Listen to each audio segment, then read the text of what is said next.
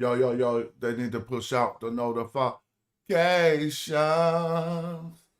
Are we gonna have a good show today? Yesterday, when I got off the show, I ended by investigating I ended by doing some investigations into the Murray Patas Stele, right? And we're gonna pick up from there. I got some homework last night from my man Chris. He said, "No, you never find that like that. You need to find that like this." So today we're gonna get right in, and I'm gonna show y'all what I have found. Let's play this slapper and get right into it. Play this joint called Divine Dreams. Check it out.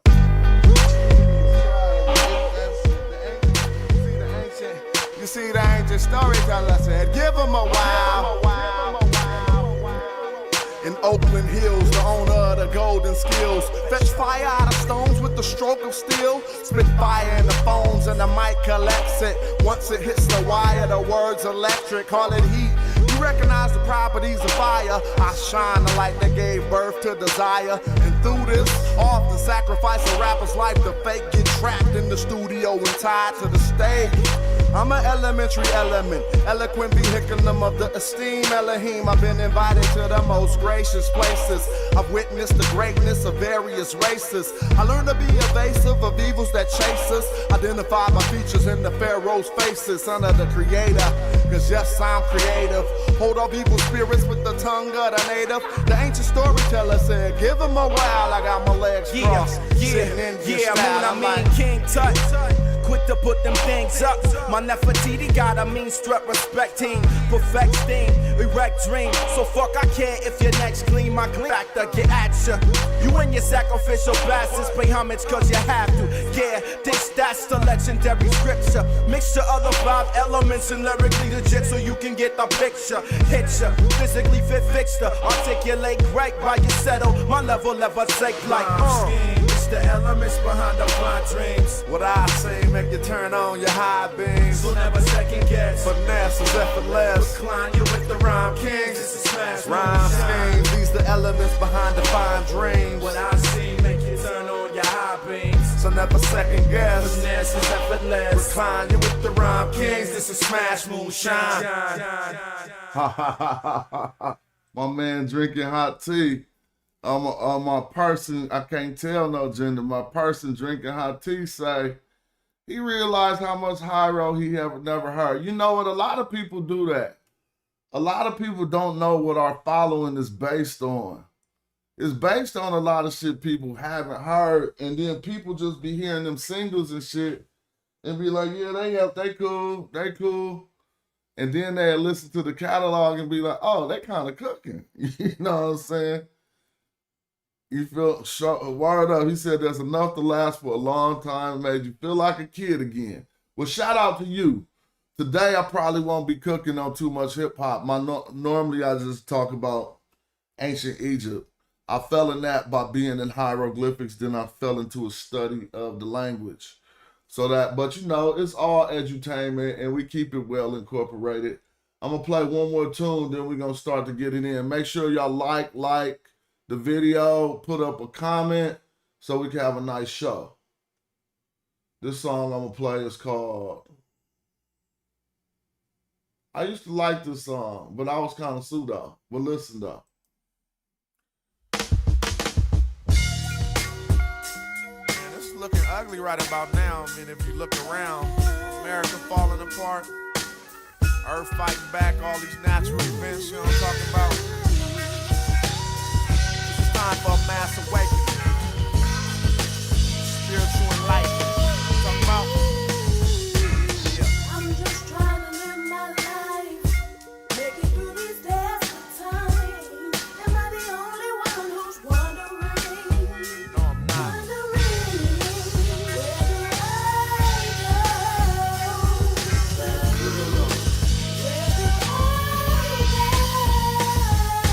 Divine speaker, rhyme teacher, 9 ether. timekeeper, bear witness for the blind creature. Mind reader, not college, God knowledge. It pop up like E. coli and Oddwallers. Now who can see me? I raise my kundalini, yeah, E-O-G, lowercase G-O-D, the snake charmer, great karma, tear through the fake armor. They gonna hate on ya. Well, I'm just trying to live it out. If it's money, I get it, but when I get it, I give it out. The original, stern individual, burning residuals, learning life. If you listen a little, you will learn a lot. You see, I had oil in my Glock in the boiling pot. Many men dream dreams that are spoiled and rotten and betray you, loyal or not, royal thought. I'm just trying to live my life, make it through these days sometimes. Am I the only one who's wondering? Nah, you ain't the only. Where do I go? No, it ain't no place to go. We ain't going nowhere. Where do I go? I'm just trying We gonna make it through this one, you know what I'm talking about? that it gets hard sometimes. Am I the only one who's wondering? It's nothing. Now we gotta find the power in you. You gotta find the power in you. And I'm good. As I sat at my workbench, carving this marvelous sculpture for culture vultures. Ether utopia back in Ethiopia. What you wanna do? What you wanna know? See the power of the fire and wind, they come and go. But the earth and the water are the H2O, they remain sustained. As I traverse the burst, collect money and disperse the purse. The worst first and the best for last. Y'all can eat now, but the rest for cash. And Ray Beach stay heat. I'm just trying to tread water in 8 feet. But every time I look down, I think it ain't deep. If you're wondering, my third open, I ain't sleep. Town rockin' the brow chakra, headed to the crown chakra. I'm just trying to live my life, Good. make it through these days sometimes. Am I the only one who's wondering? Where do I go? We gonna be right here. We'll have another good show. I'm just trying to live my life, that it gets hard sometimes. These facts just be too strong, man. I mean, you know, information be good. How y'all doing? How everybody doing today? What's the word? Oh, that's a good question. My man said, before you go into the lesson, what's the best way to cop that Pep Love? I want to explain. Pep Love album is on shophyro.com. He doing vinyl and cassette only, right? And his album is like for connoisseurs, you know what I'm saying? For those who really supporting it. You know what I'm saying? Shout out to King J for saying that was fire. I appreciate that. So you can check out shophyro.com and get that vinyl or that cassette. Because that's how he doing it. And I'm supporting his move. When he want to put it on streaming, that's what we're gonna do. Yeah, those drums was played by Thomas Pridgeon. They was live drums. They was played by Thomas Pridgeon. I actually think we need to get Pep's cassette up today. I need to send out an email about that.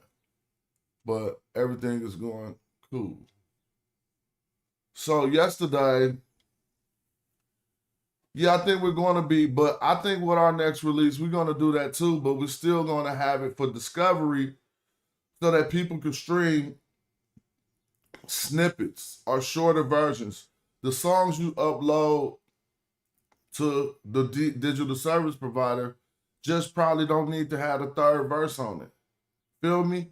That'll encourage people, if they want to hear more, they can still hear it to see if they like it, and then they could come back. Shout out to Auto Group. He's asking. He said, so that Stele really got some metal magic going on. Well, I can't really say that. You know, it seemed like I ain't all the way. I can tell y'all what I think, right? And I can show you, and you can look at what I'm saying, and you can see if you can poke holes in it or if it looks solid.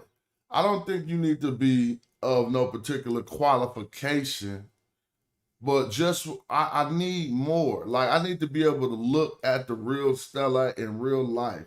So I'm going to visit it. I think Don't tell me it was at the British Museum. Wait, did I go see that, Stella? I don't know where it's housed at. I think it might be in Cairo. Right? But you got to visit it, and then you got to be able to observe some stuff. YSW. Okay, so we're going to talk about some of that today. And anybody who come in, make sure y'all say something in the chat so that we can, we can get it in how we're supposed to get it in. So I just woke up doing my homework.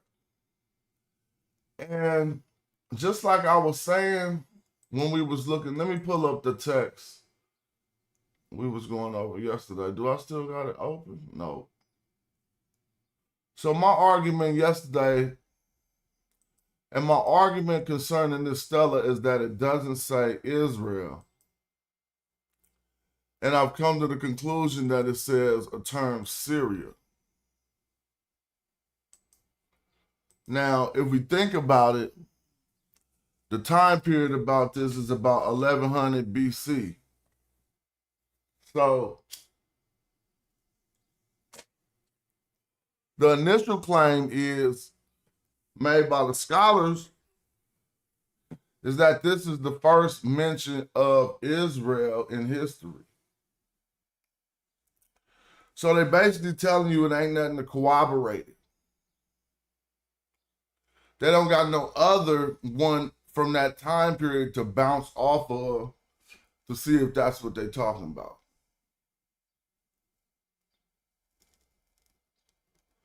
My argument is that it does not say Israel,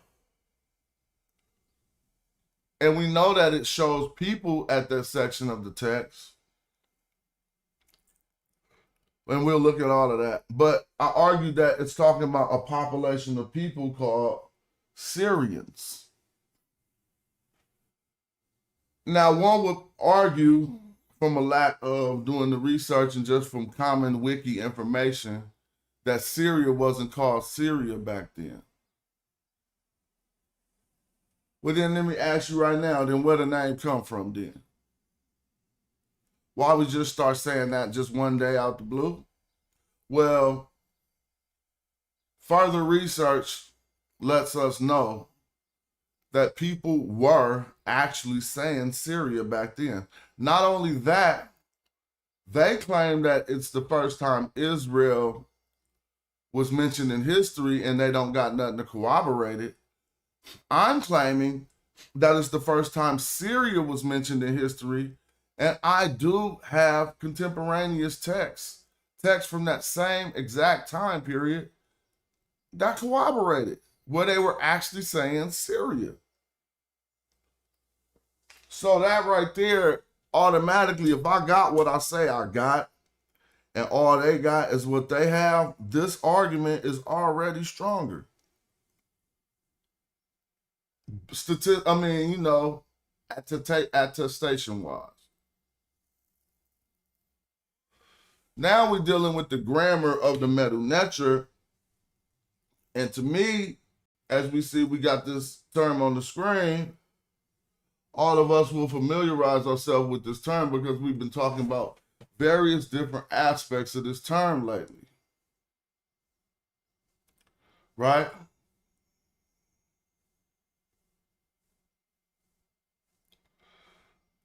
I don't know about what you're talking about, King J, but I'll open up the chat later. But I don't know about Yahweh of Seir, the same Yahweh groups from Soleb inscription. I don't know about that. You have to talk about that. What I'm talking about is right now, this term, what the root of this term means to exist. Right? We see this winning you, however you pronounce that. The root winning simply means to exist. And when I look at this term, I had noticed that I've seen it with these two reed leaves behind it before. when I set out on the initial research doing this stuff, there was not a lot of renditions of this word in the TLA with two reed leaves behind it. To look at the grammar of this word, each morpheme, each sound has a meaning. So this is just those who exist. Plural. Right? Those who exist. You can see the definition. Those who exist. Now, if we go to the Maran Stele, right, and we do like we was doing yesterday, we could do it over. We'll come to the crucial parts where it says Israel. And we put a whole lot of analysis on this last night. So I'm not even about to redo the whole same show.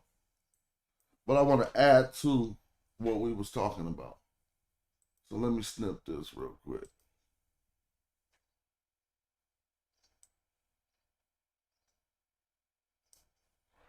Real quick. And we're going to get back to it. Now, right in the center of the screen, you should see, and I'm about to shed some light to show you how the next root always on my side, because that's just how the truth works. Like, you can't set up no roadblocks to the truth. Peep game.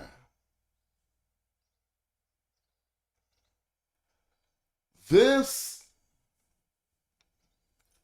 correctly, like this is how scholars parse this word in this text. I mean, they're saying that this is separated from this and separated from that and that. So it's one thing I want us to look at is go back to the TLA, right? And what you're going to see. You see, that's some other teaching. You still see a bunny rabbit two ends. The second end just simply represents what's called gemination.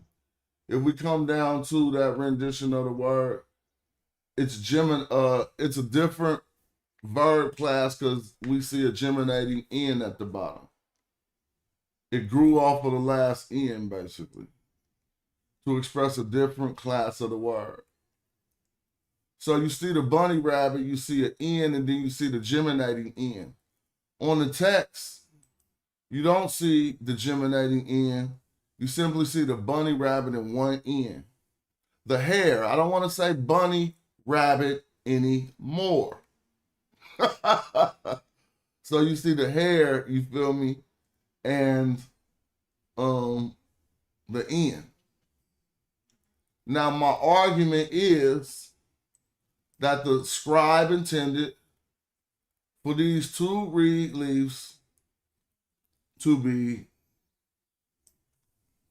part of the word, which would render what I'm showing you in the TLA.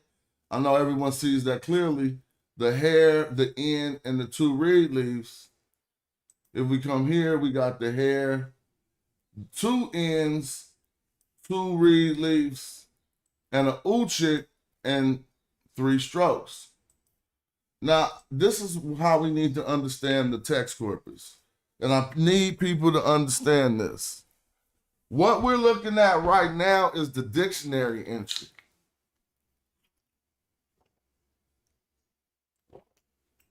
The dictionary entry is going to have the standard basic form of the word. But the dictionary entry is not going to reflect all of the different ways that it is written in philologically, in text, in different texts. In order to see that, you visit the text of the text corpus when we start see attestations in the TLA text corpus. So don't think you getting attestations in the TLA. This is what I'll be saying to people. This part we just in the dictionary. That's fine.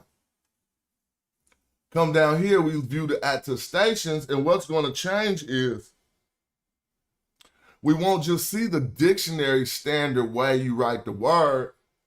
You're going to see how they wrote it in text, in actuality. And so you're going to notice variations. And right now they didn't put the medu netra for the first entry, but it say the existence of something, right? The existing ones. See? That would have been, ain't no medu netra there for us to look at. Here's the second one. Now here, you see this is a rendition of it. Notice how it didn't look like, we don't see a chick and the two reed leaves. All we see is the rabbit, the hare, right? We see the in, and then we see the people, determinative. This is representative of ones who exist. So now let's just do this how we see Kemet. Because you know how we see Kemet with the people behind us, and they be like, no, it is something different. Well, this isn't a TU. It can't be a TU because it don't got this word don't end in a T. But these ones who exist, the people are the essence of the word. See, the word means to exist.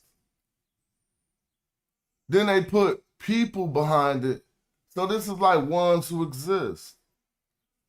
Nevertheless, I don't want to throw us off. I want us to look at the rendition of the word. You see the hair and the in, and you see people. What's going to be the next rendition? The hair with a geminating in, the geminating in, some glyph that's a black dot, and then we got N23 for the canals. And then we got the Z glyph, maybe, for the three strokes. Right? But you clearly see the determinatives have changed, and this is probably about something else existing. What? It still say those who exist are few. All right, so this is still representative of those who exist. Over here, you see the exact rendition. Well, not exact, because it got a geminating in. It got the extra in.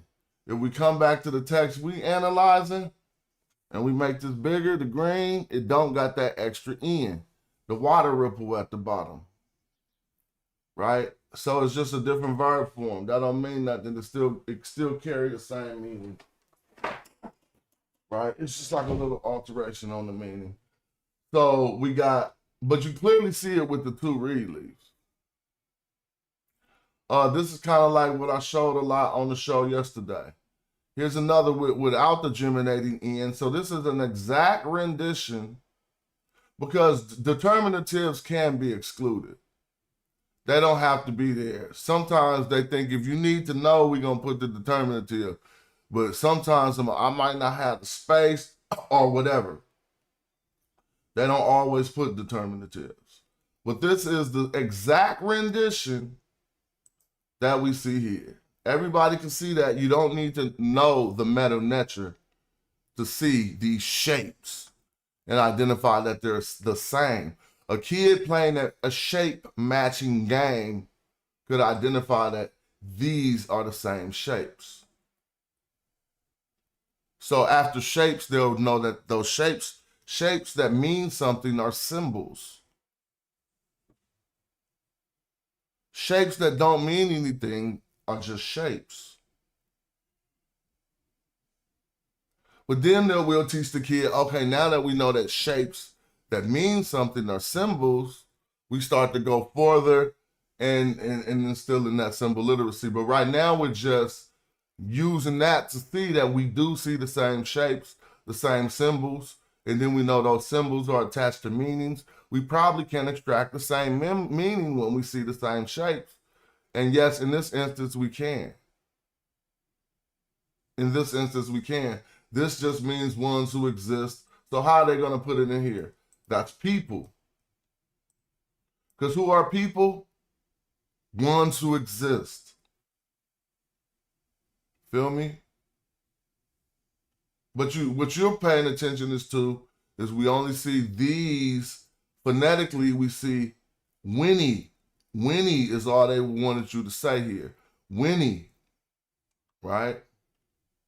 And you see another one. It's really strong that maybe they on my side and they updated the TLA to put these attestations in here so I can prove that I'm right. But that's highly unlikely. So maybe some stuff is just how it's supposed to be and some people could show you. Now look, you see this? Same exact thing we see on the Stele. So what am I? I'm corroborating. I'm showing you that it can be parsed this way. I'm proving that I'm not off on a tangent. Now let me show you something I noticed. And my scholastic suspicions often get confirmed. What was I suspicious of? This right here. And what did I say yesterday? I said it's quite odd that if he wanted this to be perceived like one word, and this is going against what I argued. I still got to put it out there.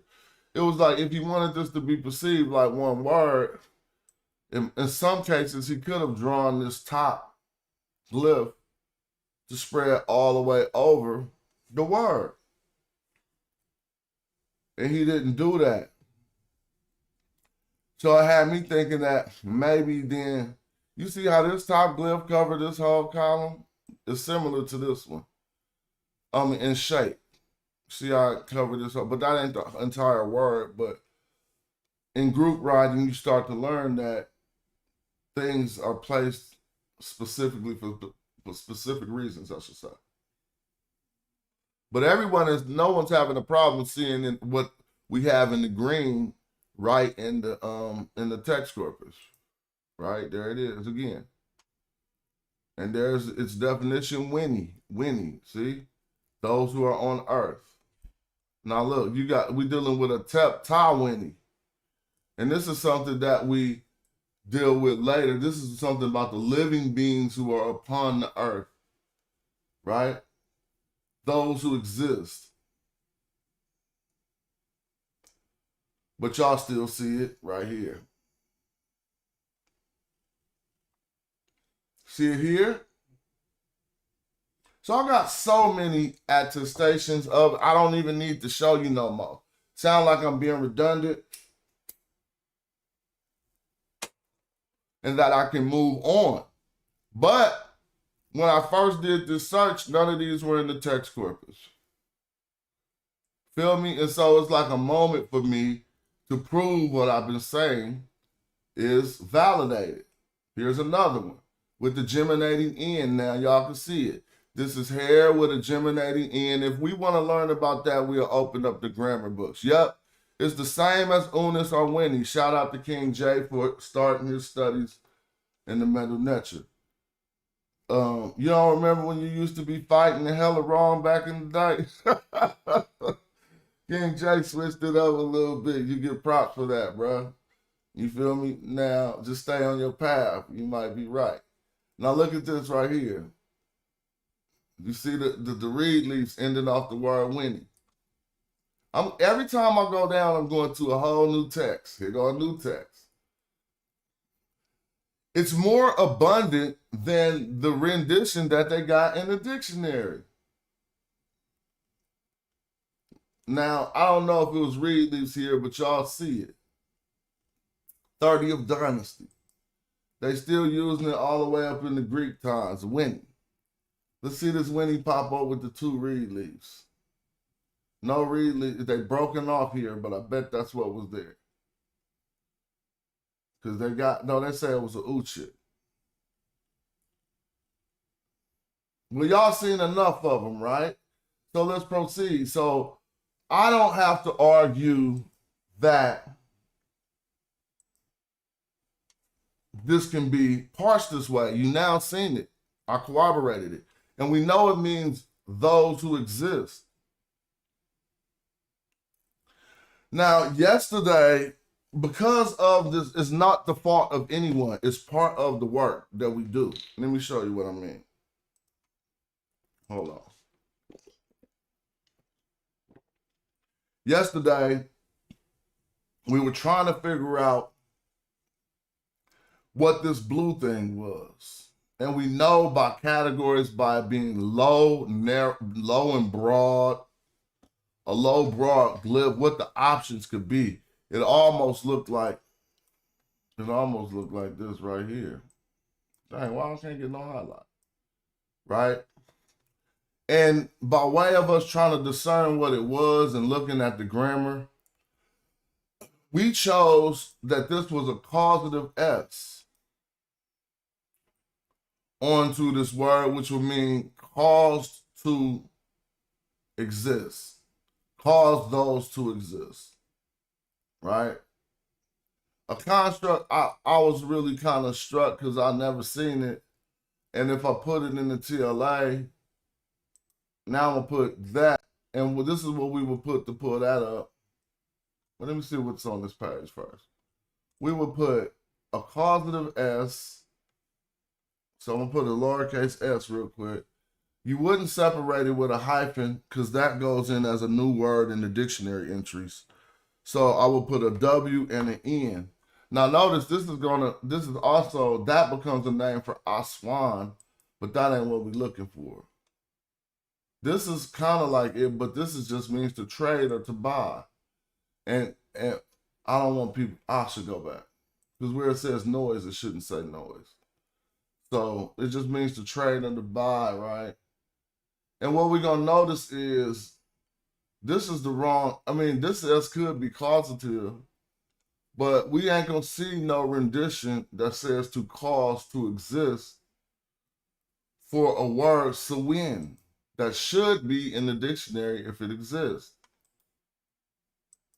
For instance, I could look up sa'ank right now with a causative S on the front, and it'll be right there.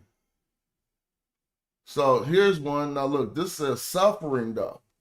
We see an S in front of this rendition, but at the end we see an arrow and the bad bird. So he probably got shot. That's why he's suffering. But anyway, this Sawin is a tower. Now this is Aswan, and it got the arrow on it again. So let's slow down. Remember, this is more proof that Tarseti is the land of the shooters.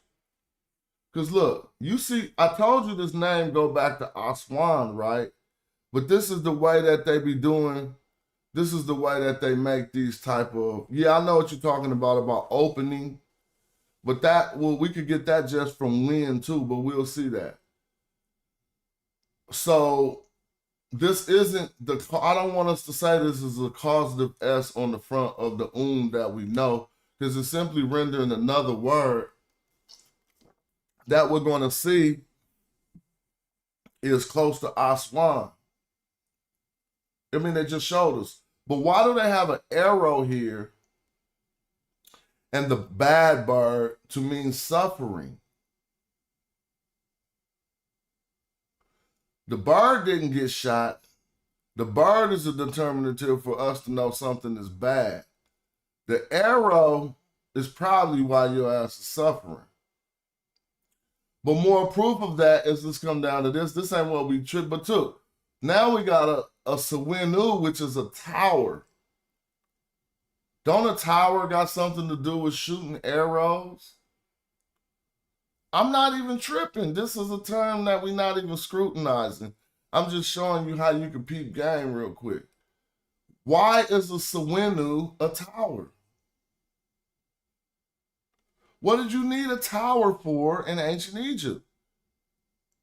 Only to be able to patrol from great distances as far as you could see, and if they was close enough, you could shoot from that distance. But here go the final one. Place thing. Sieni Aswan. But why is the shooting arrow there? We all know why. Because it's the land of the shooters. But they say Shawini, they got the capital S, but I see a different S. Nevertheless, that ain't why we came here. We was looking at the and we was proving that Sawin wasn't in here for a causative S in front of It's not in there for a causative S in front of existence, right? So now they say a potter's wheel might be Sawunu, right? They're asking that.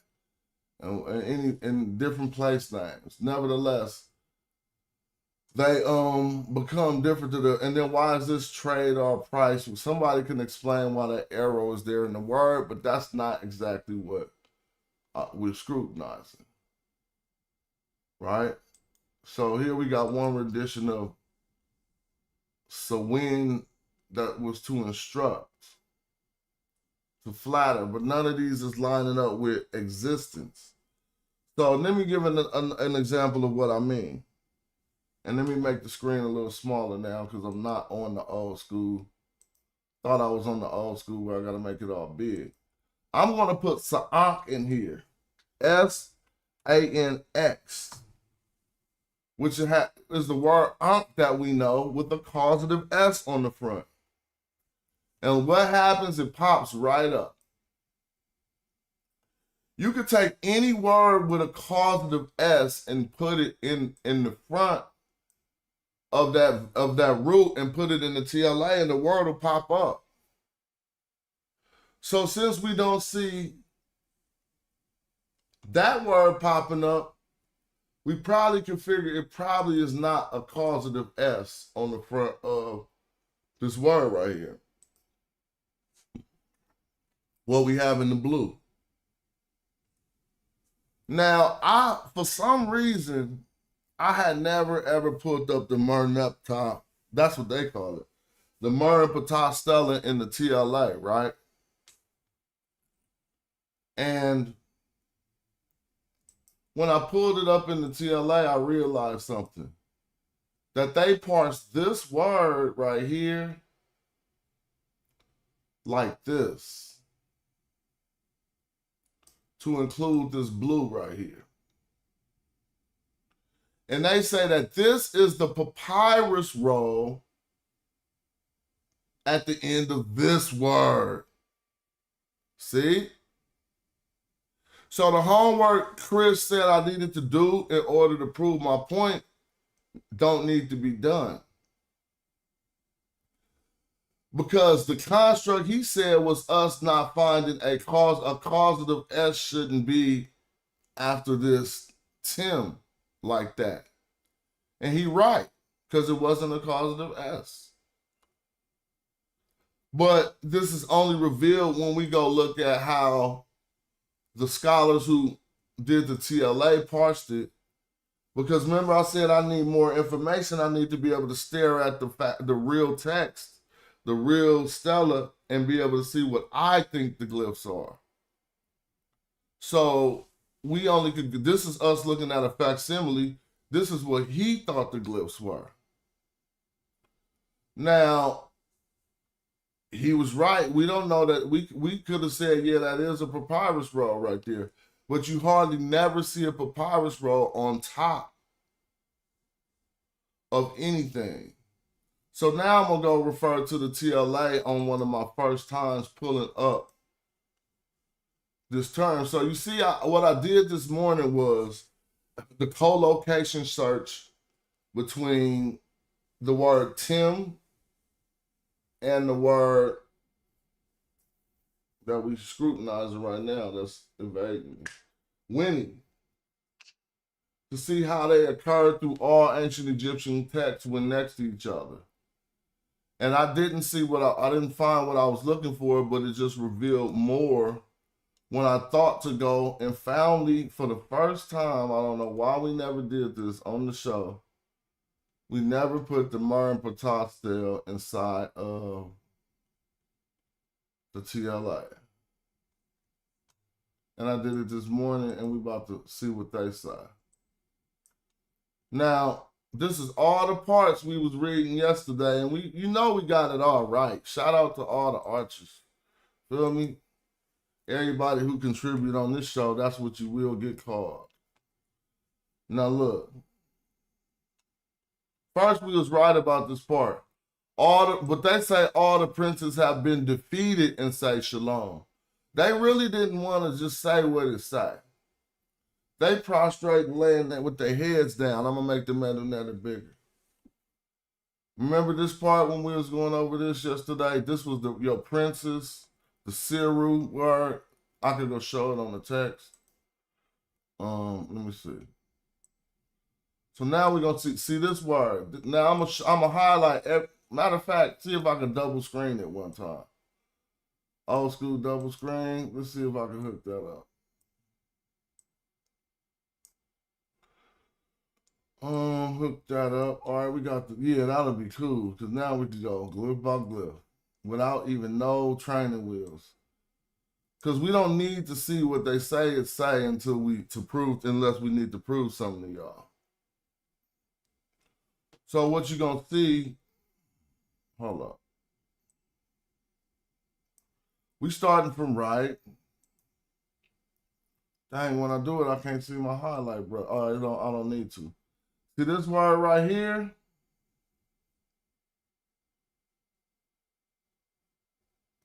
That's this word right here. Now notice, they show you the whole words because when you hover over any glyph, they're going to put a tan box, a gray box, highlighting the entire word.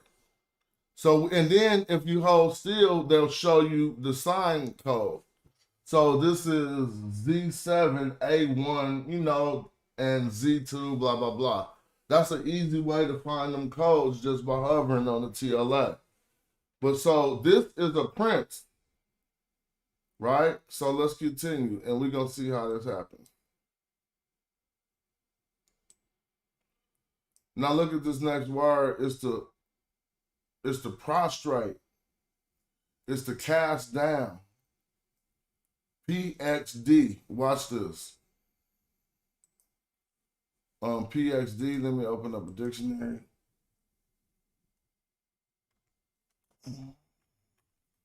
And we did this yesterday too. But so what?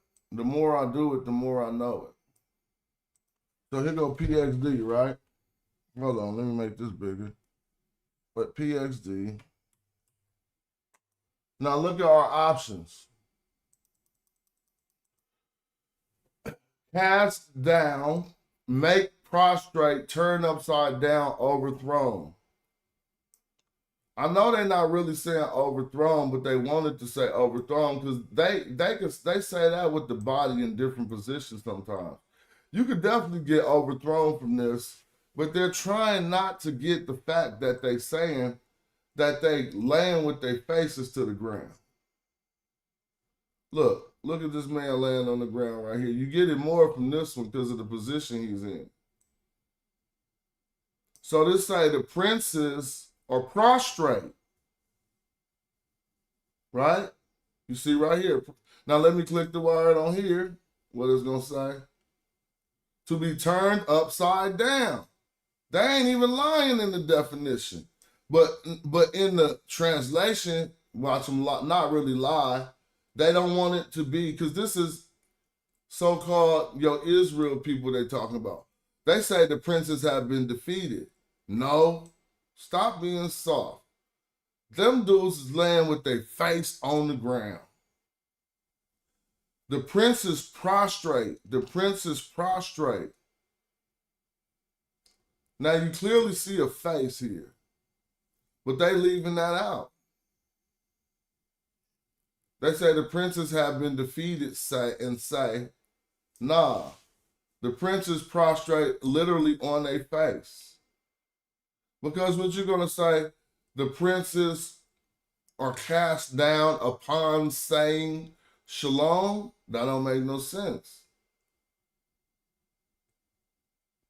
Upon saying shalom, no. This is more like the Siru, the princes, are cast down on their face. Now, when I click this, it could say a preposition or it could say a face. I don't bet on FanDuel and all that shit, so I'll bet 5 right now that it don't say preposition and it says face. Trust me, I can lose. You see me lose all the time. This is not a rigged bet. Let's click. See, I lost. Let me see. No, not really. They say it's a hair plus an infinitive. So I didn't lose because it ain't a preposition. But there's, okay, so now we about to read this. If this is a hair plus an infinitive, we know what the infinitive is, right? Because they can't fool us. They're not about to outsmart us. We're going to keep going. So let's go back. They say this is a hair plus an infinitive. Then this is the infinitive, the generic form of the verb to speak. Upon speaking. But with hair plus an infinitive jet, you're not going to say upon speaking, because I remember in the book. So let me pull it up. J.E. Hoke, Egyptian grammar. And that's one of my cool tools right now, right? Because I like to learn how different people teach it, and he been giving me some more game. So I've been messing with this. Now let's look this up real quick. Let me go back to see what I'm looking up. Hair plus the infinitive jed. We're going to go to the section plus hair plus infinitive, and I could probably teach on hair plus infinitive for a minute since we got the grammar book open. But plus I want to put it in here. I'm going to put a HR with a dash after it and see if it pops up. All right, that's one of them, but is this him teaching that? No, that's hold on. Let's see. It's only 1 plus 1. Hair plus.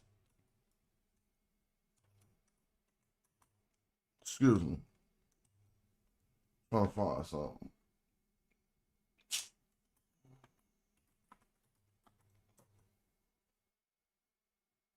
All right, I'm just going to put infinitive and take the HR out. Right, and I'm going to find it. All right, that was it right there. Hold on. No, that ain't it. That's just one word where he talking about it. Here we go, hair plus the infinitive, bro. So quick. So quick. All right, now look. We got a peep game. Hold on. Now let me just read this. Many adjectives can be used as verbs.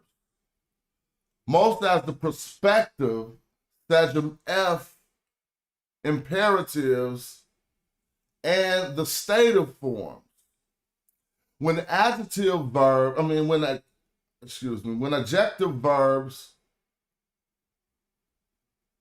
are used in the stative, they indicate the state or condition of something. Was hungry. Awake, is glorious. One can often translate has become, and this is the best translation when it's possible. But this is the one we're looking for next, I'm sorry. Note that the stative forms are adverbial in their grammatical function. In particular, they often occur in the same sentence types as those involving hair plus the infinitive. So hold on. He's talking about,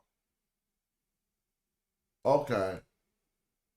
He's just simply talking about that something else that occurs in a sentence with hair plus the infinitive, but he's not actually teaching on that in this section right now.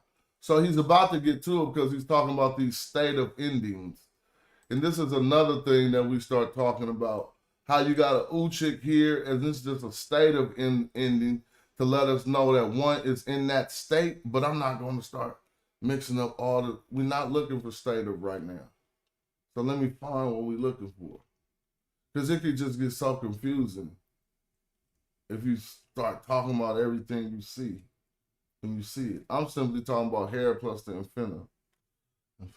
So. And let me see if I can find it. The whole teaching on it. And this is for me. Negation of the infinitive. That's not what we're looking for.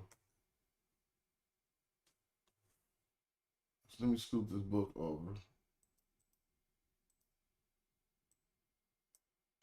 And keep going. And don't stop. Let me see. Yeah, they're talking about hair plus the infinitive a lot, but this I'm looking for, he's just on the participle right now. Here we go again. When in. This is when in plus hair plus the subject plus hair plus the infinitive. Hold up, no, I still want to get to that teaching. So just allow me to keep skipping through. Is he talking about it? I need to see it in the title of the heading of the section. Let me see. Noun plus hair plus the infinitive plus a noun plus the stative. This is a super. All right, hold on. Still gotta keep going, y'all. Cause I don't know what section he was teaching that in. Maybe I could have just went to the damn back of the book to see what section he was teaching that in.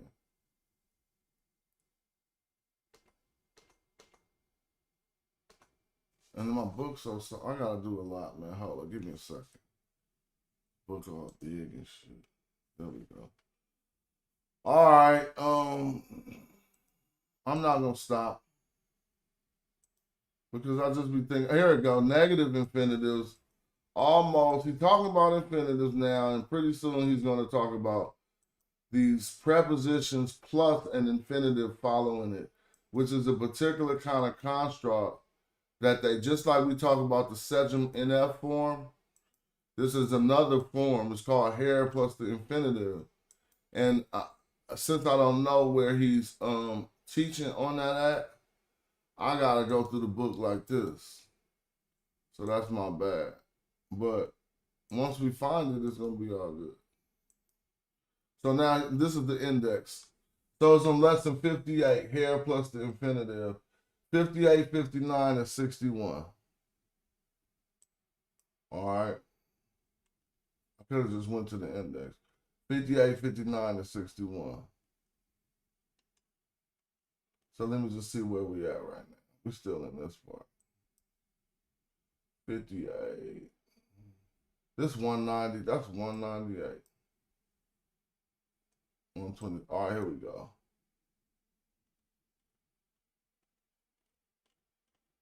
See? 62, we right here. All right, let's get on it. Just hair plus the foundry. 59. Hair plus the infinitive is lesson 6. So let's check this out. So let me show y'all what we're studying in the text. This is hair. It normally is a preposition that means upon, at, sometimes like concerning. And this is the infinitive jed, which means to speak. So let me go back to give it everybody. This is what we encountered it. And we encountered it after a what though? To overthrow would be a verb. Right? Paked. Let's verify everything we're talking about. So look, this is what class is paked, to cast down.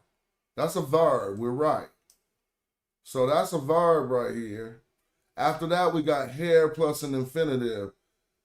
Now, hair is a preposition, and this is a verb to speak. But watch what hair plus the infinitive construct is going to change the class of the verb. Now watch. The infinitive following the preposition hair has a special function to express ongoing action and action in progress. Okay, that's what I should have just remembered, dog. I feel like slapping myself. So that means that the action is ongoing in the hair plus an infinitive. It says, in general, it corresponds to the English progressive tense, is doing, or was doing, and the French in train de faire, whatever. So hair eerie is while doing, because eerie is to do. So hair eerie is while doing. That means hair ma'af while he sees, right? While looking at him. Okay. While looking, why did they say at him though? While looking, while he looks, whatever, while looking at him. Okay, cool. Now they say note that since the infinitive is involved, the logical direct object is the genitival relationship. All right, now I gotta slow this so people can peep game. So it says, note that since the infinitive is involved, which is this generic, just a generic verb, in this sense is to do. So in was doing, the infinitive is do. So notice that since the infinitive is involved, the logical direct object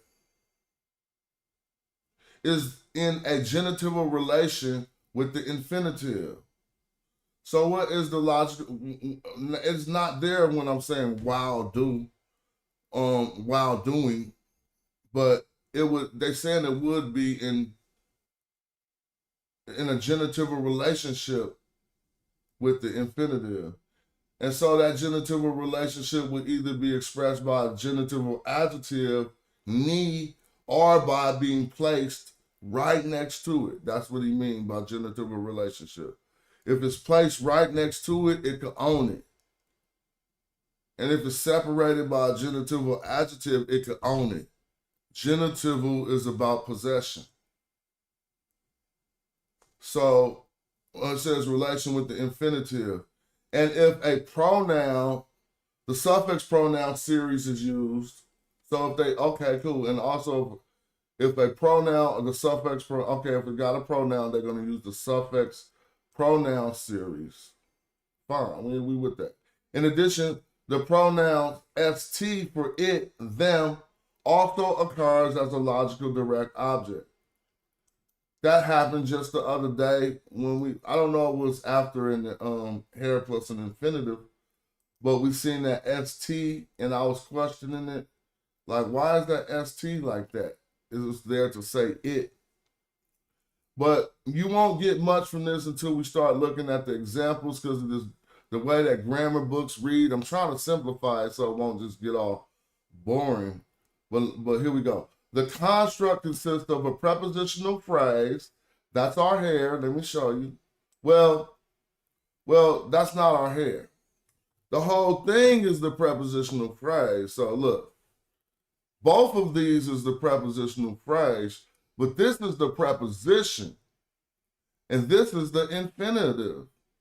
So when they say it consists of a prepositional phrase, they talk about this whole thing here. The construct consists of a prepositional phrase, and it's therefore adverbial. He's right. He shouldn't say consists of a prepositional phrase. He should say the construct is a prepositional phrase,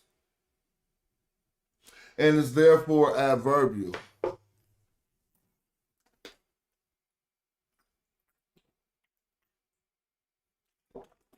It can form the adverbial comment in sentences of the nonverbal type.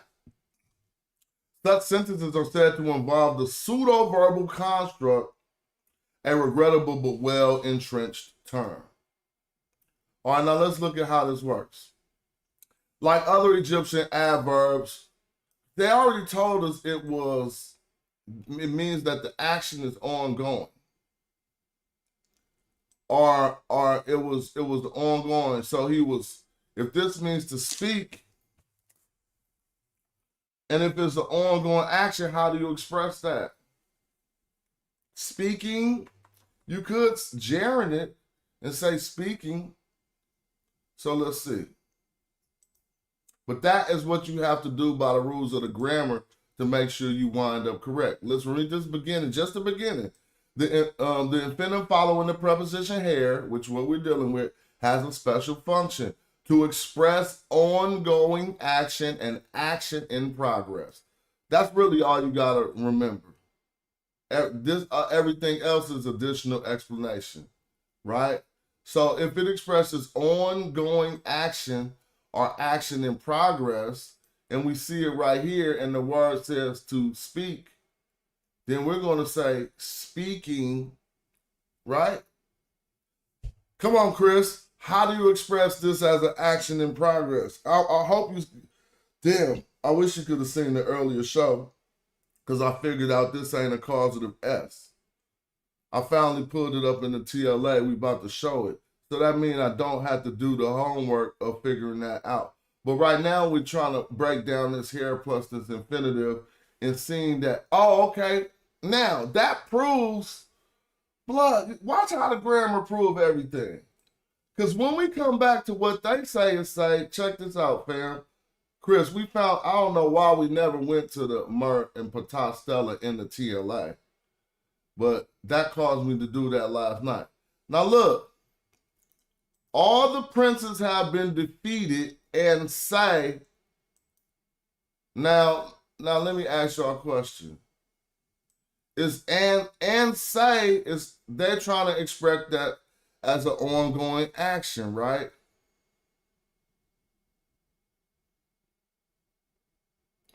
But they are forcing it.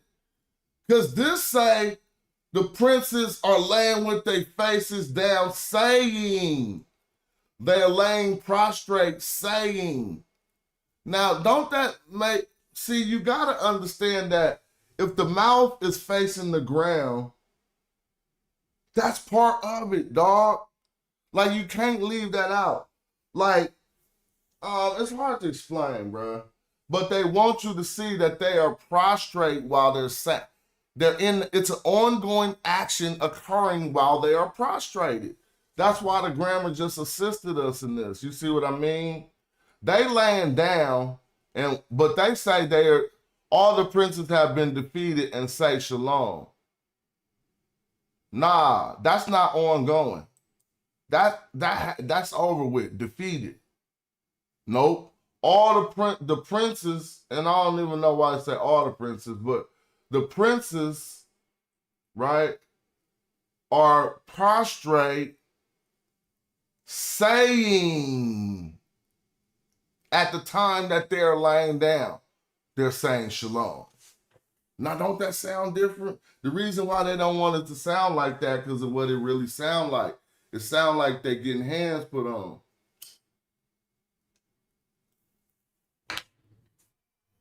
But this is the part that we was dealing with. The hair plus the infinitive takes on the current action. Thank you. It becomes the first, so it's happening as a current action. So while they are laying down there, they are saying shalom. They haven't been defeated and then they come later saying shalom. No, while they laying on the ground, they saying shalom. Sharma, star me out. Hold up, cuz, white flag. I surrender. All of those type of stuff. But that ain't the focus of this, because what we wanted to come to was even better than all of this. So we did very good on this, and we've read the translation plenty of times. And I know we refer back to what we know about the translation when we're reading it. It's nothing. And I want everybody to know that. That's part of it. It's like people got some Bible verses memorized. But when we say all bad, they say Canaan is conquered in all evil. But they gonna say evil for this being. I'm not mad, but they should say bad too. We know that being is bad. See, bad things. But bad things are all evil. I mean, are we consider them evil? But evil is a concept, man. And it don't necessarily fit in the Kemet all the way. It's fat is their concept. Evil is like a Christian concept. Good and evil and shit. Because sometimes something that we would call evil would have to do some good stuff. And then that mess it up.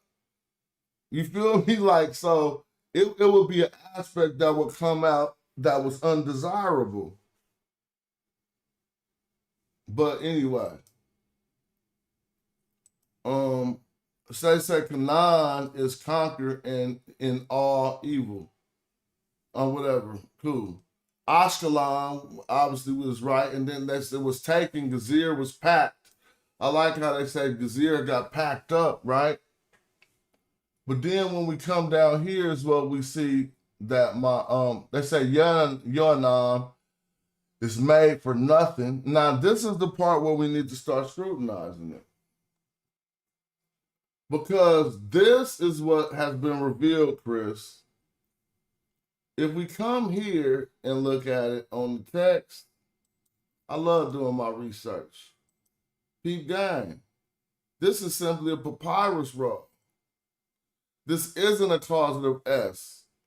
So then it strengthens my argument that we don't need to find no, Tim is never found in front of a causative S and an infinitive or whatever. Well, yeah, because that ain't what this is.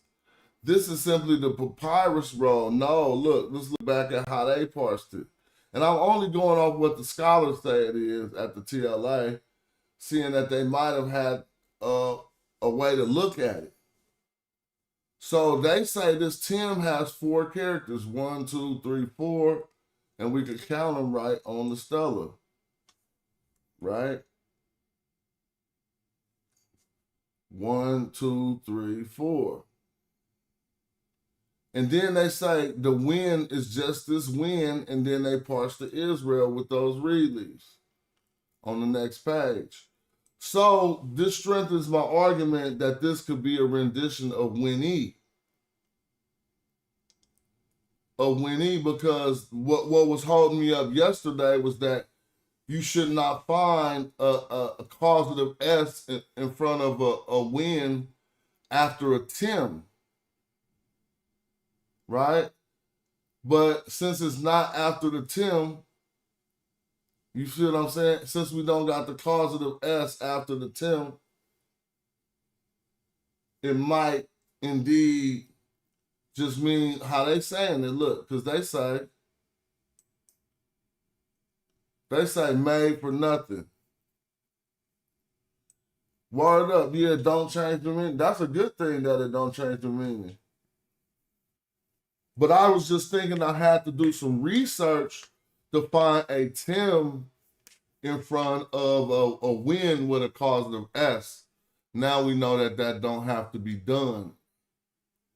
Now, if we trip off what we was looking at yesterday, we were correct to say that this statement about the Tim was for the nation before it. Yoanam is made for nothing, right? So then when we come right here, my rendition would change the translation. Because now let's say Yoanam is made for nothing, and we're going to show people where that's at, starting from these 2 reed leaves.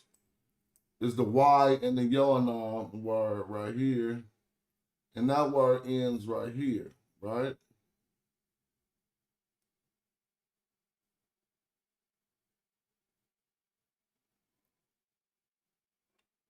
And so this right here is a participle. One has made, or one makes. You don't have to say it like that, but yeah. One has made, or I just seen another way it could be looked at in the grammar book when I was just looking. Now, this would be the preposition, let me see, the preposition M. So in, or by, or Now, this is to exist and this is to not exist. No thing. But you can't say not those exist. Like I'm trying to, I won't rock with it if it don't make sense. You can't say, oh, not those exist. You see what I'm saying? Oh, you said the important thing is Tim plus the infinitive. Oh, so you're going Tim, now it's Tim plus the infinitive when. Well, you said we don't find that or we do find that. But let's look at it in the book because I think he got a list of all the infinitives. And I think I was at that point.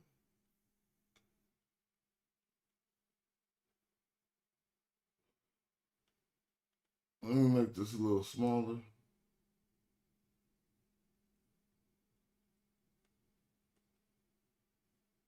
I bet you whatever what's it called?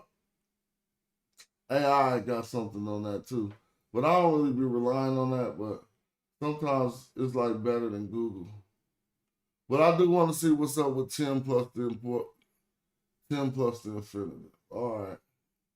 You said that don't occur? Because it's occurring on our face, so I know you're not saying it don't occur.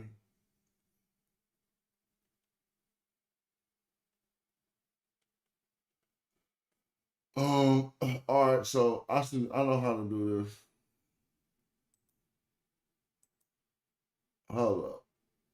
I'm not just gonna go through the book like this.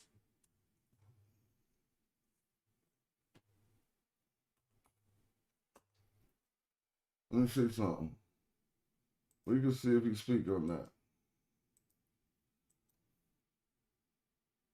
Maybe I could open the chat if Cass ain't doing nothing.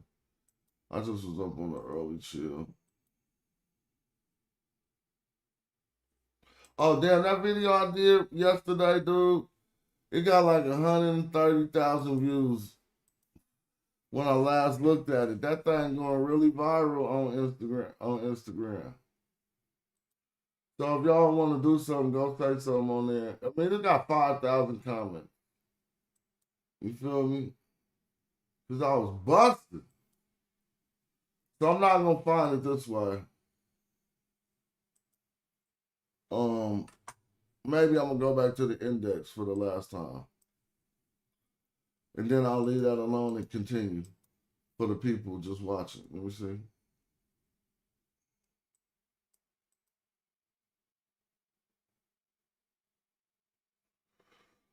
All right, so let me see if I can go to the index. Let's see 10 plus the infinity. I don't know why this book, this moving so bad and slow for me today. Maybe I need to go like this. I don't know.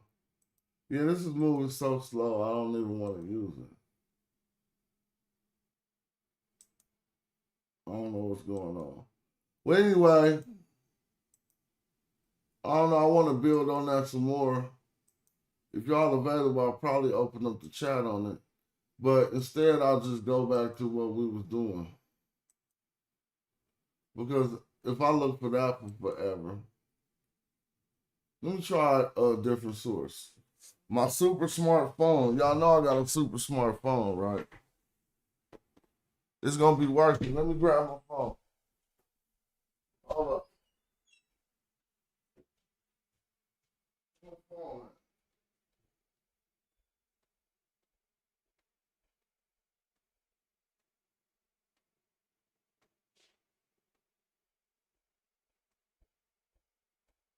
Hey, it's not like my dog. My dog, what you doing, bro? All right, I'm back. Ancient Egyptian 10 plus the infinitive. Step your phone game up. I got the super smartphone app. It's gonna tell you everything. Let me see. Nah, I'm just playing. I'm just using Gemini. Y'all want to build with Gemini? Watch this. Gemini, what's up? I'm working on some ancient Egyptian grammar. That sounds fascinating. I'm here and ready to help if you have any questions about ancient Egyptian grammar or need assistance with your work. Yeah, I'm dealing with TM plus the infinitive. The perspective S acute DM.F construction, often used to express a future action or purpose. What specifically about bold symbol TM plus the infinitive are you studying? I need to know, what does it mean when I see the ancient Egyptian term Tim plus an infinitive? The ancient Egyptian phrase bold symbol TM plus an infinitive, often called the negatival complement, is the primary way to express negation of certain verb forms. The negative verb bold symbol TM means to not be or to not do. Yeah, It that's what we governs were the saying. infinitive or negative complement of the main verb. Key functions of TM plus infinitive. Negation of the infinitive. It forms the negative infinitive, meaning not to do the action. Example, TMS acute DM means not to hear. Negation of nominal / emphatic forms. It is used to negate nominal verb forms like the second tense, bold symbol S acute D M dot F, in emphatic sentences. Negation in dependent clauses. It can negate various verb forms, like the perspective or imperfective, when they appear in certain subordinate or dependent clauses. This construction is distinct from other forms of negation, like N, which negates the bold symbol S acute D M dot F and bold symbol S acute D M dot F in main clauses, or the negative imperative bold symbol M used to forbid an action. So, okay, yeah, it's just saying he ain't doing it then, right? So it's just saying that action is not being done, right? Yes, in essence, the bold symbol TM plus infinitive construction is the standard way to express that an action is not being done. Negation of the infinitive. But Will not be done. Negation of the prospective form. so what if the infinitive is existence? In this case, the infinitive for existence is bold symbol WN, to exist. The construction bold symbol TM bold symbol WN means to not exist. There is no, or there was no, negating existence or presence. For example, bold symbol TM WNN equals F. Lit, not to exist for him. Translates as he does not have, or he will not have, in the emphatic form.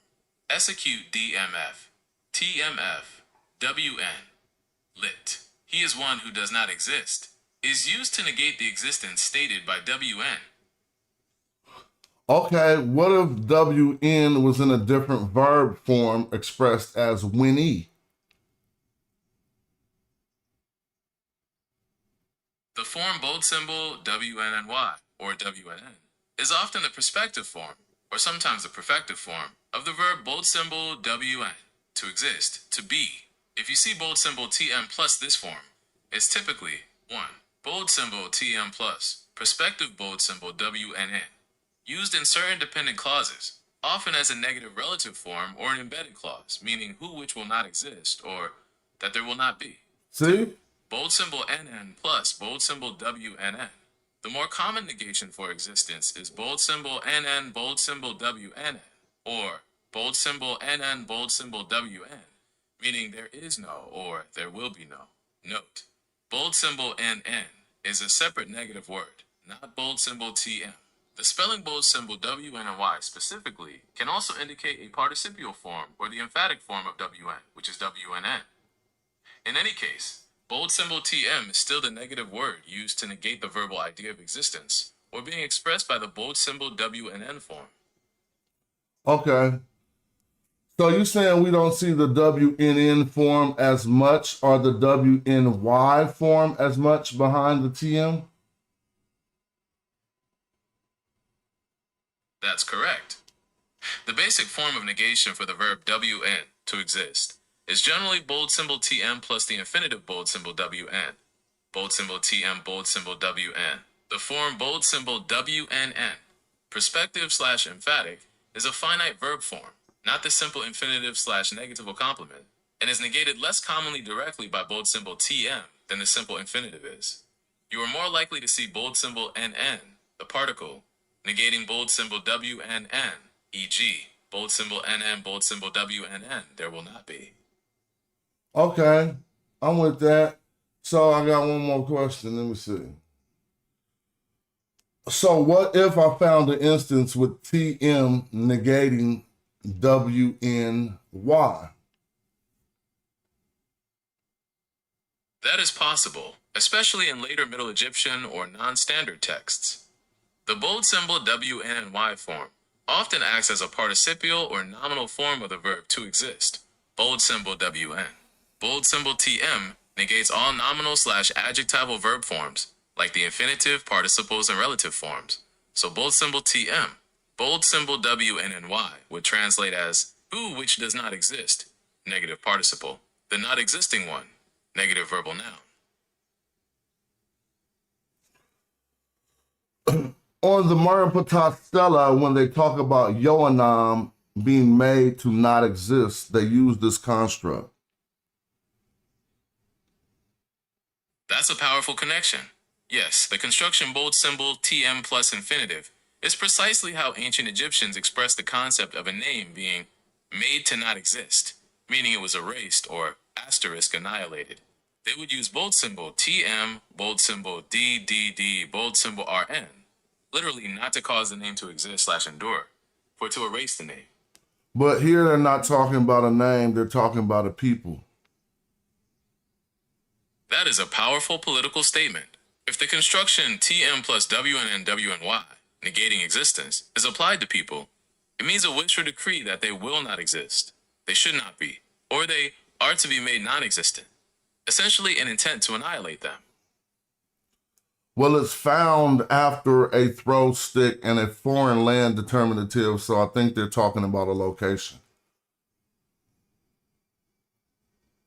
That is likely a location or place name. The throw stick, Gardner T14, T15, is the main determinative for foreigner, foreign territory, and sometimes defeat / submission. When combined with the Three Hills determinative, Gardner N25, N26, which explicitly means hill country, desert, or foreign land, bold symbol underline H kern minus 0.05 EM texted ST, the word is almost certainly a geographical name for a region outside of Egypt.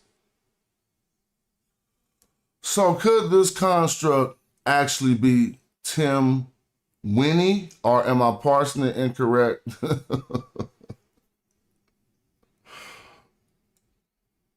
It is possible you are seeing bold symbol TM, bold symbol WNNY. The form bold symbol WNNY, WNN with the yod suffix, can function as the negative participle or relative form of the verb bold symbol WN, to exist. In the context of execration texts, curses, where foreign people / locations are named, bold symbol TM, bold symbol WNNY, negating people, the one who will not exist, or those who do not exist. This would be an explicit magical curse to annihilate the people or the entity, That's what like we're the city looking at. / land, it refers to, making the curse permanent.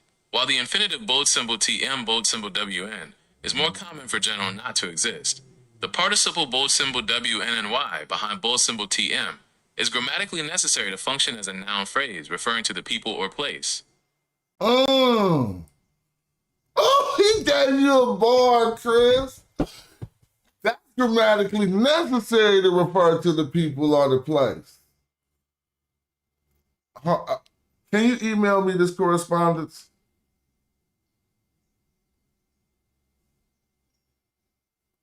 I cannot directly email the correspondence, but I can copy and paste the summary into a new note or draft for you to send yourself.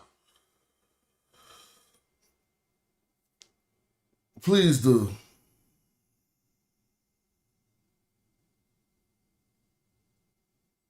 I have created a new note titled Ancient Egyptian Grammar Discussion Summary with the correspondence for you to access. The summary includes TM plus infinitive as the general negation, TM plus WN infinitive for not to exist, TM, plus WNNY participle, meaning the non-existent one, which, in the context of curses and the throw stick determinative, conveys the powerful idea of annihilation for a people or place. Oh, woo-hoo-hoo-hoo. Told you, get you a super smartphone, man. Y'all just got smartphones. Go to the store and say, I need a super smartphone. Step your game up, boy. Hey, I'm such a square daddy. I might go sit in the car, burn one, and talk to the AI for 30 minutes like it's my partner.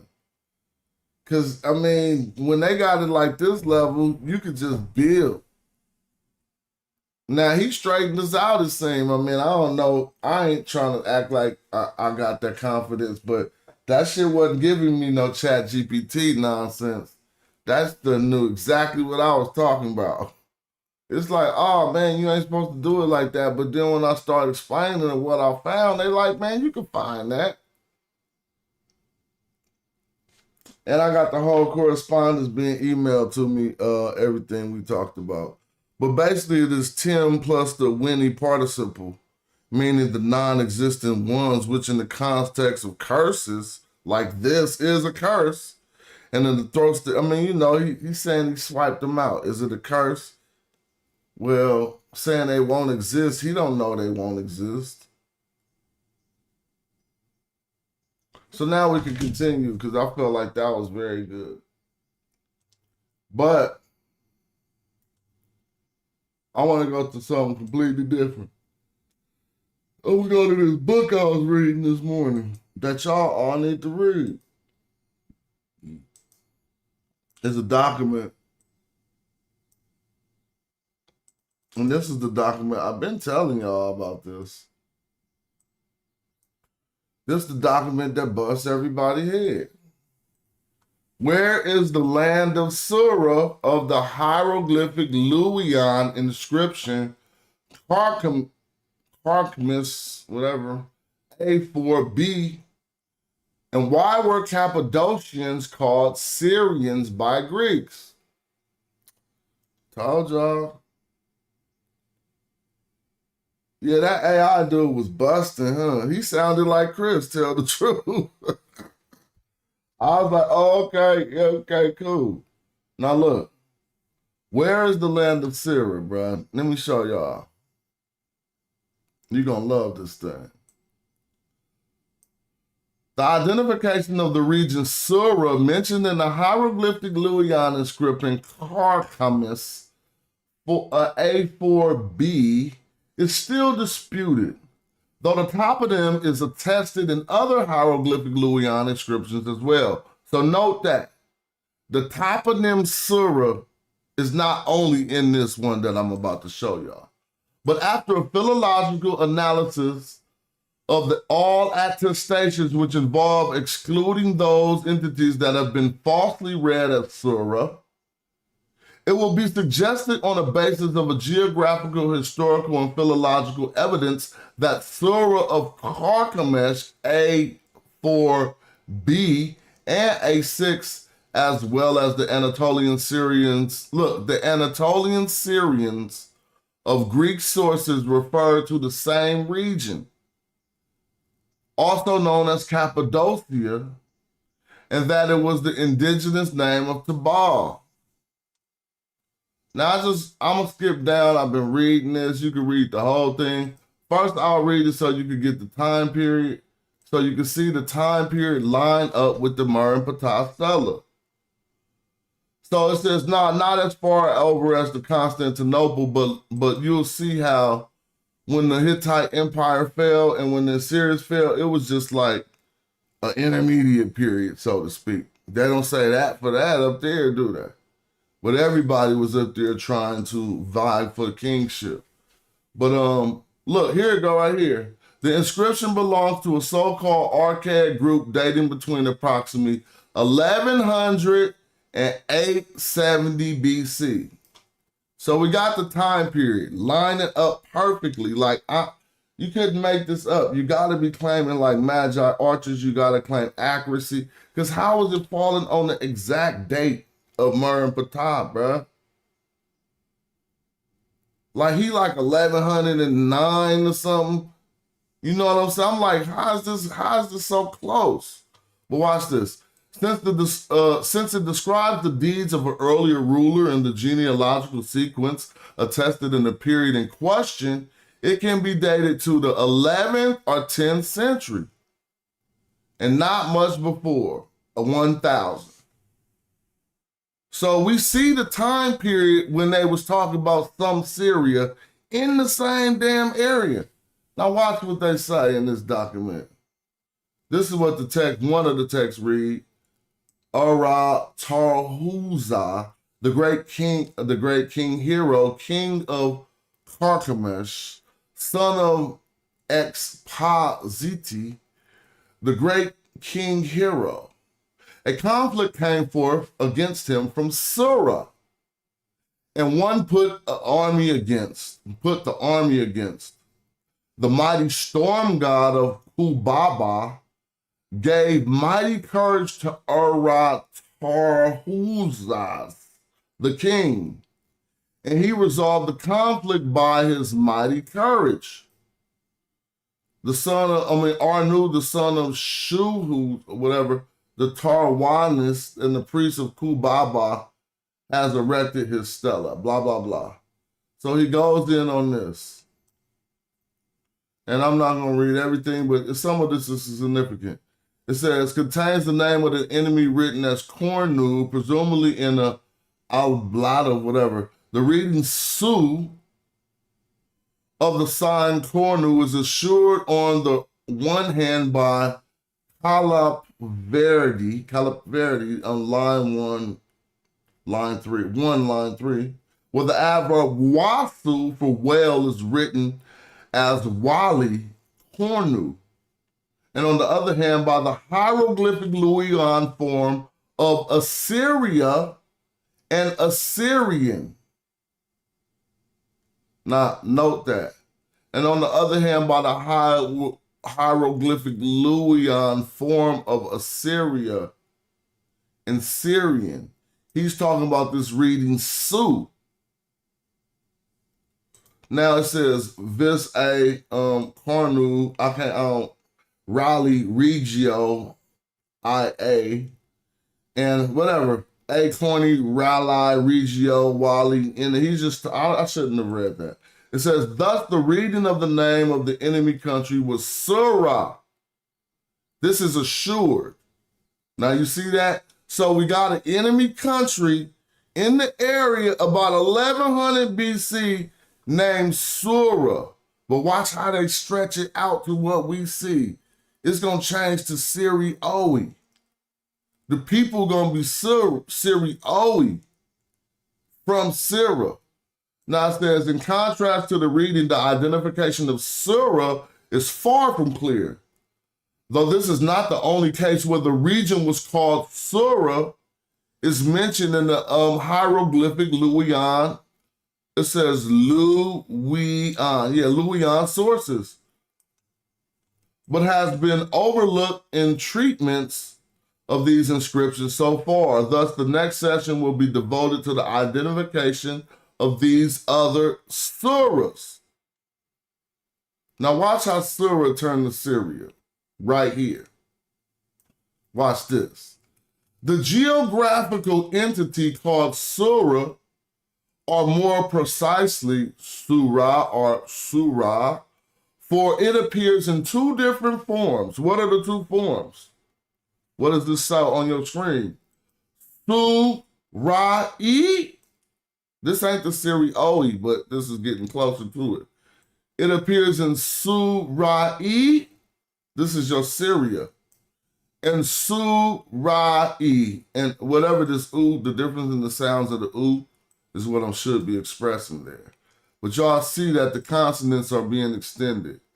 And it said, for discussions of these forms, see below, which we're going to do. It is attested in the following hieroglyphic Luwian text. All translations follow the cited editions with slight modifications, preserving the different orthographies of the toponym. All right. So this is two texts where they spoke on it. On the other hand, they heard my name amongst the Musa, the Muska, and the Surah. Now you see that's a people. If they heard my name amongst the Musa must be a people, the Muska, that, and the Surah. But just watch how this emerges. So I don't have to read all of this. These are just inscriptions where he's showing you, they say stuff about Surah. And right here they call them the Syrians. Look, I can't make this up. What does that say? Suraian. You see? So Syrian gonna come out of them being confused, because when Assyria fell, them Assyrian people went into a place they was already calling Syria, and they just mixed them all up. The document will tell you. They was like Greeks wasn't tripping off that. They just called them Syrians. But the white ones, they called something different, which is strange. They called them Luca Syrioi. But we're gonna just let you see all of this. Right? So it says here, the Assyrian king and the entire Assyrian house became my father and mother, and Hiya the Assyrian became one, and Hiwaya and Assyria became one house. Now this isn't an attestation to where they tell you that this just became one thing eventually. But let's read some of these identifications. It says, excuse me, let me have some water.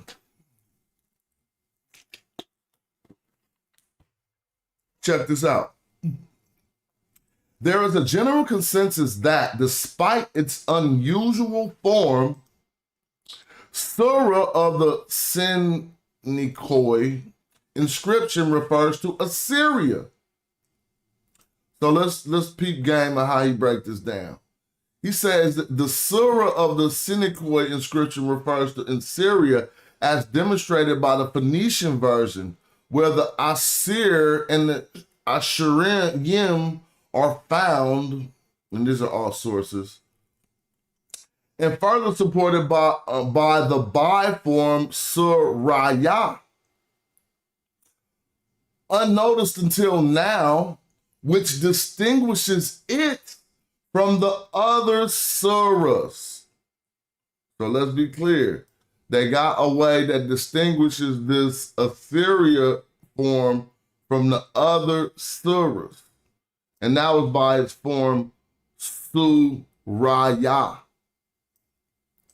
It's different than the other surahs. But before this video, in the whole place, people will tell you they wasn't using the name Syria back then. Now look, Rollinger provides a convincing explanation for the phonetic differences as well, suggesting that the Luwian form follows the actual pronunciation of Assyria, which would be Seir by the end of the 7th century. You see that? Which would be Seir. Oh, you can't see that actually. Right here. S-U-R. By the end of the 7th century and presumably earlier too, as he has demonstrated by Parapola. Concerning the remaining 3 instances, scholars have expressed 2 diverging views. Now check this out. According to the first, Surah and Surah are identical and refer to a single entity, even if the scholars of the group have opted to identify the single entity with various toponyms. Hawkins, 2000, identifies this entity with Urartu, connecting it to the Urartian royal titles, which from the time of King Ispun consisted of King Bayanawi and King Surawi. And King of Surawa. All right. However, although the latter is morphologically transparent, Surnawi, its meaning is unexplained. In the Urartian Assyrian bilingual text of, you would kill somebody whipping that out. In the Urartian Assyrian bilingual text of Kelistin, this pair of titles has been translated as King of the Universe and King of the Lands and King of Nari.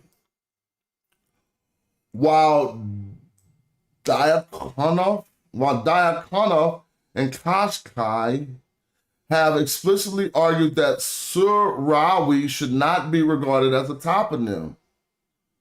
It also has been connected to a common kind of weapon or a spear. Trust me, here it goes, don't worry. According to Tekoglu, Asura designates Assyria, despite the Carchemish A1519, where Sarah appears next to Assyria. assuming that the Assyrians might mean Babylon in that context. However, as Lipinski and Rollinger have pointed out, there is no immediate apparent reason to call Babylonian writing Assyrian, and they doubt that Yararis and the hieroglyphic Luwian background would have been able to distinguish between the two types of cuneiform. Now check this out. Finally, drum roll. Finally, Surah of Carchemish A15b-19 was identified by Greenfield as Tyre. What? Tyre. Y'all know where that's at? Right there in the damn Levant in the text that we talking about. But keep going. As Tyre or Tyre, some people say, right? And as did Stark, who extended this identification to all attestations of Surah. So now they're saying exactly what we saying, that it was a Surah right there on the shore of Lebanon. On the shore of the Levant. And who would the people have been? The Syrioi. But let's let the scholars tell you. The other group of scholars distinguish between Surah and Surah since they take the orthographic difference seriously, albeit for different reasons.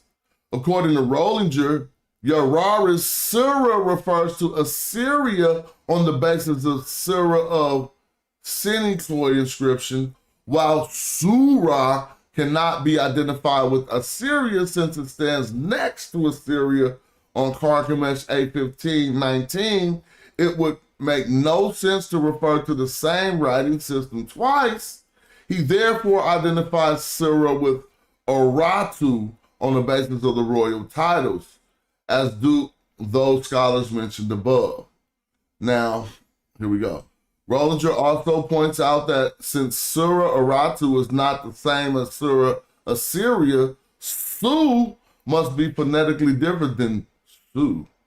I don't know how you pronounce a U different.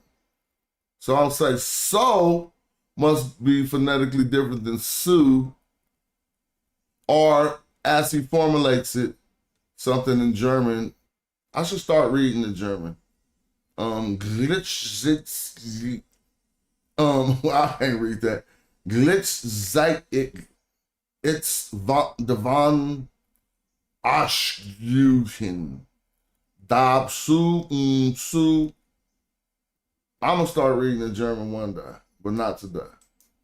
However, this assumption is first of all, incomprehensible from the point that the hieroglyphic Luwian. Yo, shout out to brother, new supporter, I appreciate you.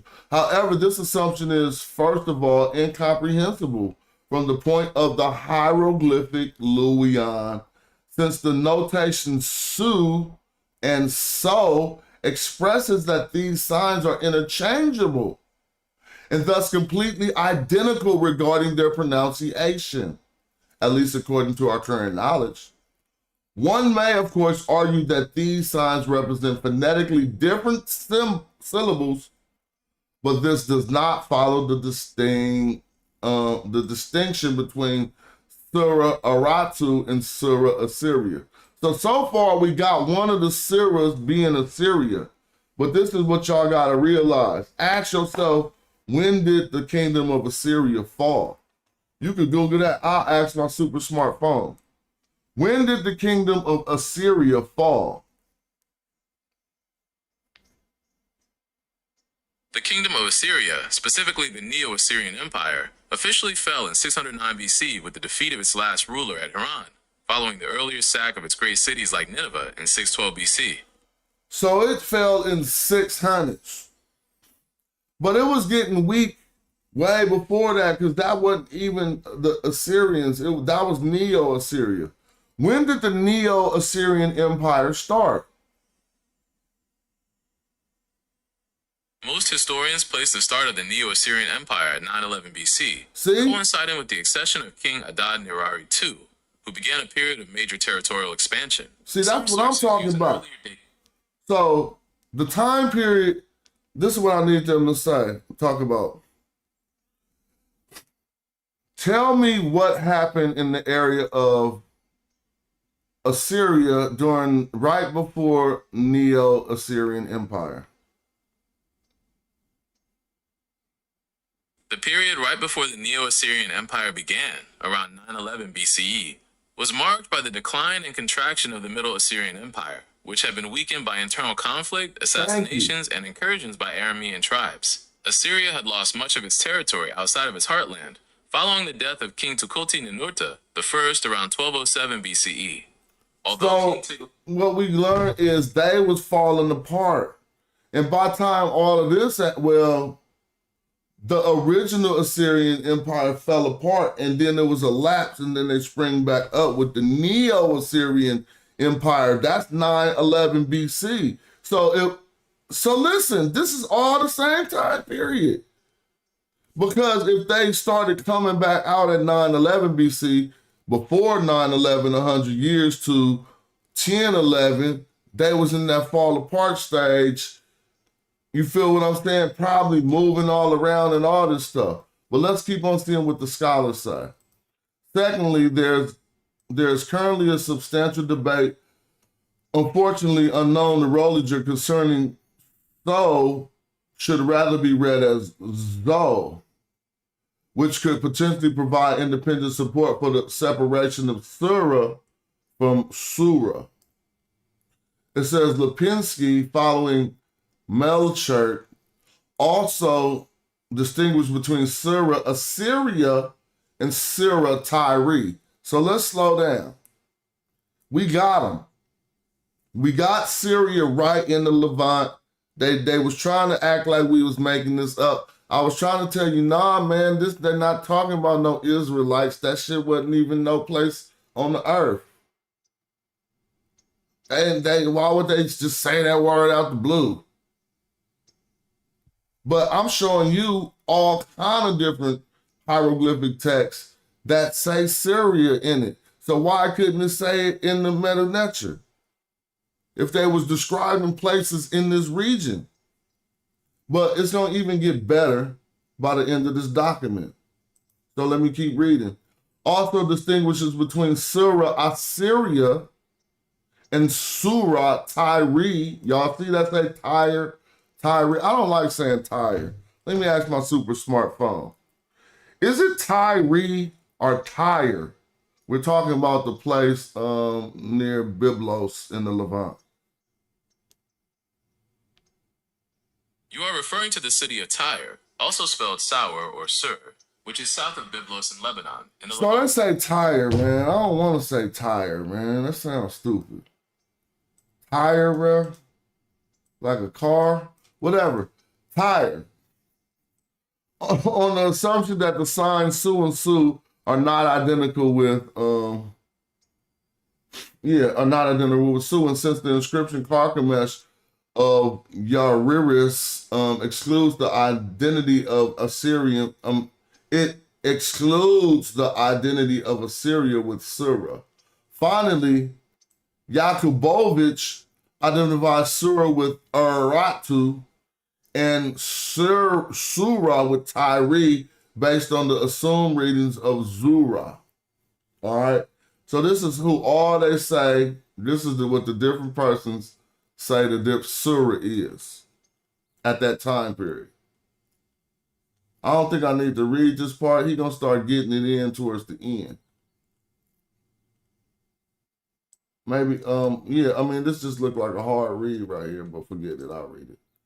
It says, the reading of the hieroglyphic Luwian sign, asterisk 448, plays a crucial role in this discussion.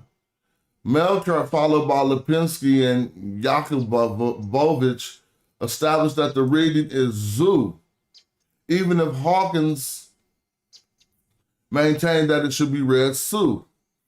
The hieroglyphic transcription of the divine name Alonzo,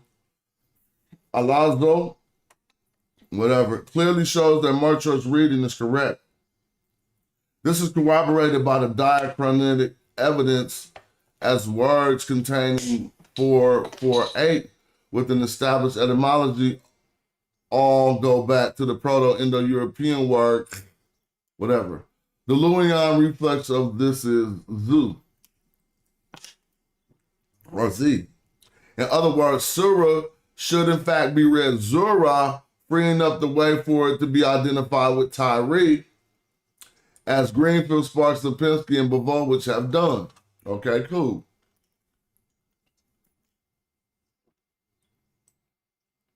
Now watch where he placed this at. It's going to be hella funny. As noted, Tikuglu, Rollinger, and Lipinski identified Surah of Carchemish with Assyria. This is surely erroneous. It says, though, since Yar is distinguished between Surah and Assyria, is referring to the later Ashura. According to Rollinger, these are variant versions, or to put it more precisely, a case of floating orthography because of the loss of the initial A.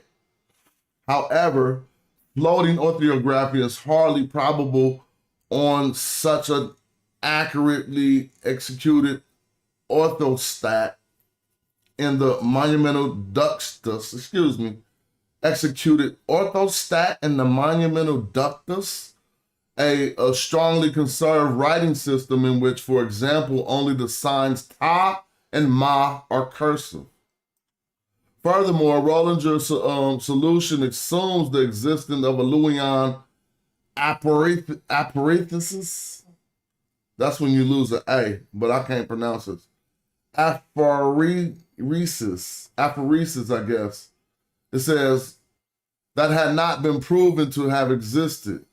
That's when one of the vowels fall off in the front, I think, aphoresis. Let me make sure. I think that's when one of the vowels fall off of a word, right?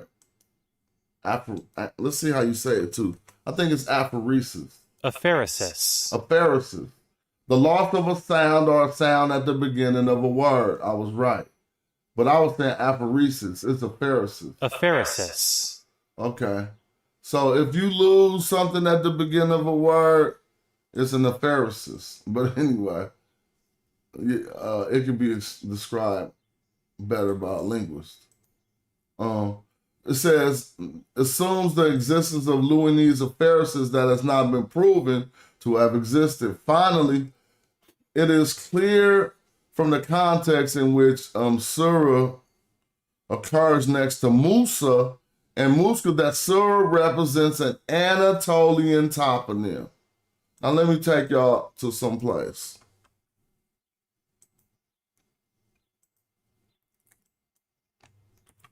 Because this Anatolia ain't nothing but every place we're talking about.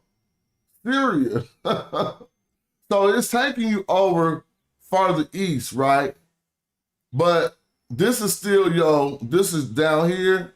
If you start going down more in this water, you'll be down in the Levant and stuff, right? Now, the crazy part about this, we're about to learn about who the Greeks said the white people, and they called them white people. The white people who lived over here was. You just got to read the whole document sometimes. Now watch this. You see, he said he concluded there was an Anatolian toponym. Now watch. The Anatolian contacts were tapped in at Aratu, as assumed by Hawkins and Yakubokovich, both noted above, and even the order of the toponyms might conceivably be taken to support this hypothesis. However, the order of the toponyms would not seem to be relevant since it is preceded by Egypt and Babylon, perhaps Babylon. It should also be emphasized that the identification is based entirely on the alleged Urartian toponym Survi, though it is not certain that the representation of the toponym, that it represents the toponym at all. And indeed, it probably does not. Furthermore, it probably does not, okay? Furthermore, according to Stark, is the Luwian form of Urartu, a suggestion supported by the fact that Babylon is written differently as 298, 175, Rota, La, and then we just got a bunch of sources. If Stark's hypothesis turns out to be correct, it would exclude the identification of this surah with Aratu. In any case, the fact that surah is attested on an inscription from the 11th or 10th century, as well as surely, and they talking about BC, as well as surely excludes its identification with Aratu. So he's just showing where we find it and what scholars are saying is what. Now here we go, finally, man. For the sake of completeness, one must mention Regis. Well, still like 7 more pages. I don't know if I'll read them all, but I want you to get the point. For the sake of completeness, one must mention Rigi, suggesting that Surah of Carchemish refers to Syrians. Though it is not entirely clear which group of Syrians he meant, it seems likely that the Syrians are intended, since he derives their name from that of the Sutu, see below, and since later he explicitly identifies them with Syria. Okay? Now, what is this word? I probably could pronounce it, but what is vacillation? I want to see what it means. And then see what my phone is doing. That gotta be some spell. I don't know this word. Vacillation. What an ability to decide between different opinions or actions. Okay. The inability. Vacillation. The inability to decide. So it's like when you're indecisive, you're vacillating, bro. Vacillation. What's up with all this vacillation, bro? I'm trying to learn how to use the word, fam. Hawkins' vacillation or his indecision between Syrians, Aramaic, and Iratian in the case of Carchemish, A. and the suggestion of Stefanini upon Greenfield of identifying surah of the same inscription with Syrians are probably derived from his view, though neither of them refer to Maragini or whatever. Now, here we go. Suggestions for identifying surah. Hawkins tentatively suggests identifying surah with Carchemish AB with Assyria, because of one of the Assyrians, because on the one hand, Assyria was very weak at that time, told you, being the reigns of Ashur, Nasir, Apil, whatever, and Turkulti. I want to say them names, I'm butchering those names. Turkulti, Apil, Asara. And on the other hand, Assyrian was separated from Carchemish by petty states along the Habir in the middle course of the Euphrates. Furthermore, one should add that the lack of an additional A would remain unexplained since Assyrian, we just looked up the word, aphoresis, is the late phenomenon, and the Luwian aphoresis is not attested. So that this identification should surely be excluded. It says, Hawkins also considered Ratu, dismissing it because of the obvious chronological problems. D'Afonso Apun Payne has suggested the identification with the Sutu, though possibly historically it is possible phonologically, as T never becomes R in Luwian. It is impossible phonologically, because T never becomes R in Luwian. The only similar Luwian phenomenon, the so-called rotacism, whatever, turning the underlying inner vocal D vocalic, turning the underlying intervocalic D, not T, into flap R. Okay, that's linguistic talk, and I don't want to mess it up because it's so hard to read. But we're going to continue.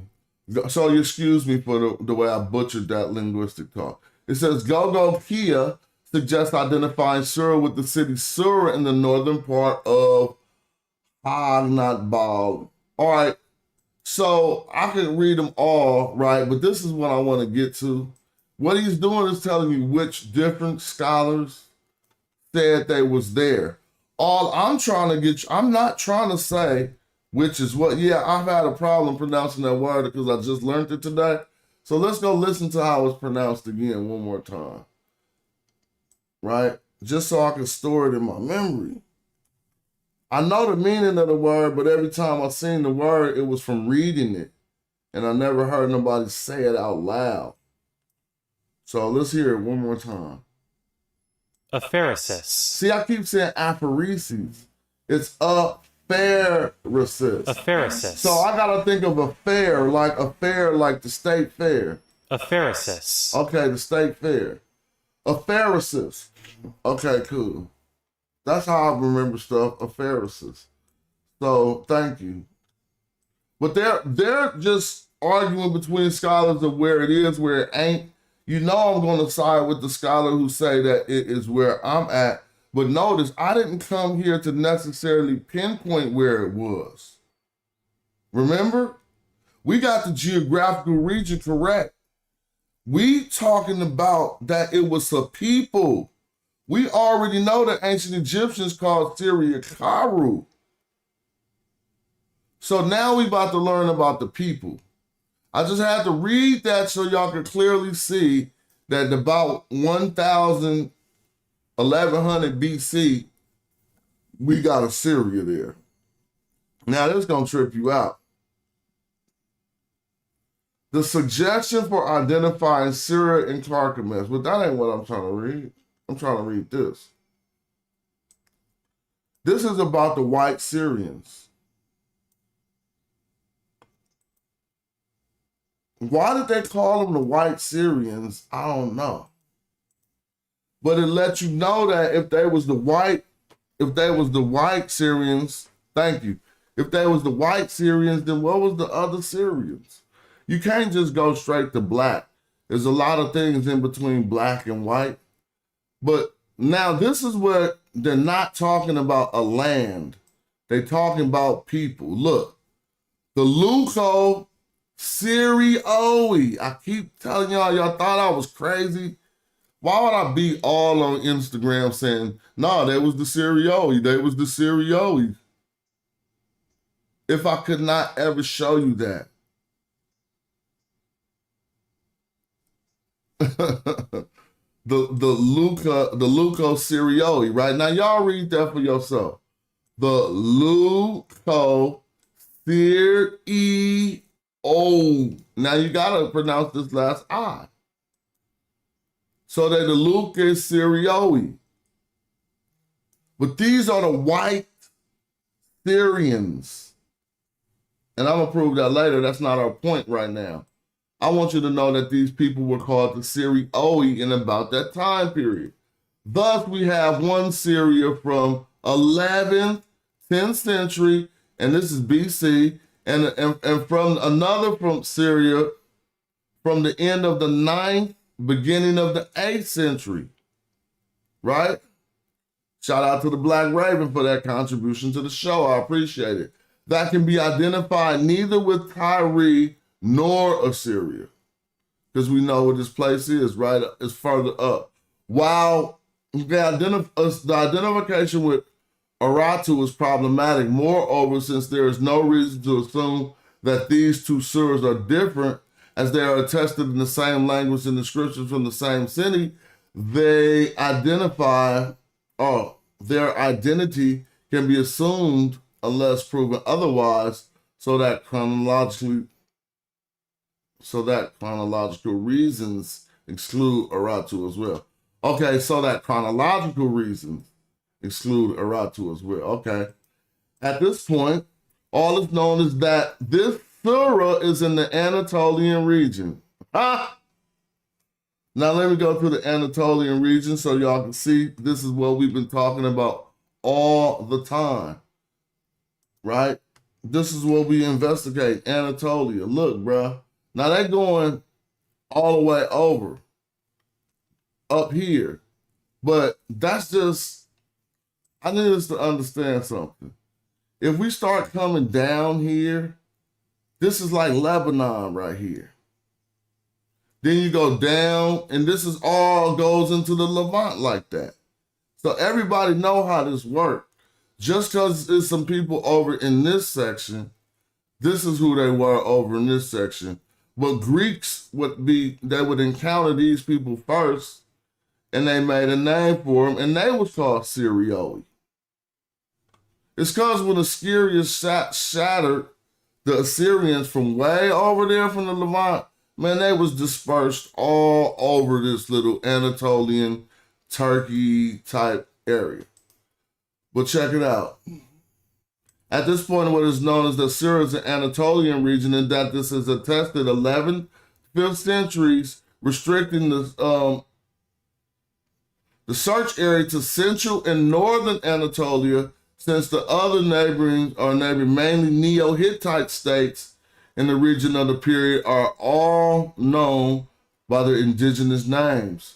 Western Anatolia can be confidently excluded. See? So this question is there an Anatolian region called Syria? Now watch this. Answer is yes. Decidedly yes. And this region is none other than Central Anatolia, in other words, Cappadocia. Now this is from a Greek perspective, and it's a little bit higher up. But just look at this. The population, not the location.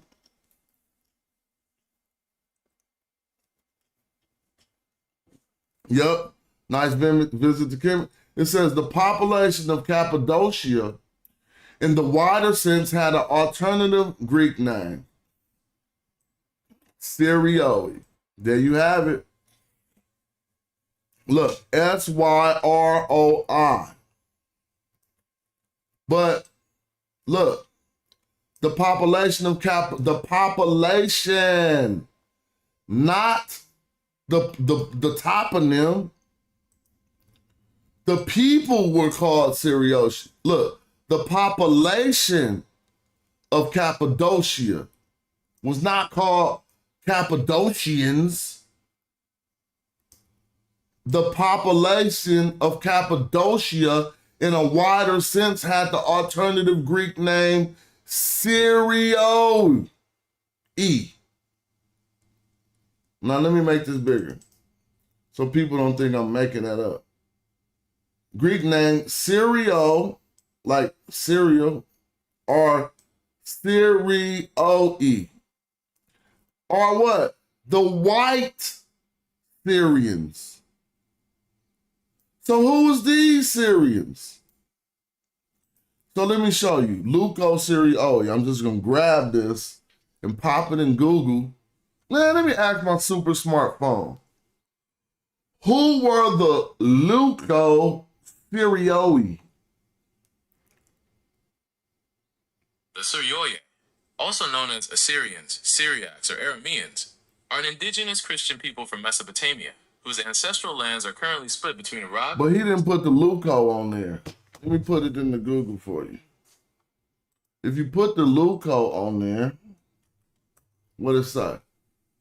Leucos or Leucos. Man, they don't even know.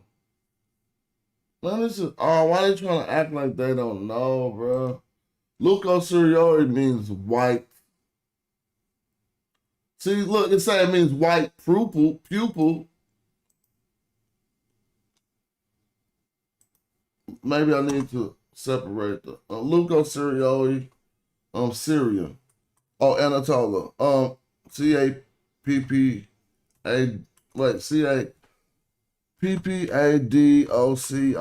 Cappadocia. Man, they trying to hide it. But that mean the white It means the white Syrians. I'm not going to look for that too long. Because that ain't my point. I don't care. That ain't the point. I just want you to know that they call them the white Syrians. So, where are we at? We was reading the document. Where did it go? Where did the document go? Oh, I know why I Googled on the same page as the document. See? I thought I had it open in one of these, though. Yeah. Lucas Syrioi. Well, you can look that word up to see if I'm wrong. It means the white Syrians. This region includes the entire north coast from the river up from the river Modon over to Sinop, including the rivers Kizil, Ermox, and Yesil, Ermok, and between the Papalogies and the Markrones, as well as the huge territory in central Anatolia. Now let me slow down. When we say hit central Anatolia, everybody ain't getting it. But if we say Hittite area, you get it. You see how close that was to Egypt and how much, you know what I'm saying? If you say Anatolia, nah, people ain't really peeping it in perspective. If you say Hittite, man, they was right on top of them boys' heads. Like they would come right down into the Levant, just strolling into the Levant. And this is why it was a struggle between Egypt and the Hittites to keep the Levant. Because that area that we talking about is all in the middle of them. And so when they say, they starting to talk about Hittites right here, and we have to know that. In Hittite terminology, this would correspond to the entire Hittite core territory. Told you. I don't know why I just didn't read the sentence. It responds to the whole Hittite core territory in the upper lower lands along the Kashka regions, in the Neo-Hittite terminology to Baal and the regions of the unknown names to the north of it. Now, why Cappadocians were called Syrians by the Greeks is one of the oldest problems of classical philology. So I think I've done enough to just show people that this term, Syria, was used in the same damn time period and in the same geographic areas, right? But it wasn't what ancient Egyptians called Egypt, right? But I'm gonna keep reading this. Why the Cappadocians were called Syrians by the Greeks is one of the oldest problems in classical philology. Hertzfeld and Nagel suggested without accompanying arguments that Surah of the Aratian royal title and the Cappadocian Syrioi were the same. Helm underlined that this is neither provable nor falsifiable, and that the two Syrias must be independent of one another since any connection between them is hardly believable. Rollinger actually revives something Herodotus said was good too. He spoke on it, but I read that earlier. It says, Hertzfeld suggested, assuming that the Greeks would have learned that the Aratian toponym via Luwinon transmission. So the Greeks would have learned of that toponym Syria from a Luwinon transmission. At this point, he is obliged to explain that the toponym might have found its way from Urartu to Cappadocia, since Urartu never occupied territories west of the upper course of the Euphrates. His answer is, and then they say something in Greek, and I gotta skip all of this. That's not Greek, that's German, I don't know. He suggests cautiously that the Syrians would have been pushed west as the Medes advanced gradually up to the river Hali in the turmoil following the collapse of Urartu. Unfortunately, this reconstruction is entirely ad hoc, since there is no evidence for any such migration. There are, see, I'm just reading it now because I proved my point, but now I'm into it. There are also chronological problems. The first Greek attestation of the Cappadocian Syrians is in Hecataeus of Miletus, second half of the 6th century CE. It says, followed by Pindar, compilation of Helm, 1980, so whatever. While the collapse of the Iratian state and the alleged unproven turmoil is traditionally dated to the end of the 7th century. It says, when the writing sources disappear, thus leaves the Syrians to wander through half of Asia Minor with light speed without leaving a trace, which is the best suspicious, at best suspicious. It says, as one might expect Herodotus, for instance, to have mentioned that it moreover. Well, I'm just reading now, and I prove my point. My point for reading this was that there was a term. I ain't got to tell y'all where it was. We got it in the region. It's a different study to pinpoint exactly where that was. But scholars is trying to do it, and they're all over the modern day area of Syria. So I'm just going to read the summary. Surah of the hieroglyphic Luwian inscriptions, Carchemish, A4b and A6, and the Syrians of the Greek Surahs refer to the same region, namely Central Anatolia. You see? It says, which was called Surah and Luwian for the first half of the first millennium BC, providing the epicuric base for the Syrians. And it says the Greek by name for the Cappadocians, Syrians, the Greek by name for the Cappadocians. Though the name ultimate origin is unclear, Surah was at the same time indigenous name of Tabal. I had to read all that so we could go back to the Meta Nature, and when you see the damn word Syria, now you ain't accosted so bad. Right? And then if you don't believe that, you just have to bow down. This say Syria in the Meta right here. So if this is Karu, the land, the ground, as we see a throat stick in the mountains right here, and they told you the people who occupied it, even to the Greeks, had a different name. The people who occupied this land to the Greeks, because this would be Hittite land. This would be Karu. Well, I don't want to say Hittite land. This will be Karu is Syria. But Hittite land is Kedah. So you see how they closely related. Karu and Kedah is right. Kedah is right above Karu. And they talk about Kedah right here, bro. Stop playing with me. Here go Kedah. Right? So Kedah is much more. Kedah is more north than anything we've talked about. As a matter of fact, Kedah is the northmost location discussed in this text. This right here. Let me show you Kedah. Kedah is Hatti. Let me show you, bro. If I type Hatti, not Haiti, Hatti, right? And we get this place. So you thinking Haiti, huh? Well, why say Bronze Age Anatolia? Because this is the people or the land of Hattusa. Hattusa precedes don't let them tell you it's Hittites, bro. All these motherfuckers come in and take over an area, and the language before them, their language be unrelated to it. So what that tell you?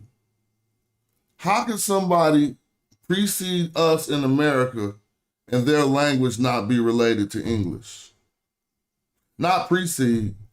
How can somebody succeed us, come after us in America, but their language don't be linguistically attached to English? Your brain can tell you how that can happen, right? So other motherfuckers got to come in from someplace else and take over. It's the only way that happens. It ain't no other way on this earth for that to happen. Languages that live close to each other, they be related a little. Don't you see how close Spanish and English didn't start out that close together? Well, Spaniards and the English people, I guess it probably did. But I'm talking about the Mexican version of Spanish and our modern day English. Don't you see how closely they are related because we be saying words together all the time? How you gonna have a language come in after American English that don't got nothing to do with it? Well, that's what happened in the Hittite dynasty.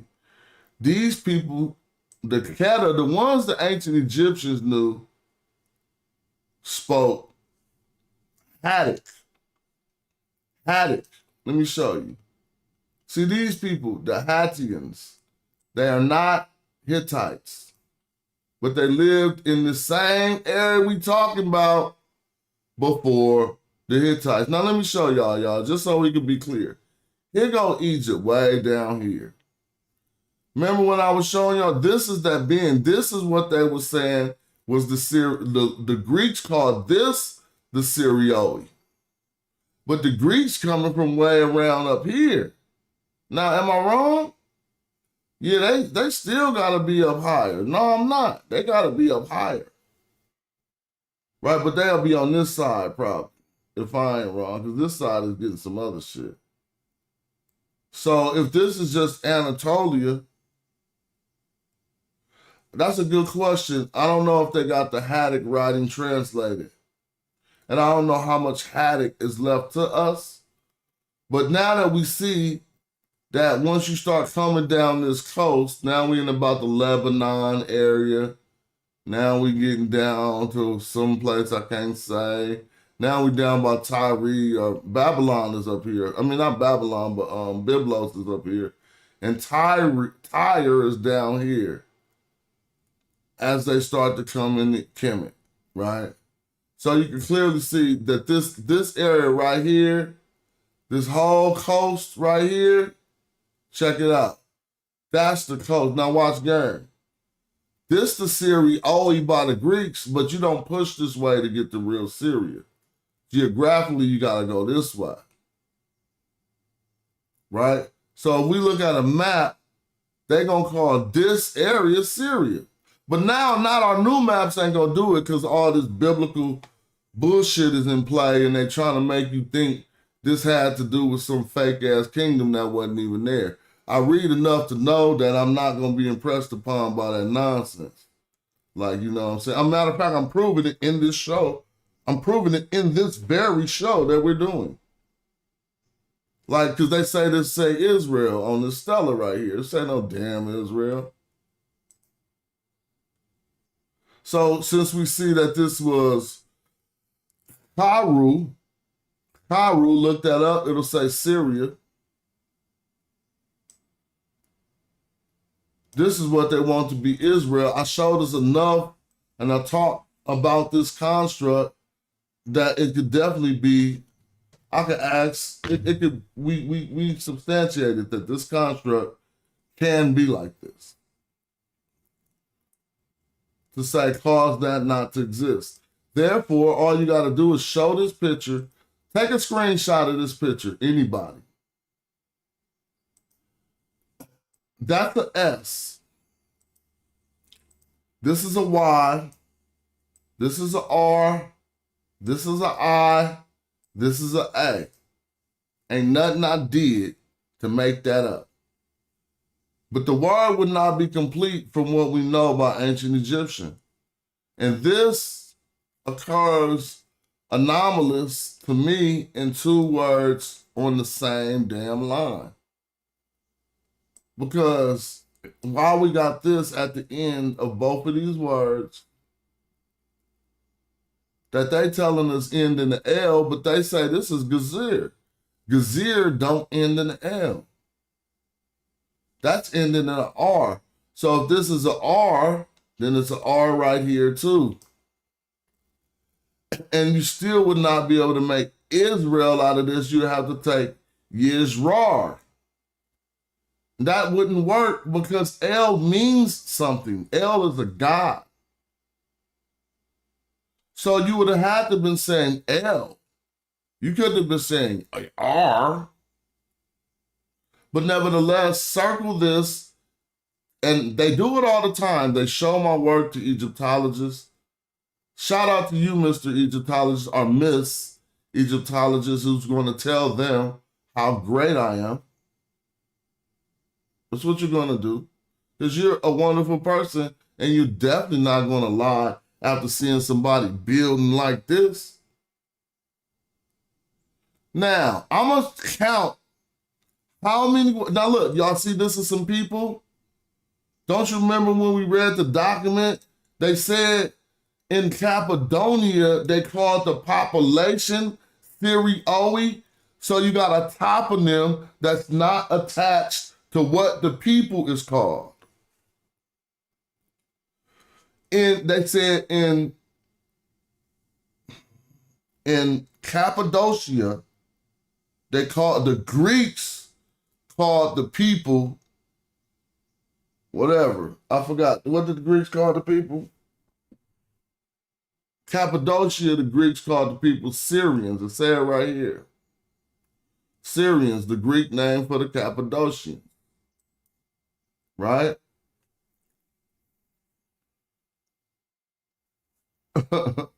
Yeah, I know Rita probably said that because she be watching. We the black people she talking about. Shout out to her, Kamji.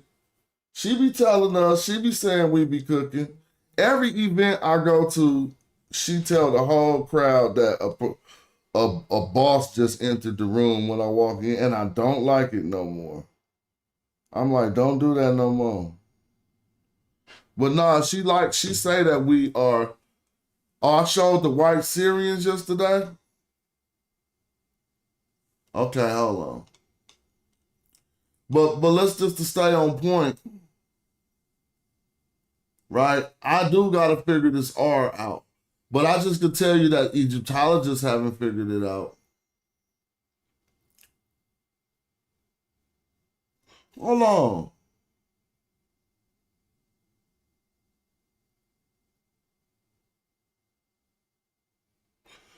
I mean, Syria even works better than yes we are.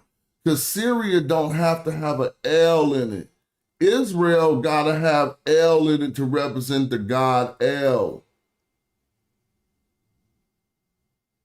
This is an R. And y'all see there's some people, but watch this. I'm gonna count the words for y'all. Look. So this is the type of stuff you can't make up. This is the word of scrutiny. And just to be fair, scholars parse it like this to say it says Israel. They take those two reed leaves that I parsed into the preceding word to say this says Israel. Now, peep gang, this is going to be very simple for you to see. I'm going to color code each word after the purported word Israel. Right? That's one word. Faket. It's like to be, wasted or something. Check this out. This is word number 2. Being. In this instance, being is negation. Being can mean bad, but in this sense, being is negation. So it's 2 words between this word. Let's go to word number 3. It's only 3. No, I can't make it green. Word number 3, Peret. And this is all included. But I'm going to show you. This word Peret, it means seed. It also can mean to come forth, but it doesn't in this instance because we're looking at the determinative, right? Right here, seed. And then you see this right here. This F snake is part of the word because it is a suffix pronoun. So I can continue. If it's suffix on a word, it's part of that word. So that means it's only 3 words in between this word and this word. And guess what this word is? Qualified by all dictionaries. I'm going to pop it in the dictionary.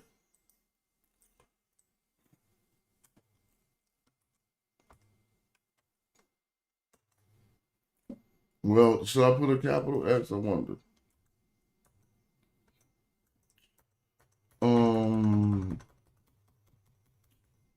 They want me to go the long way. I'm not gonna do that. So this won't do.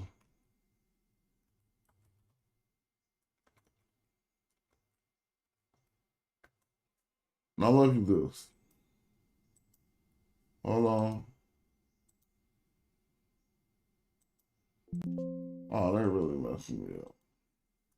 I gotta go to the TLA. The dictionary is a bummy sometimes. Let's go to the text corpus.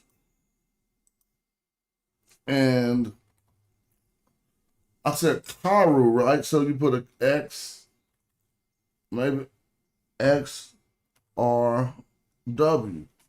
That's all you gotta put. See? You come to the text corpus, you get some action. Now one of these should say Syria. And if maybe I'm not putting it right, but we'll get it, so I'm not even tripping. Should I put a capital X? All right, so let me just go to Cheater's way. Cheater's way is to put the English.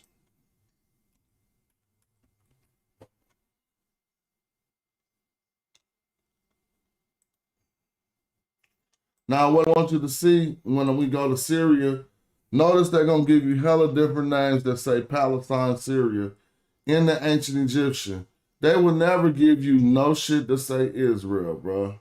Because they wasn't talking about that. Watch this. But let's watch. A tree from Syria.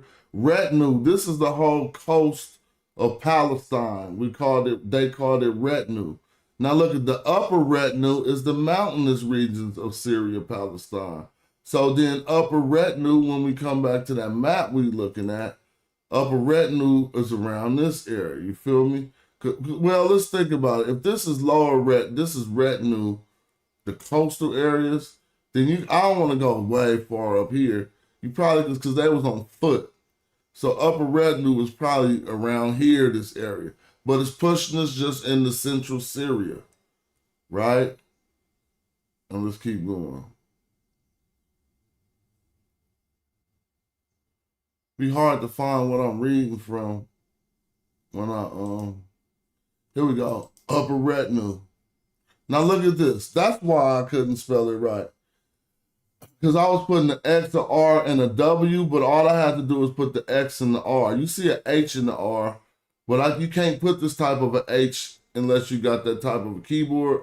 So you put an X and it would represent this H. So look, this is Syria. I want you to look at the glyphs that you see. You don't have to trip off whether you can read them or not. It's just a looking thing.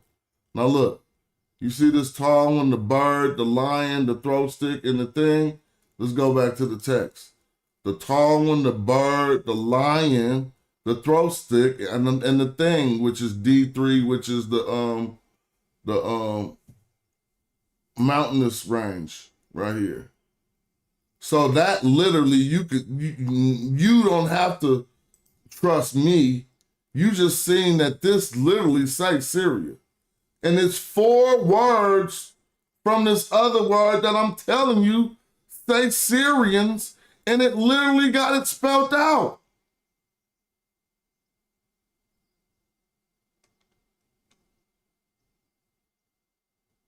Look, again, I'm gonna show you, right? I mean, damn. How many times you gotta show somebody some shit?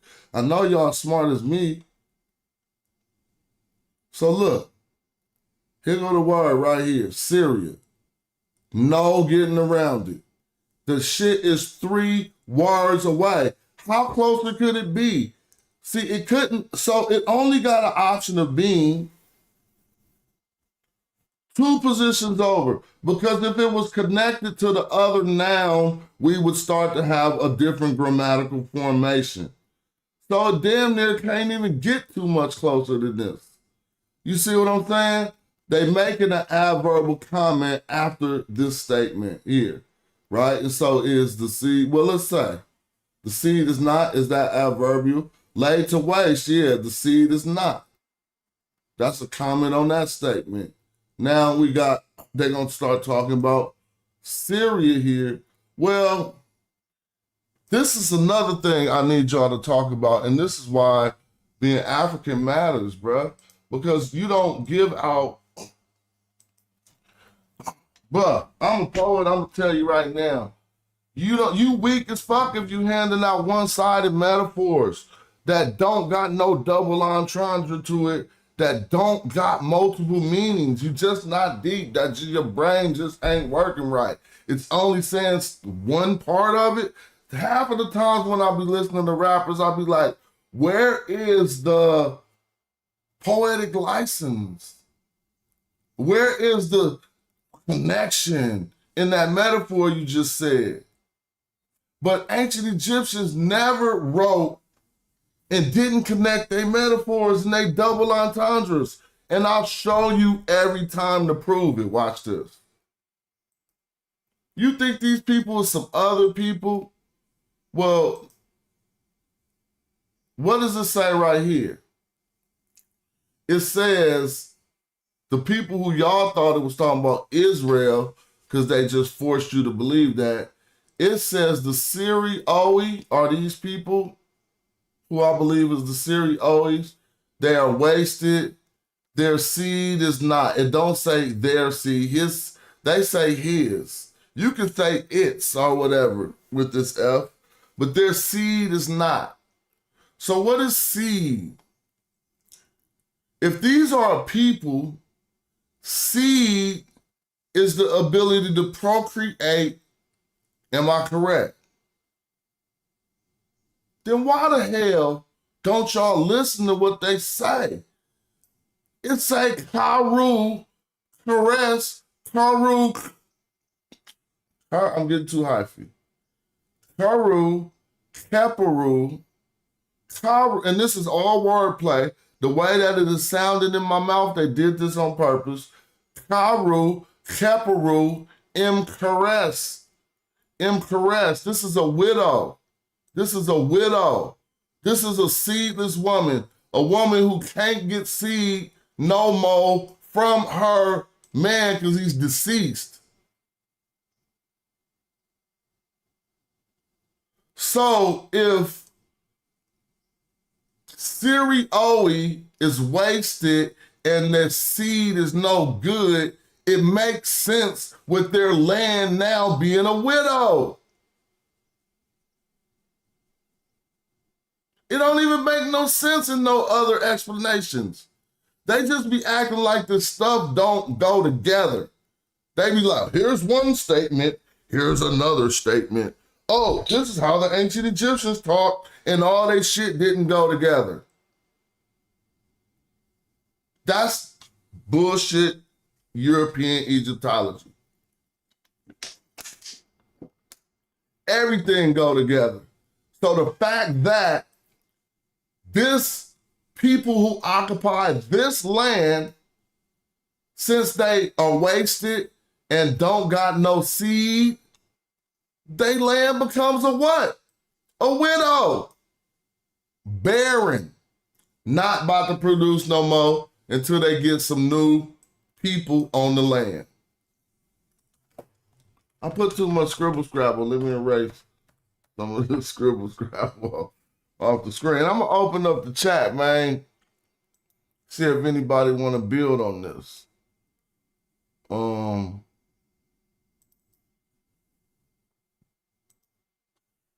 like, how can we not? So you gonna just leave out the part about the widow?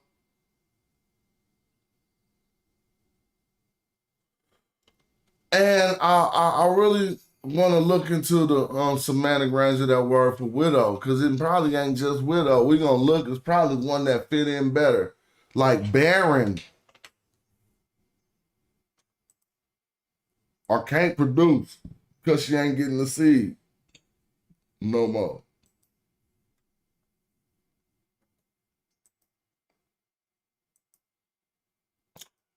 Normally when I get to this part of the show, I'll be trying to extend the show to let y'all give y'all input to any commentary. Or, this one I let the cats build on what we talking about. So no matter who you are, if it's something you want to say, when we do this segment of the show, feel free to join in. Let me see. As far as the And, I just wanted to talk about that yesterday because after we looked over that grammar again, we start to see that what was said I needed to find, I really don't need to find it. Because we thought that was an S on top of that word. It wasn't an S up there, so. And then we was talking to, I trust Gemini AI way more than ChatGPT. Like y'all heard how that AI was talking, it knew what it was talking about.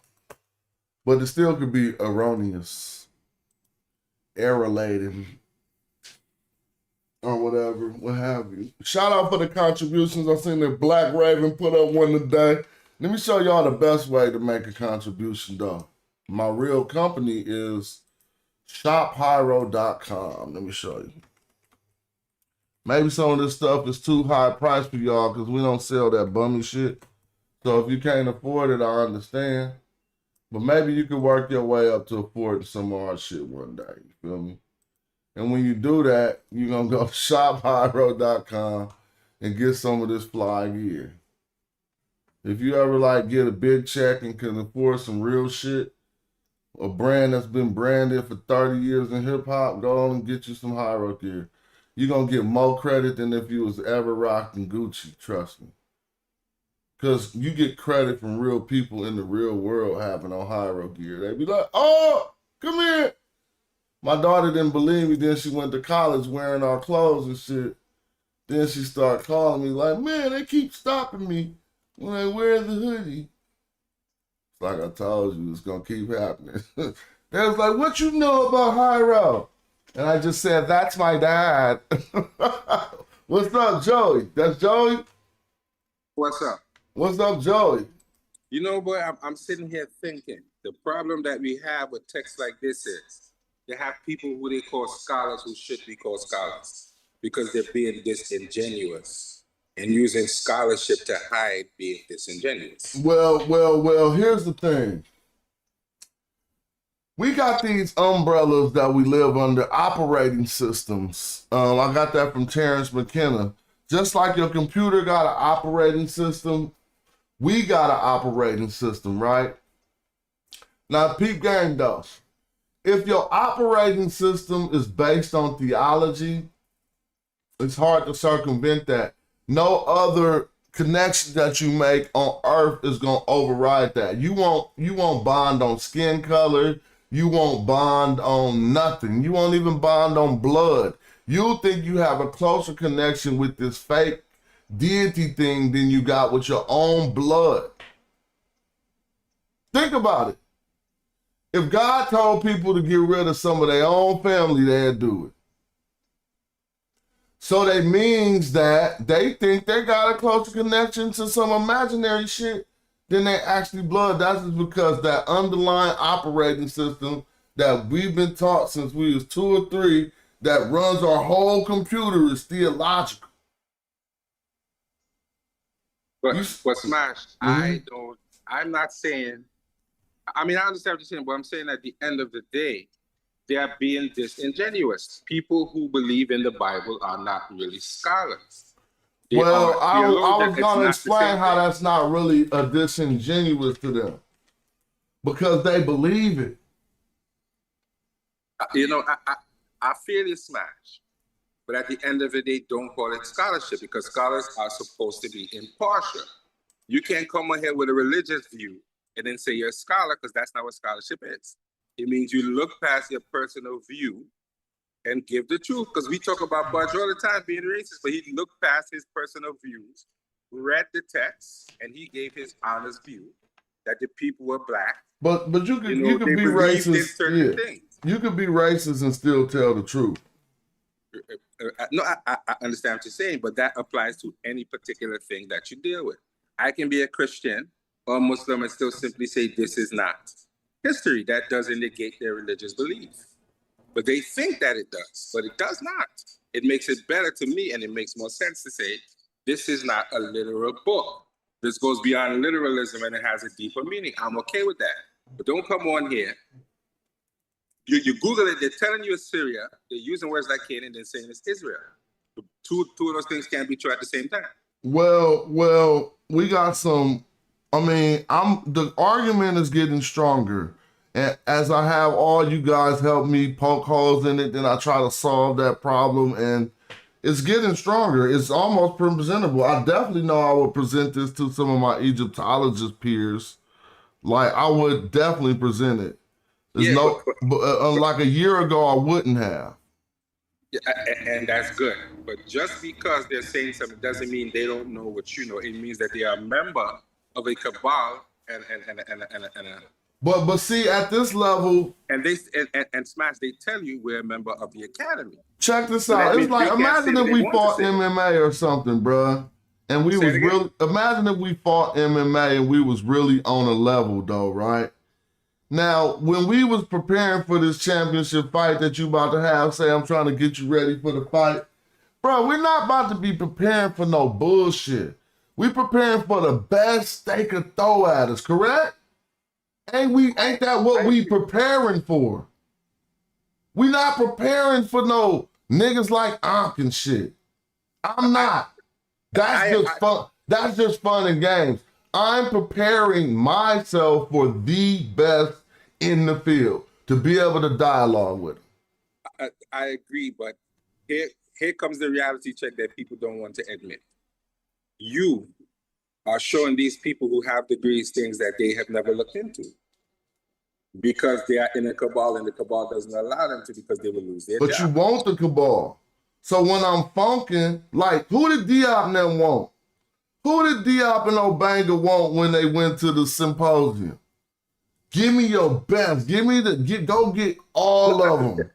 I would agree with what you're saying. But Diop and them at that time probably would have been probably a special case. No, that's our spirit. That's that archer. And let me tell you. No, that's that African spirit anyway. You don't want to fight no punk. You want the best. No. I'm with you on that. What I'm saying is we have to understand these guys were getting degrees in 1920 and 1930 before we were born. Obanga's alive now. Obanga's 85 years old. So long before we were born, these guys were getting degrees in European universities, deliberately using the French language as a medium to be heard.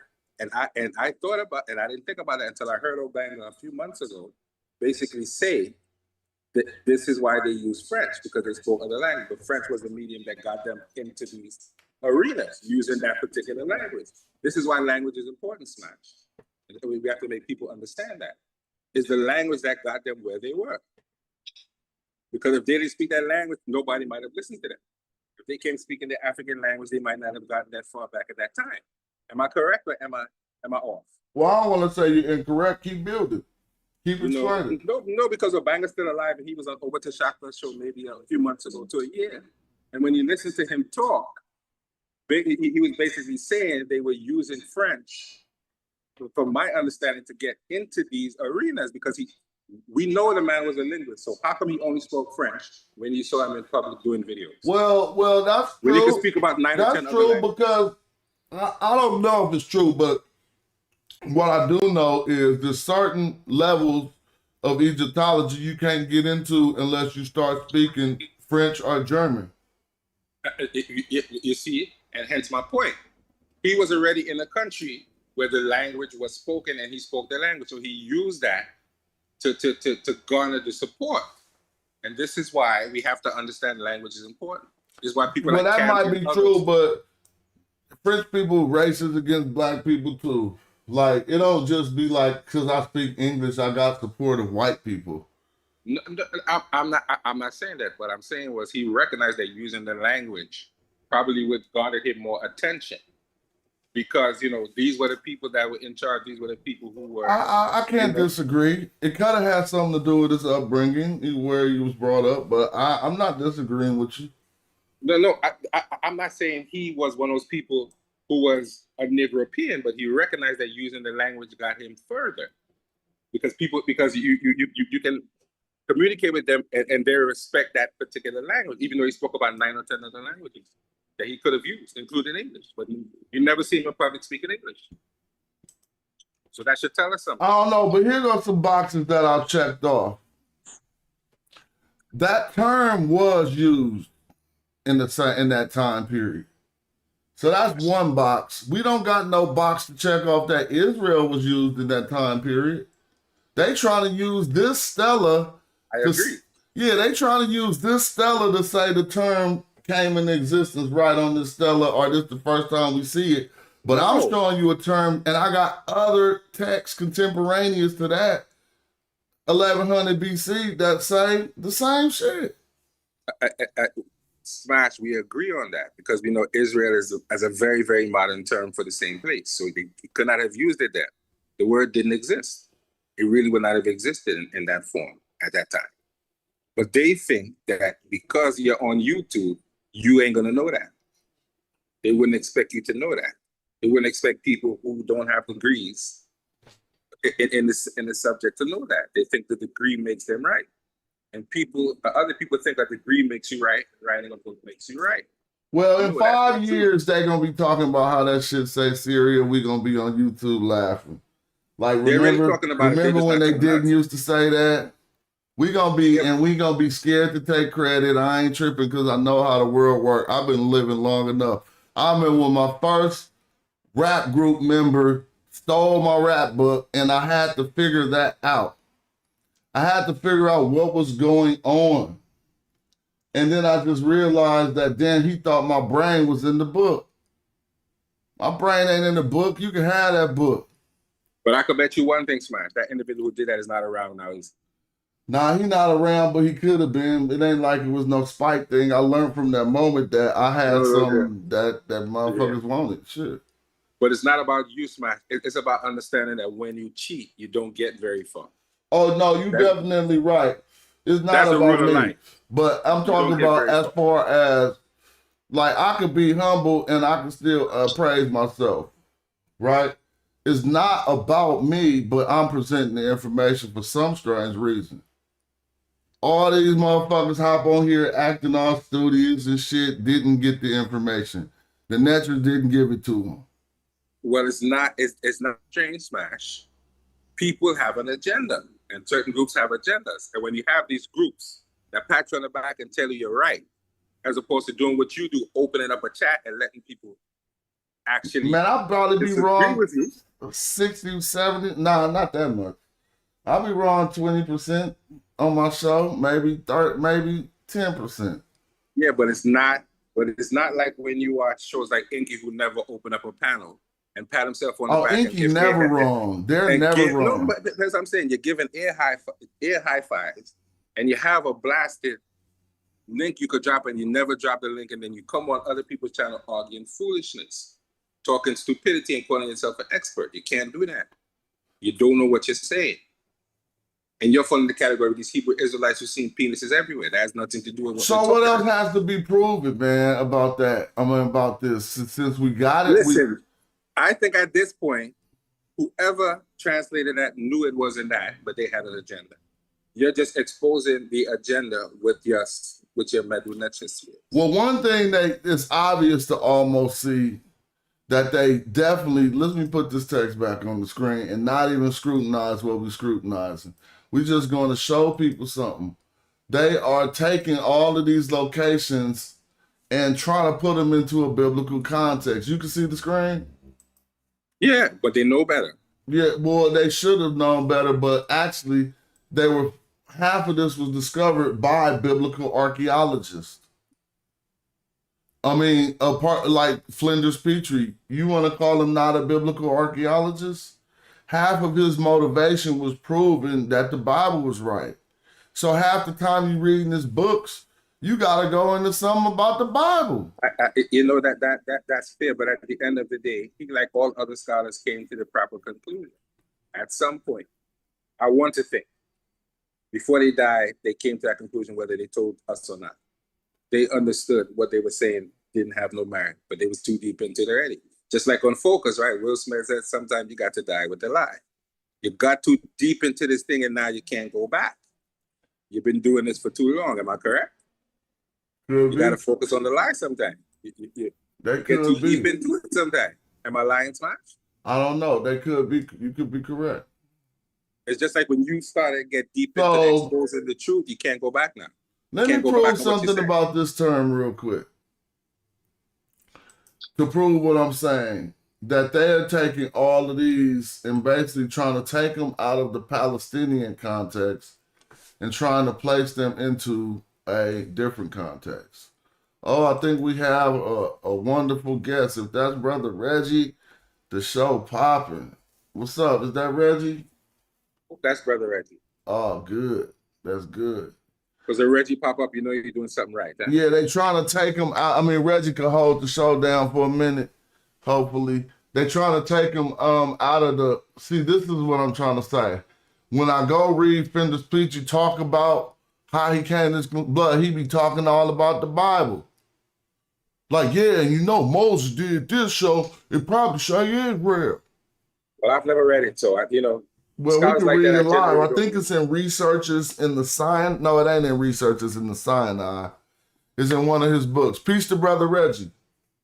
Peace, Brother Reggie. Peace, Joe. Jose, peace, Sesmo, and peace to the chat. I think that you are really doing some real interesting work. Behind this is you are those who say that this is rare, right? Or try to say that it's Israel. What they are doing is you're helping them to dismantle the Bible with your acumen on examining something that people have taken for granted for a long time. The implications of what you're doing is if those people who want to say that that is Israel, right? Or you accurately pointed out that El would have to be there because they would be so-called worshipers of El, right? So El would have to be there. If El is not in there, then that is a major problem for biblical scholars because you can't equate Yisrael with Jezreel with Israel. You can't do that. So Reggie, can I make you the host for a minute? Yeah, I just have to try to find out how to. Okay, cool. Yeah. So that what Smash is doing is re-examining the Marin Patah Stele, right? The second major, part of this dismantling, those people who are trying to use it as a biblical archaeology is the chronology. If they want to say that there was a people group called Israel at roughly 1207 BCE, which is the Marin Patah Stele, then they have to reconcile that with the later Moshe or Moabite Stele, which is 840, so that we know around 840 there is a king in this stele called Omri, and he is from Israel, and he is fighting the Chemosh. He's fighting the god El is fighting, or Yahweh is fighting Chemosh, and we know that there is an Israel at that time period. Well, what Smash is doing indirectly, which is important, is dismantling this, using the Marin Stele to dismantle the fact of the establishment of the biblical Israel. So you can't have it two ways. Uh, so there's a difference between these time periods of the Meripata Stele to Israel in the Moabite Stele for anywhere between 200 to 300 years. That completely unravels the Bible completely, right? If you want to step out and then you want to look at history, right? The other important thing is that I would need Smash to come back is to deal with again. I just sort of need to be clear. The word Tim, if it's Tim and Winnie, right?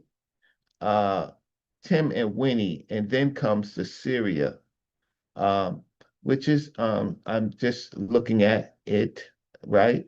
Um, and I definitely could see Smash's point of view, but if it is Syria, then it's probably one of the oldest recorded uh, recorded attestations of Syria.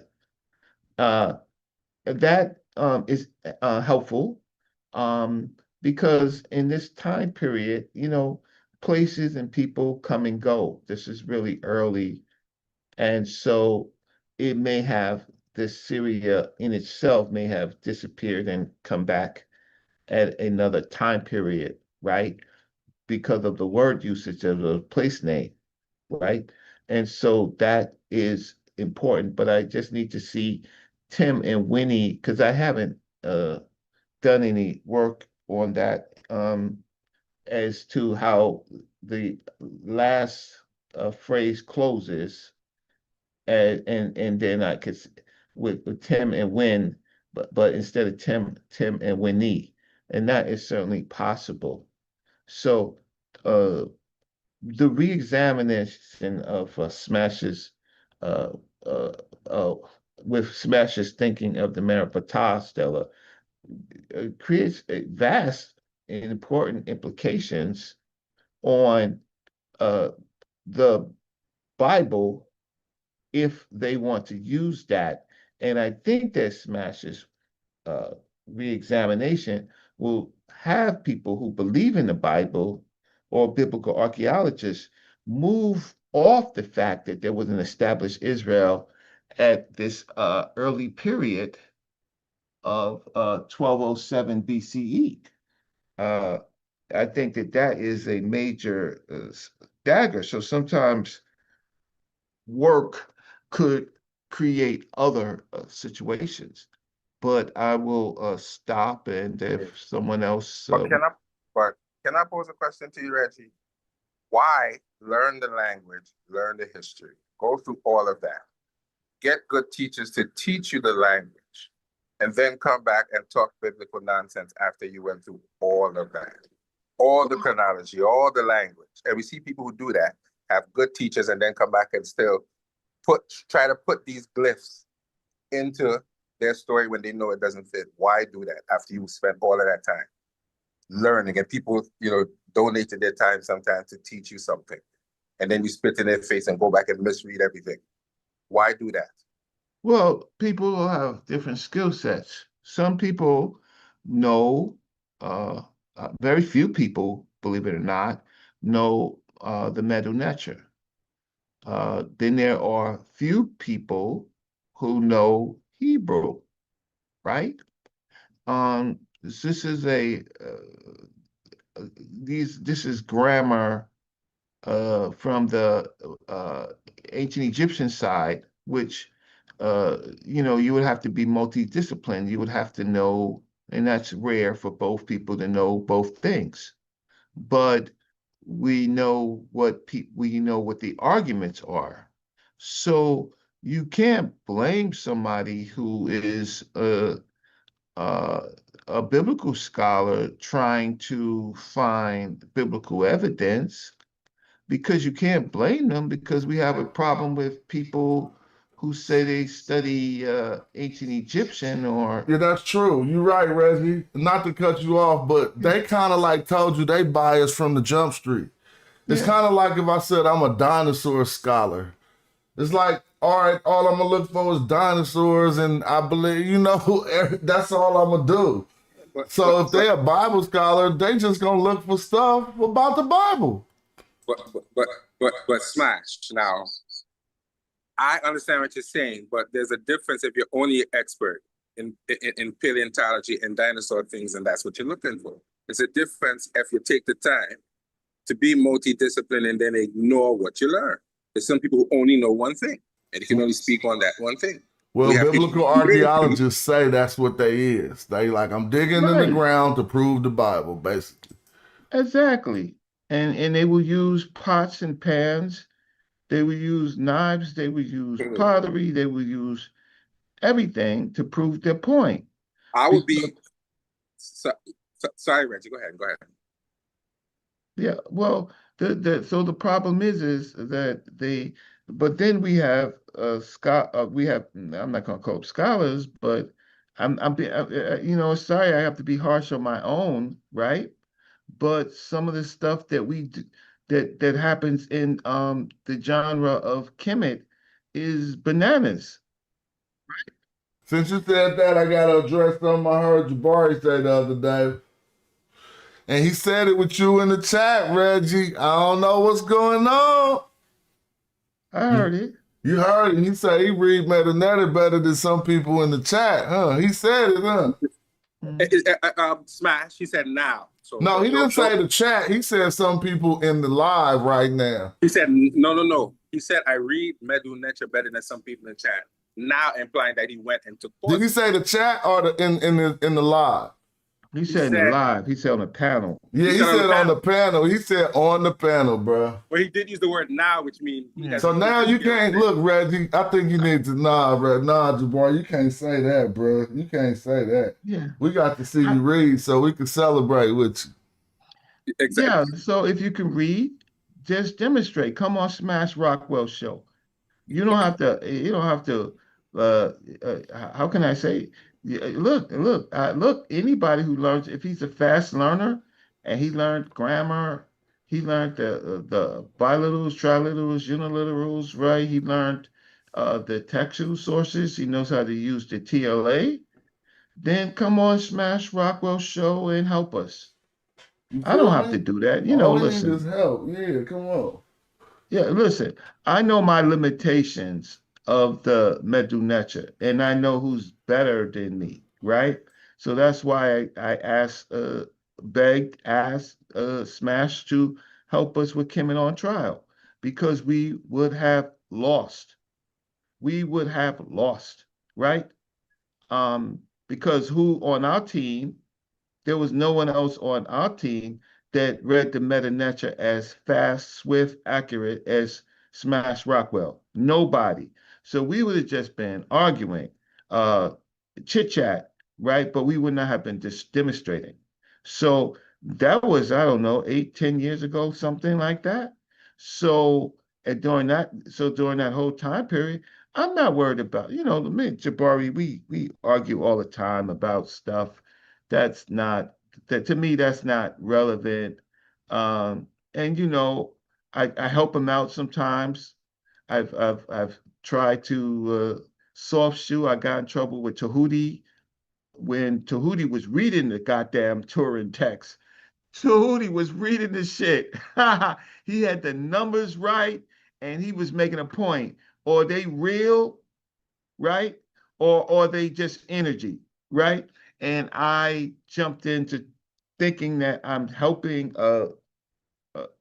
Himnecha Jabari, trying to kind of ease it, and then ultimately I get that he reads the Meta Necha better than so. So I'm laughing. I've had several online free debates with Jabari, free debates, and those debates were better than some of the paid debates, right? That we see. But it was a couple of free debates on looking at Nile Valley culture, and So if he reads now, great. He can help. He can help. He can help Smash. He can help this audience, this platform's work. Otherwise, that's just talk, right? Demonstrate it. Just don't say it. Don't make it magical. Meta Nature is not magical. What Smash is doing, when Smash is reading, he's not reading whole, just individual words. He's doing grammar constructions, right? Like you start doing grammar constructions and you're risking everything on a blind text, right? Show me you doing that, right? Or showing me that you're citing the coffin text on the well, I'm not gonna call them the laws of Ma'at, but but the the affirmations of innocence, right? Show me that you're doing that and you're going to the coffin text and you're reading what Christopher Wizards does, what Smash does, what Jetta Monk does, what Son Ka, even now with King J, with Sadiq, right? With Jose in it. Show me that you're reading coffin text, right? And you're making an argument based on a coffin text contrary. Ah, any look these comedics, not all of them. Like Ifedici can read, right? And he can read very well. He does really good constructs, right? Him and his students. But if you're not demonstrating, kick rocks. It's all, but I don't blame them. I blame our audiences. Y'all like charismatic people that speak well, that articulate well, right? And some people you don't like because you don't think that they articulate points, but maybe it's just because you just don't understand what the person is saying. Well, Reggie, sometimes those are fair criticisms that people do have right information, but they're just not articulating it very well. And that's a Well, fair sometimes criticism in people some cases. articulate things and you just don't understand it. I mean, most people never understood Dr. Ben's work, right? They like him now because he's not here, but I was around when they didn't like him, when they clowned him for the Mountains of the Moon, where the guy happy dwelt, and they clowned him for the way he articulated and stuff with his accent. They like him now, uh, and they use points of Dr. Ben against us. My point is, going back to what my point is there's huge chronological gaps that in what Smash Rockwell is showing us by revisiting that people that the people groups that he is showing, first of all, they're Canaanite groups. They're not uh, they're not divine. They're the Canaan groups who the Israelites hate. These are all Canaanite groups. So I just have to see it, and I think Shesmu said that Smash showed already the Tim Winnie construct, right?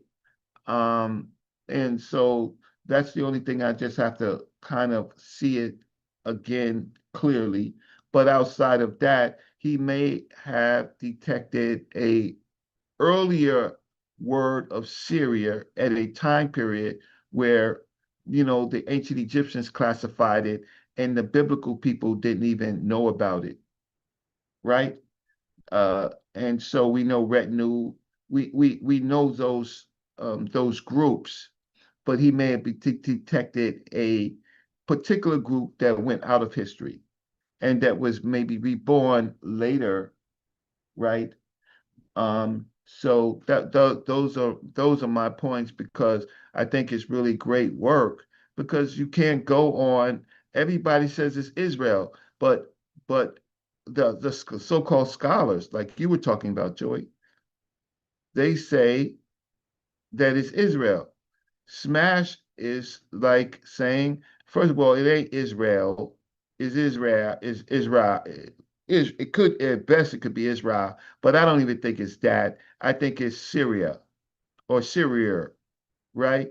And it may, and in my thinking, it could have been a Canaanite group that leaves history, that does what the Egyptians say. The Egyptians destroyed their seed, right? So they went out of history, which would be really major work if this group, the Syria group, was taken out of history, was annihilated. Something else I noticed that I want us to look at real quick about this war, and it's gonna show all of their motives. Because this word, apparently, they breaking hella rules to make this word. We see A birds right there. Maybe the second one is an M bird, but they're not E's. No one in no class you'll ever take in Metal Netter will tell you to translate these birds as E's when you see them. But they do that on this word in order to make it say Gazir.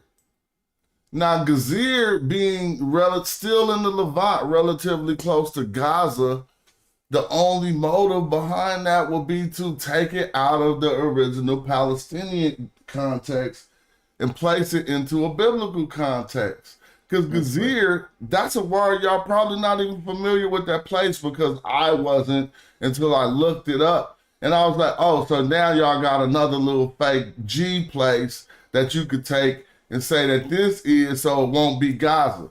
But they think on themselves, because peep game, I was in the TLA and I was like, see, this is wrong when you could catch people lying this easy.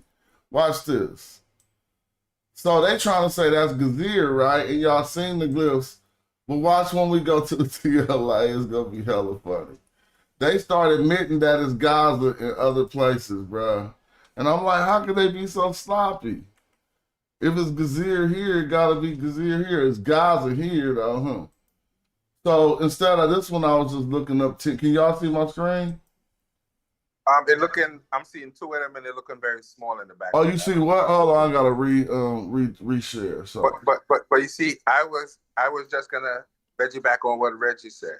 When you doing the chronology agrees with what the text says, that these people were clearly destroyed and came back. Now let me show you something. So if you type Gaza in the TLA, and it'll pop up in more places than this. I don't know why we only getting these two entries. But notice it's starting with this Q, then they got the D with the underline representing that DJ. Then they got a T that we don't see there. But let's just go look at this rendition. Project. Right? And it's the same thing we see on the other text, if it got this T and this I at the end. No, it got the TI at the end, right? You see this Q, and they saying it's an A now. And then they'll say this is a DJ right here. And now they say it's an A missing from here. This the same word, except it don't got the R at the end. Now, if that's what the difference is, okay. But then I looked at other renditions of this. Now, I think I'd seen like 5 of them at first, or at least 3. But I searched them down and get 2. Okay. Oh, yeah, I knew I had seen more. So this is where I seen more. So now let's look at these 3 for Gaza in ancient text. And let's look that they spell it the same way they spell this other location that they're trying to. Now, Gazir and Gaza is very close. But these A's are the anomaly. Look, here it go again. But they got the G this time, then an A, then the D, which they call a Z, the DJ, and then an A, and then they got the double reed leaves, right? And so, but when we come back and look at the text, that's damn near what we're looking at. Let me go over here. But they changed it. See, there go that Q, and there go the A, there go the D, there go the second A looking like an M now, and now we got this anomaly R popping up. Anyway, I'm just like, that could even be Gaza. But one thing we know is not even looking at that text, they talking all about Gaza in the ancient text, bro. But here's the question, Smash. That is a reconstruction of the text. So if you look at the original text, would we see that R glyph in it? I said that text that we're looking at is a reconstruction of the text, right? That we're looking at there. That's You talking about which one? You talking about Marin Patah? Yeah, Yeah, the one that's that you're definitely a looking at. facsimile. Right. So that means then that if we look into the original text, we're supposed to see all of those things in the original text, correct? I don't know if I heard you right. My understanding of a facsimile, you're supposed to. It's a copy of the original, yeah. Right. So we're supposed to see that on the original text. Now if you go yeah, but sometimes they don't be knowing what glyphs is. So why they don't just say I don't know what it is? Why they have to make up something? Sometimes they think they know. You feel me? I didn't call them thinking they knew. But let's notice this one thing. This is Ba In Ra Marin Patah Ba In Ra, right? So this is during his time period, and I don't know, this is a satirical text, Papyrus Anastasia, whatever, but this is how they were saying Gaza during this time period.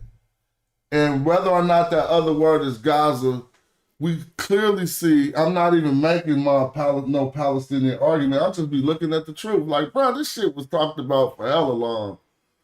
Like this one text, tell me this. You want to find a contradiction right on the text that's going to make you laugh, bro? It contradicts the whole, we laughed at this yesterday. It contradicts the whole Bible right here. Because let's just give them some grace and say this do say Israel right now, right? We're gonna take this word and say, okay, that say Israel, but they talk about some people, not a kingdom. Now watch this. I want to go up a few lines and follow. Well, even before you do that, the problem is that there's no R even there because the R has a stroke. Exactly. That's what I was tripping on. And look, check this out. This is going to kill them. If their argument is that, well, he put a single stroke here in order for the reader to know that this sound was a foreign sound, an L. That's why you should read Israel. Then what happened right here on Shalom? Huh? Right. See what happened right here on Shalom? This R should be an L too, right? Right. But it's not. Sharma. They work it too hard trying to make something which they never let us get away with, but you're calling them on it, right? You're looking at the same text, the same scribe, and you're like, nah. So let me ask a question. What happened in the Bible? Joshua had to go into Canaan and kill everybody, right? Yep. But so they gone and Israel took their land and became an empire, right? In that story. In their Bible. Yeah, in that story. But there's contradiction. Because look at what he say right here. And we can start about after. Yeah, but what I was trying to say before you even do that is that this would be before Joshua. This is before Joshua, so this didn't happen. The Joshua story didn't happen yet because the Meropotah Stele is 1200 BCE, and the Bible's story, the Israelite state, is at least, at best, the earliest date is 1000 BCE. So yeah, you're right. Around 840 BC with the Meshe. So Meropotah about 1208, right? Yeah. And so this is way earlier. And we find the Syria term being used in the 1100s, so that'll rock from 11 to 1199, right? Okay. So that's about that's 9 years between Meropotah and I'm just looking at something else. It's not contradicting anything you're saying. I'm just looking at how close we find this use of the term Syria to the Meropotah Stele. But I want us to look at something. But these are Canaanite groups. This could never be the Israel group that's in the Bible. And now check this out. It's saying right here. And so this is why I said it contradicts the Bible. Because this is Canaan right here, and it's a land fully. Right? So we see Canaan. Kanana. So I thought Kanana was gone when Israel was popping. Right. It's all it correct. You Primary feel is me? just that's the reason why I opened up and so that your study, your revisitation has important implications in and that makes the Bible story very problematic. Very And those things, problematic. Because the yeah, Bible you're say, unraveling the Bible. look, the Bible say that Joshua came to right here, took it over and turned it to this. But this is saying, nah, I came through and smashed out Canaan. Now he called it a place. He say he smashed out, let me see, what's the next one? He smashed out Ashkelon, right? Right? Yeah, Ashkelon. Then he smashed out Gazir or Gaza, right? Then he smashed out Yehanam. And then these people, why these are some people? All these is a land.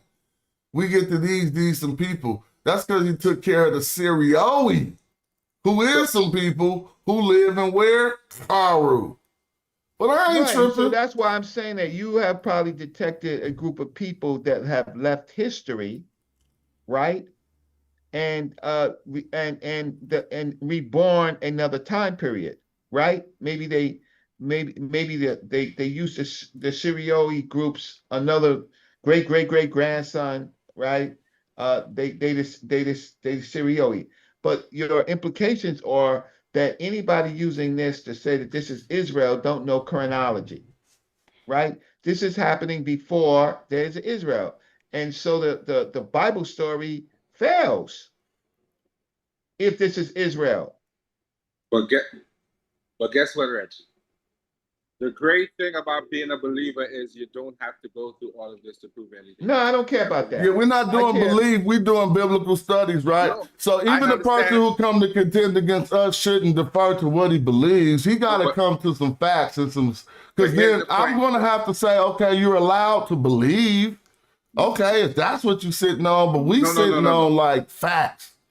I'm making a point that you made earlier. You said it's hard to get past these people believe because they believe. That's why I said. Past it. Man, we used to try that early in the conscious community, argue against a person's belief, but you're never going to get a solid answer from them.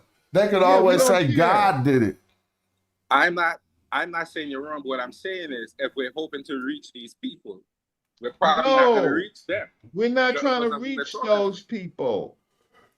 Right? What we're trying to do is just do scholarship. Okay, I'm with you. But I'm just saying if we're trying to reach those people, we probably ain't gonna reach that particular group of people. Man, coming to an understanding publicly could reach them and it could not. But we are publicly trying to come to this understanding. So, you know, like you could lead them to the water, but you can't make them drink.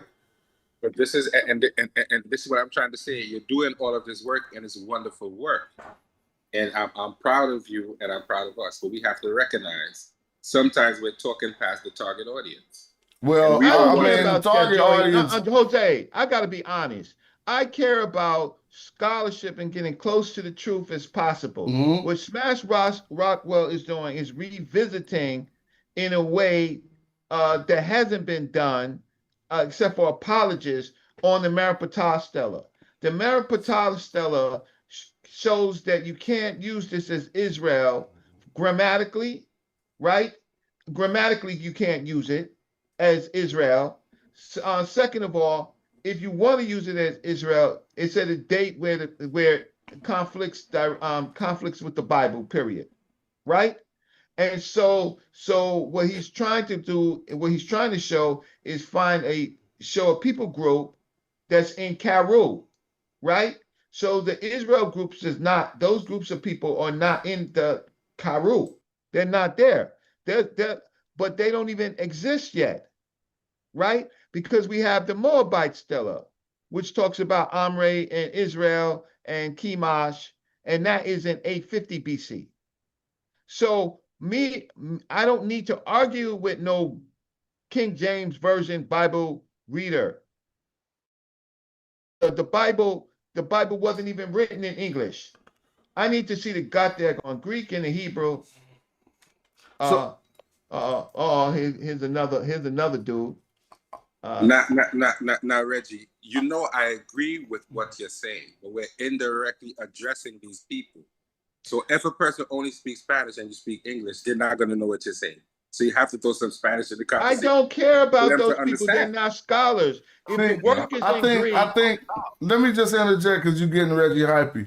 You got to understand the pursuit. It may seem like an activist pursuit or a outreach pursuit when we doing this, and it can be used as that. But this is a scholastic pursuit. You know what I'm saying? Trying to know. No, I agree with you 100%, Smash. I'm not arguing that point. But I think if we're really trying to address these people, we had to give them some kind of grace. Not to go no, over Smash scholarship, but we had to Rockwell. I do gotta something. keep stopping you, Jose. Smash Rockwell can take this to scholars, right? To scholars, not to the conscious community, not to boo boo the fools, right? We're looking at a hypothesis more leading to a theory that this cannot ever be Israel. I'm not, Period. Reggie, I'm not disagreeing with nothing that you're saying, but we are addressing a YouTube audience. So No, we have I gotta to go. address a YouTube audience. It was fun. Nah, I you saw ain't gotta Khan's go. here. What are I you gotta go. talking I about? gotta go to the bank. I Oh, can't okay, do this cool. because I'm not. When I come on Smash Rockwell's page, he is never addressing no damn YouTube community because they don't know the meta nature. They just happen to be on YouTube. These are people who actually is Christopher Wizards. Christopher Wizards is a bona fide. Reggie, you don't have to get upset with what I'm not disagreeing with what you're saying. I'm not disagreeing with you. But we're still on YouTube, and there are people who are watching this who are not scholars and may not understand what you're saying. That's all I'm saying. I'm not saying you're wrong. But we're addressing a YouTube audience. All of them are not scholars. So we have to make grace for people who are not scholars. I wasn't to this level. I gotta go. I gotta go. I to this cannot level. do this. Hey, peace. I wasn't to this level. Reggie, you be hella funny. Hey, take come back when you finish your controls back to me. We might Hey, still take be the streaming controls when back. you finish. Yeah, I'll take the host back. We might 'cause I still was be gonna- streaming yeah, when you bye. finish your mission. Let's have safe. Yeah, But here's the question, Smack. Am I wrong for saying that? Am I tripping? Or am I making a valid point? Reiterate what you're talking about.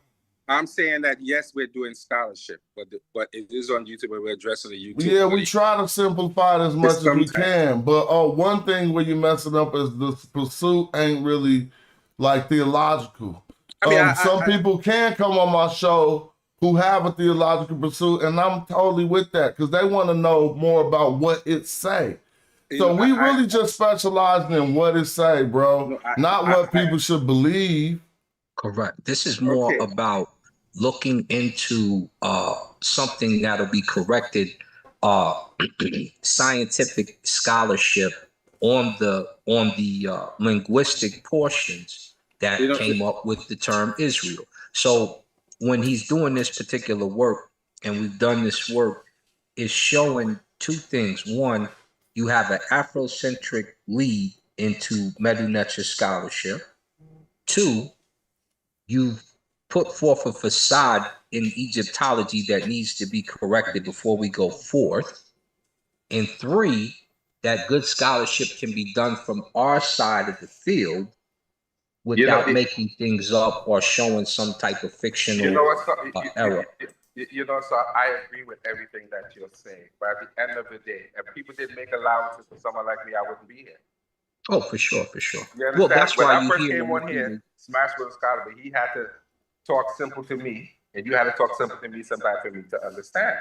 And that doesn't necessarily mean I'm going off a scholarship. But you gotta feel though that we don't got the biggest viewership, and so the people who watch want what we cooking. Like you feel me? People want it like this because you can't get it like this too many places. I agree with you. I agree with you. But once again, when you talk pure Medu Neter and pure scholarship, you don't get the views because this app is not designed necessarily for that. We are trying to change that idea, not going into the foolishness. But really though, I'm more concerned with having a small gathering of like-minded people than I Right. would be having a popping I'm with ass you. page where people ain't really into it and shit. I'm with Right. you. I'm with Cause think about what you watch on our brother Sarnetta's show. You come there for the drama. You come there for the debate. You come there for the it's like a game of football or something that everybody, you know what I'm saying? This here is the practice. This is where you're going in to make a team. This is how you build the team from the ground up. So it's going to be different than what you're used to seeing. And some people aren't going to get the chance to get it because they don't study Medu Neter. Here you go. One thing I learned: belief ain't really that strong. Faith is, but belief ain't. And so, real logical men, you don't really gotta pry on them. You can just put the truth in their face and let it work. You see what I'm saying? And in 6 months, they're gonna be like back around you, not even telling you that what you told them was right. They just gonna have a different attitude, and you're gonna realize, oh, you must have researched that shit. You know, they be like, yeah, I'm saying though. So, But here's here's what I can attest to what you said, because when I first came on here, I had a romantic. I can barely hear you. When I first came on here, I had a romantic and unrealistic view, and then you and the star started to show me certain things that basically ruined my childhood, and I had to accept that it wasn't all sunshine and roses. You know, that things happen that we might consider a little wild and out there. So, you know, I get what you're saying, but you had to take the time still to show me this text and say, listen, bro, it ain't what you think. They were chopping off hands. They was doing things that you don't know about. And you and the star took 5 minutes to do that. And that's what got me here. But that's why I say it doesn't hurt to take 5 minutes to explain something to people. So let's go into another facet of. I'm feeling what you're saying, but I want to keep us on the study. So let's go into another facet of this study right here, right? And because people, I don't know if people already convinced that this widow here that we see starting now. I want to show y'all something. So it's hella shit you gotta see about this to understand the glyphs. That this widow is indeed connected to this statement of whether it's Israel or Syria being wasted and not having seed. So one thing is they use an F here, right? To say his seed. But I don't really ever remember, and we know they're not talking about a nation. Nations have a feminine gender in the mindset of, I mean, I'm talking about land masses as a nation. They take on a feminine gender from the mind of the ancient Egyptian perspective. This is why we always see a T by these 049s. Whenever you're going to see an 049, it might be a T by it, oftentimes. Some say that's representing the feminine gender of a location. We don't see one here, but that's Top Mary. But in often names, if you look at a lot of ancient Egyptian names, places oftentimes end in T. And some scholars propose that is because these places take a feminine gender. So we know they ain't even talking about a place right here because it's being addressed in the masculine. Yeah, but Smacks, that is something that we do still to this day. So that is not an unusual thing to refer to your nation with a feminine gender. That's not unusual. We still do it to this day. Just like other things that we see Kemetic people do, we do it to this day. And it's just a cultural thing that extends through history. It's not anything necessarily unique sometimes. And we have to understand that. We're putting too much on this idea that, you understand what I'm saying, Smash? Comparing animals and things is things that we still do to this day. Calling people red and black is things we still do to this day. So it's not something unusual. People just look at Kemet and tend to put Kemet in a certain category, in a kind of way. None of the things that they're doing is considered culturally unusual. Other nations have done it too. It's not culturally unusual. It's something that people do. To speak to your point, that is normal. We do it to this day. We say America. I mean, we use a feminine, terminology. So that's not something unusual. What's unusual though about this particular thing would be that you have 6 different instances of Medu Neter supposedly saying Israel. none appear to be the same word. Hold on, you said what? So now we got to start to Wait, we what got you to start said? to 6 disqualify the instances. ones that do not count. This is definitely one that does not count, and this is probably the most obvious one that What doesn't are the count. other 5 instances that supposedly say Israel? Yeah.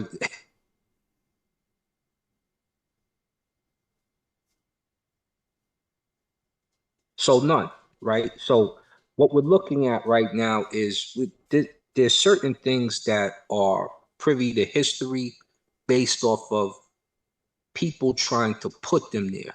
It's historicity more than actual, it's not actual history. It's a historicity, meaning this is the way this culture tells the story, even though this happened like this. So now it's time to put it back like this because this doesn't exist.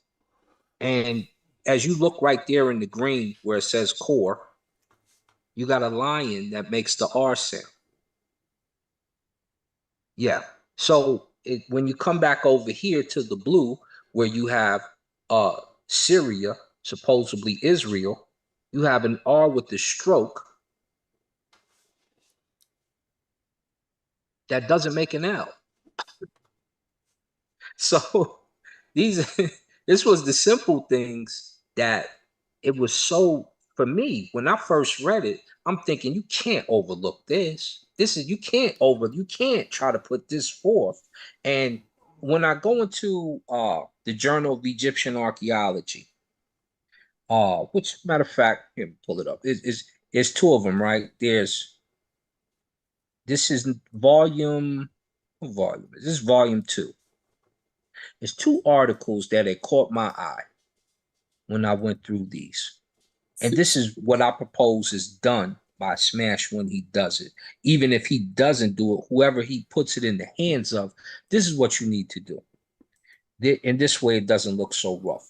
There's an indirect reference to Sesostris III's Syrian campaign in the tomb chapel of Jehudi Hotep at El Bershe. That's on page 13. That's the first article that you should penetrate. The second one is, where is it at? Mer Impetah's joint. The second one, did Mer Impetah invade Syria? On page 195. Go to volume 2 and start to pick that argument apart. This way, scholarship and the likes will say, oh, they've opened the case back up. Oh, they've really taken a look at the Medunetter and they have something. Oh, even with that new supposed study of it being an M instead of a hawk vulture, they brought something out that we clearly didn't recognize. So here's my question then. Is it that they didn't know, or that because of things like what Smash is doing, they're now forced to come out? Uh-oh, stay in your microphone. You're fading away.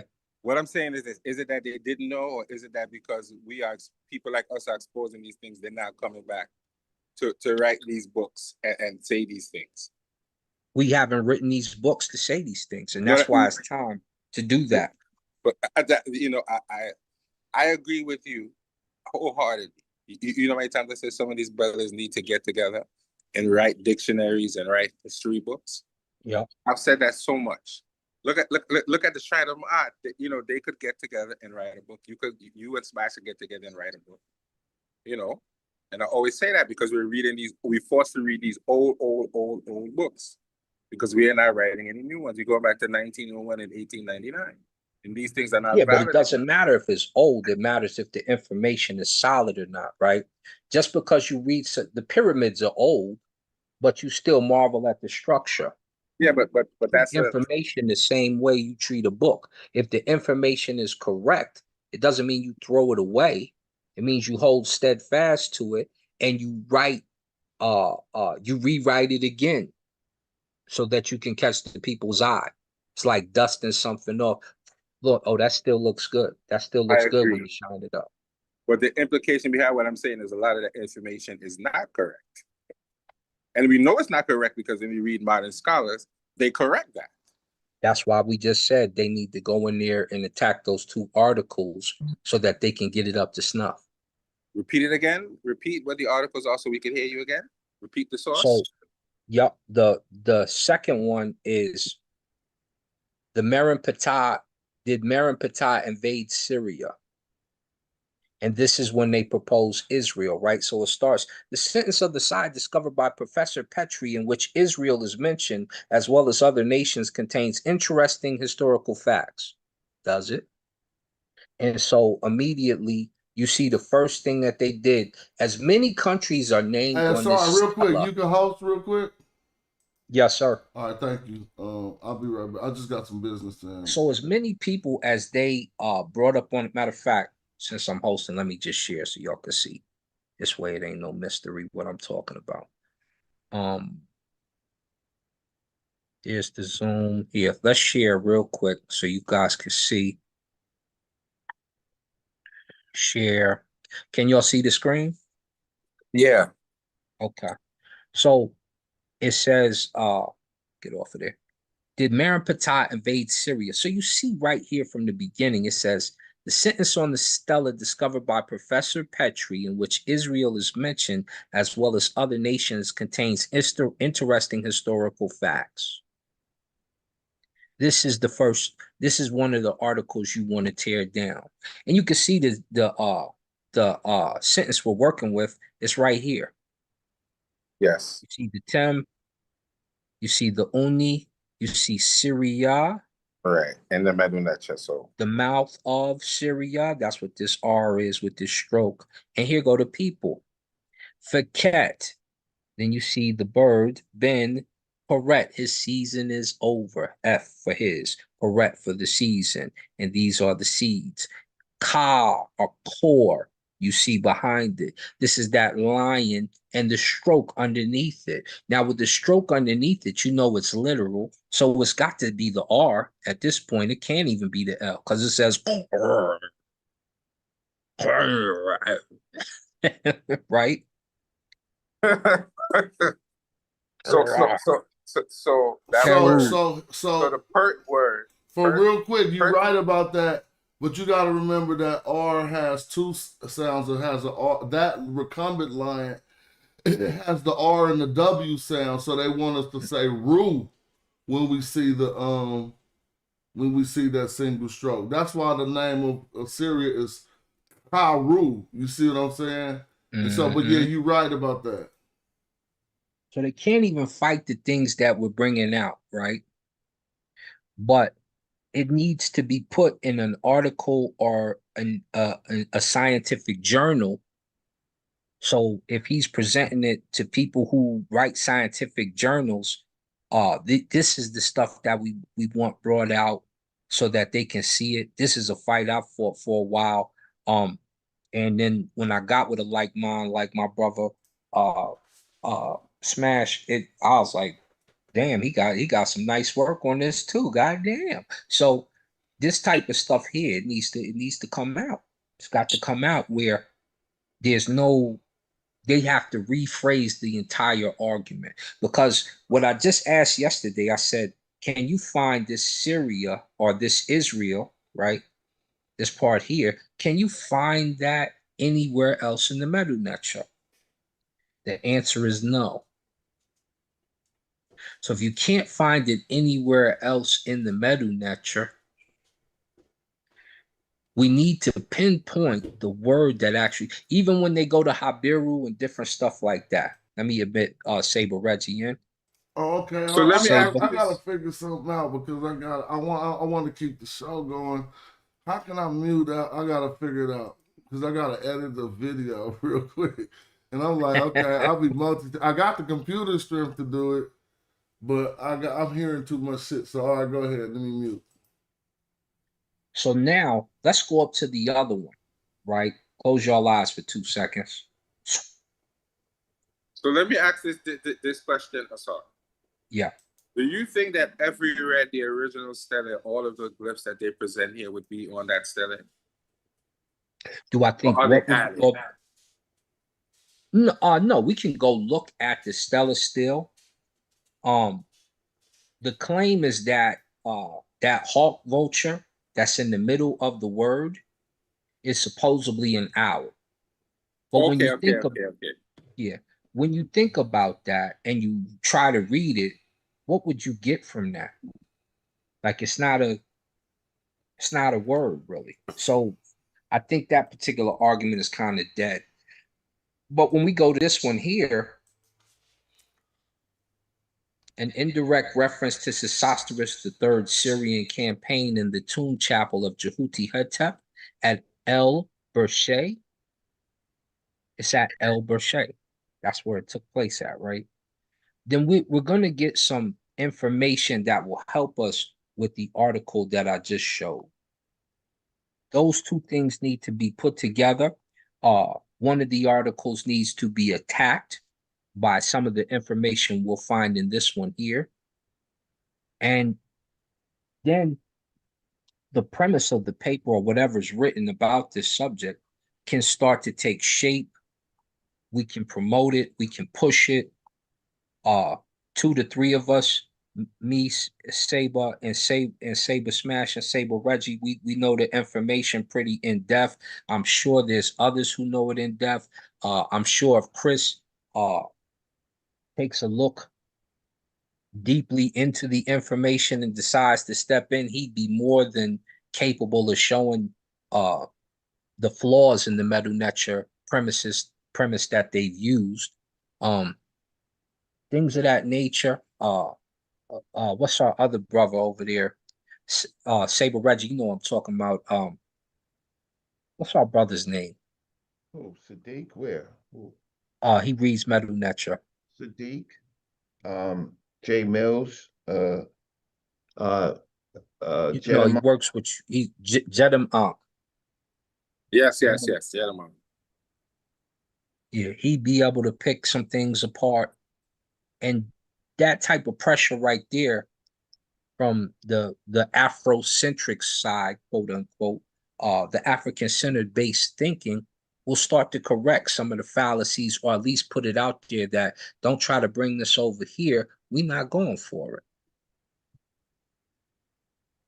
And not only are we not going for it, here's a step in the right direction towards correcting a lot of things in Or we just Egyptology. have research questions or different analysis, right?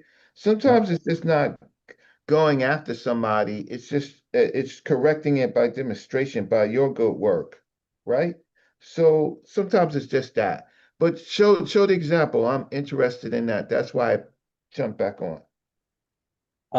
Let me go back down to I think it's on page 195. This is now if we read this article takes some pardon your eyes, ladies and gentlemen. Pardon me. Matter of fact, I'll stop share while I pull it up. So let me just pose this question. For someone like me who doesn't have the discipline to read through some of these long articles, how would I get past it? Because I really am someone who recently started into this. And my focus is a little different than yours. You could probably sit down and read these things and you have more attention span. So how would I get past that? Well, you would have to wait for us to make about ready, honey? Okay. You would have to wait for us to make a paper to simplify the argument because you don't want to do the research, right? So no, don't say that, Assad. That sounds bad. No, I'm just saying what you just said, right? You're saying somebody who doesn't want to read the article. No. What I'm saying is this, right? I'm a person who has a short attention span. There is no other rapper. I'm the only one. Read through the articles the way that you could. I'm gonna have to read a little bit, stop, read a little bit, and stop. I told you it took me about 3 months to read through a grammar book. Right. So you have to make the admittance that I don't have the full discipline to sit down to read a long drawn out article or a full book, right? In one sitting, it may take me several. So you would have to wait for us to simplify that information in a paper because you're not going to read this whole thing out. And if you read it, you still may not catch everything. You may have to go and double back a few times in order to get things how they need to be in your mind so you understand the discussion. It just is part of the game. So Look, not Saul, can you just do the paper? Because can you just do the paper, please? yes, sir. Yes, sir. So there it is. Can you see? Can you got Saber? Will you host? I gotta run my girl to work real fast. Yeah, you can make me the host. Okay. What I'm gonna do? Hold on. Where's the tools? More.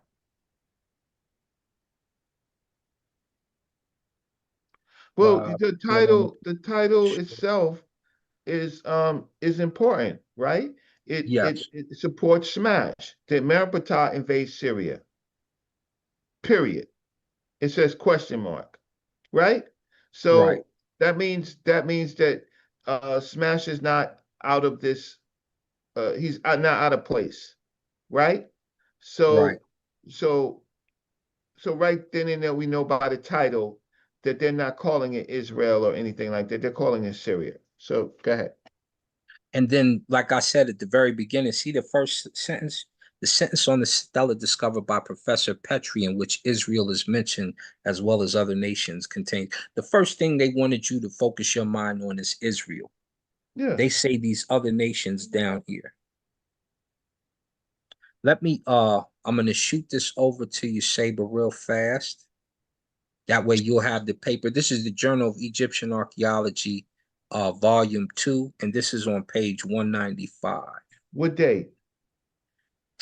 This is let me see.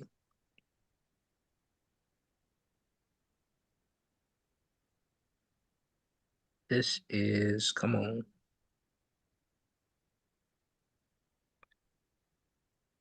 $1915, Okay, London. good.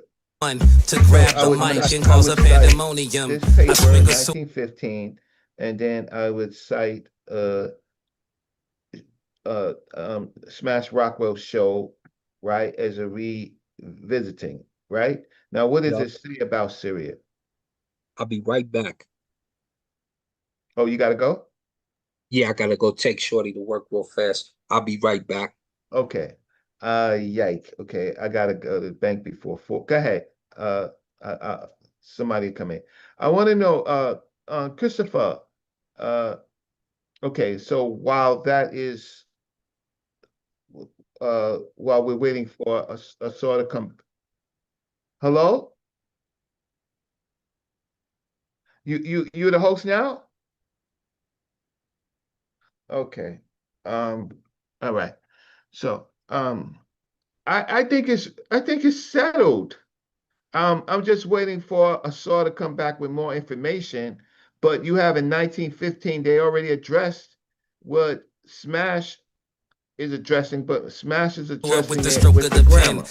I just need to know if that paper addresses it the way that Smash addressed it, right? But I think it's settled, right? It's not Israel. They focus what all you suckers do is joking. That, right? So it to me in my mind it's settled, right? That the chronology is off. This is before the people is there. The grammar is problematic. They may be talking about Syria. I still wanted to see the Tim Winnie construction, but outside of that, it's over. But if Christopher is, I can't see the screen to see the chat. But is Christopher Withers still in? I have a question. I have a personal research question. So can somebody tell me, let me see, if Christopher is there.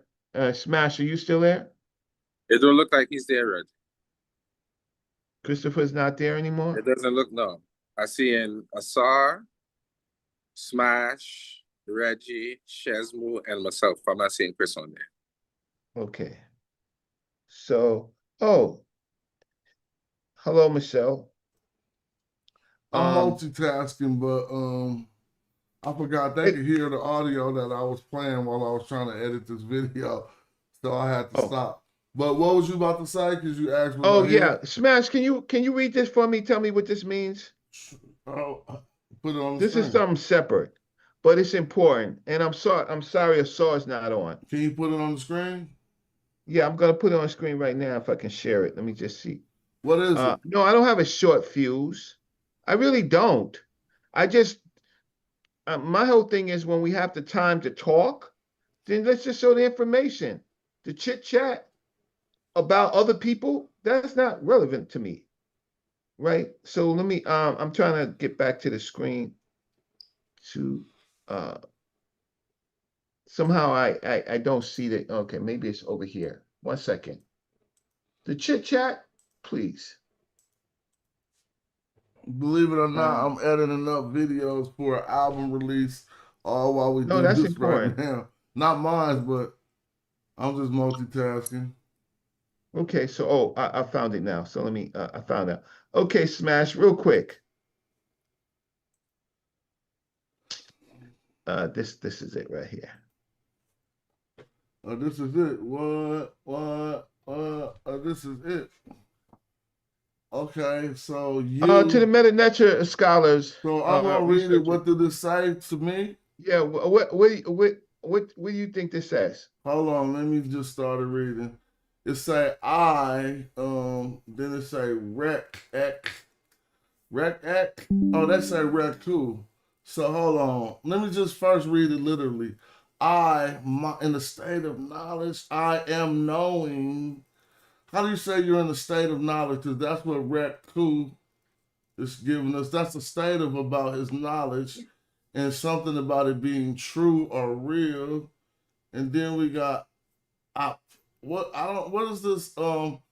I don't know apet. Okay, apti, What's that right? giving us? What's And that then let's giving us? just go on. What's the next word? Oh, so what you trying to say? But this is not a Kim. That's not refuting Kim Wet. But that's a Kim Kemetu, right? Right. It says Kimtu. But that too is different than that is a person, I think. That two, that's a black one. I'm asking you. And then we got this thing about feet at the end, right? Redu too. All right.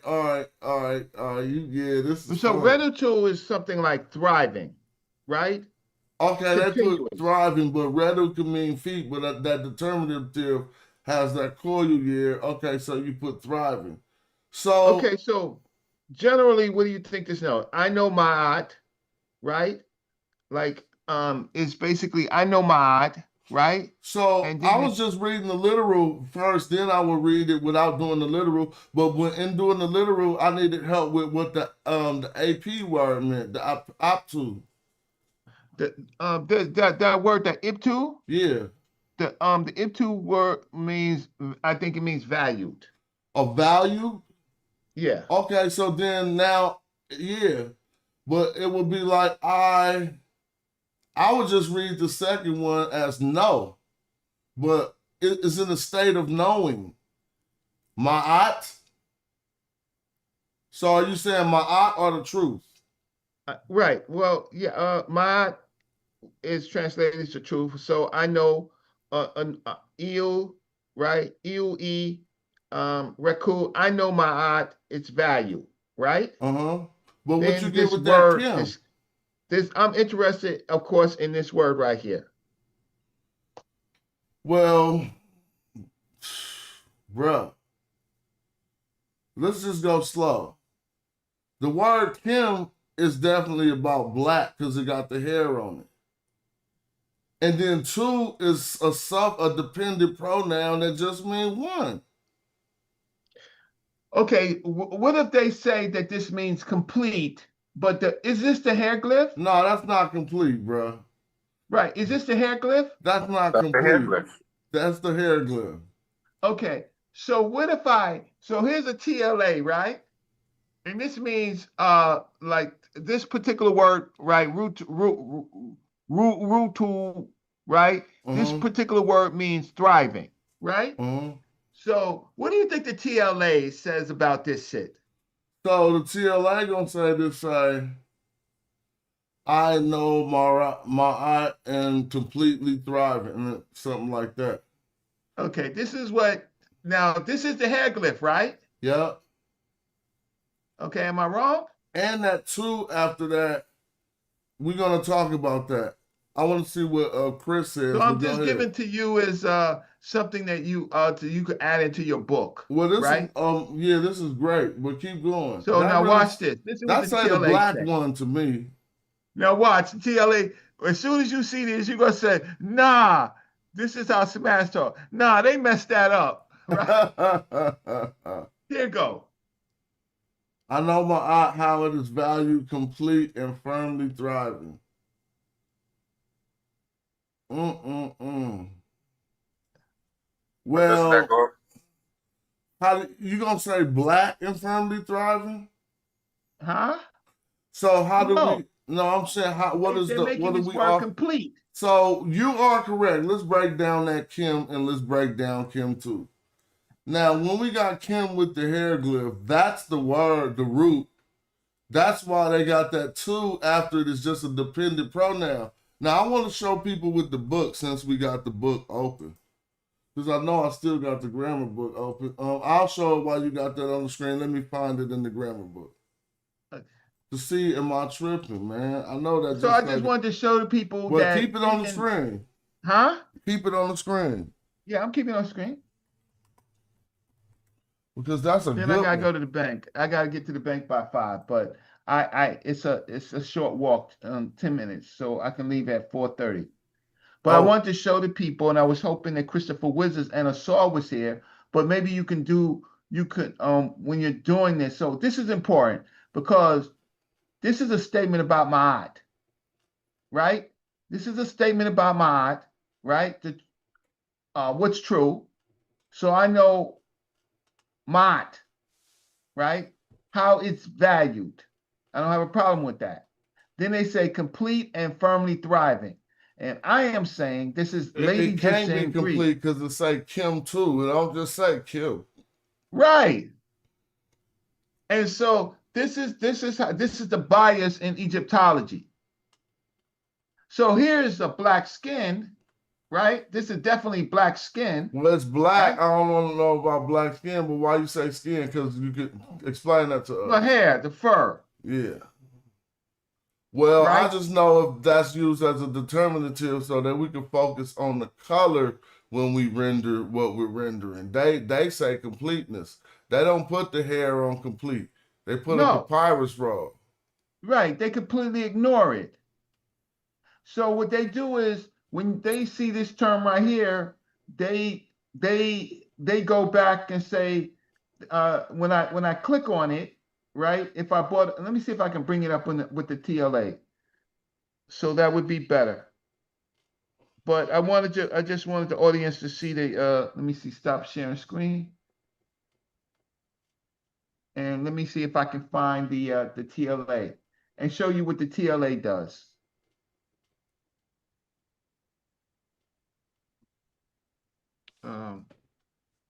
Yeah. Okay, here it goes right here. Here, I gotta go to my bookmarks. So I just wanted to, so here's an instance where there is the hieroglyph. You can't see it yet. You gotta share your screen. No, I'm not. I'm putting I know I'm just talking. I'm just talking the book. I'm talking my book until I can get it up, right? Bookmark manager. So here was, family, a situation where I want to take the TLA for its word. I really want to do that, right? And then I see Kemet with a hieroglyph. Let me help you out right after that. We're going to prove to everybody. Okay, because your screen ain't popping up. Okay, so I have, okay, I'm going to get ready to share the screen. And then I have to find it. Okay, so Where is okay, sorry, I have to find the controls to share the screen, so give me a second. Oh no, it's at the bottom. It's the green thing. Yeah, I don't, okay, there it goes. Okay, Christopher Wizards. Okay, Christopher is here. Great. So Christopher, what I did, I don't know if you was there when, What's up, Reg?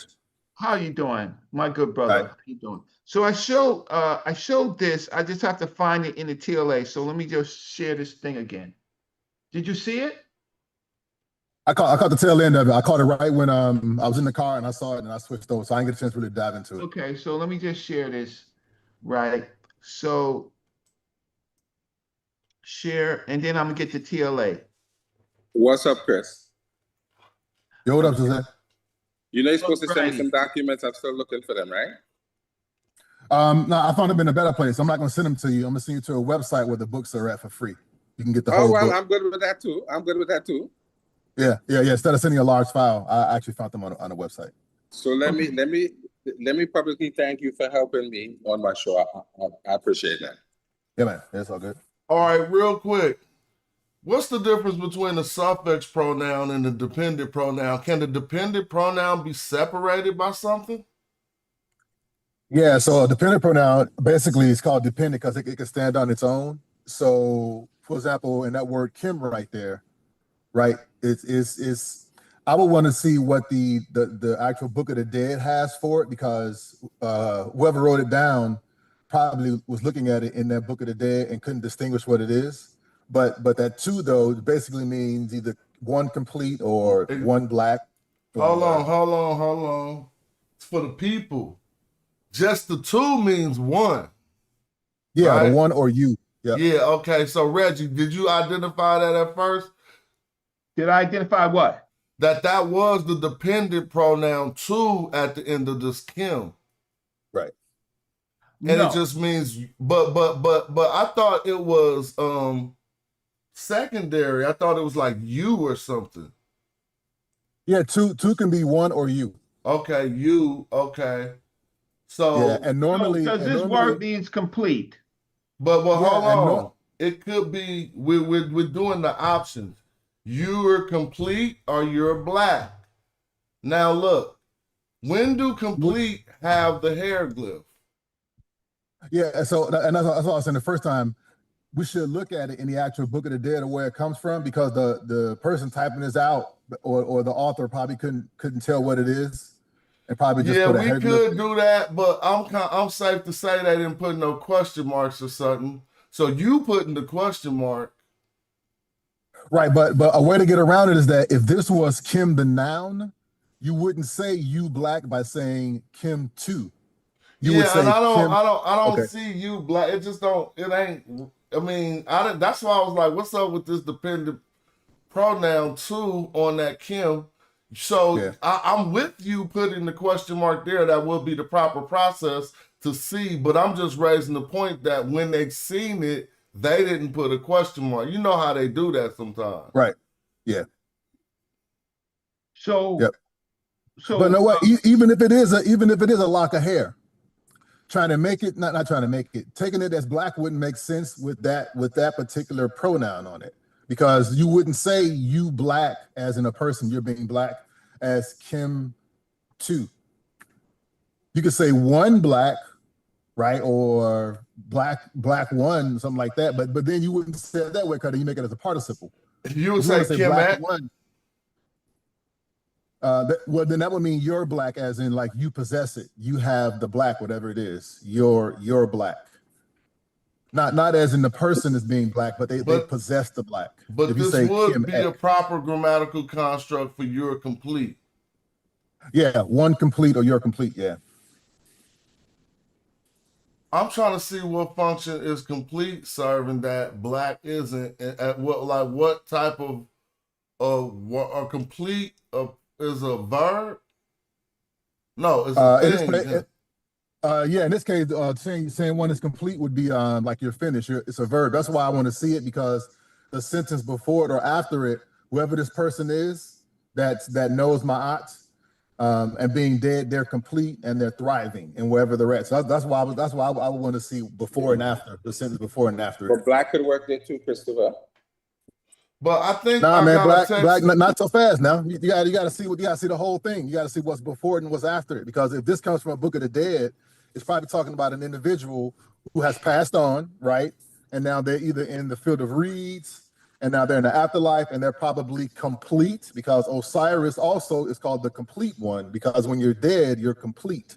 So they could be talking about it along those lines too. Oh, see, those are all renditions we'll have to visit because I'm just suspicious that they arrived at. I'm never because I've never seen how. Basically, you're gonna say that Osiris, the complete one, is Kimmy. Yeah, no, I'm not saying no. They call him a black one, but being dead is also called is also Yeah, but known as being how do you complete. say the complete one in Medunetra? Oh, it'll be the same way. It'll be Kimmy. That'll be a flaw because you won't find attestations to that. Meaning, see, this is what I think that scholars toiled over this in the past, and they just chose complete one as the epithet for Osiris. But every time we investigated, it got the hair saying he the black one. Yeah. I found it. I found it in the Maya Harry papers. Okay, that's a good one. So in the Maya Harry papers, expound on that. Yeah, I'm in the car right now, but I actually did the whole scene because I knew this would come up one day. But my Hebrew is called Kim. But if you read the whole thing, it's talking about him as being complete, and they don't use the hieroglyph; they use the papyrus roll. Right, and so that's what the TLA is going to do. It's going to take me to the papyrus roll. That's what I was trying to show.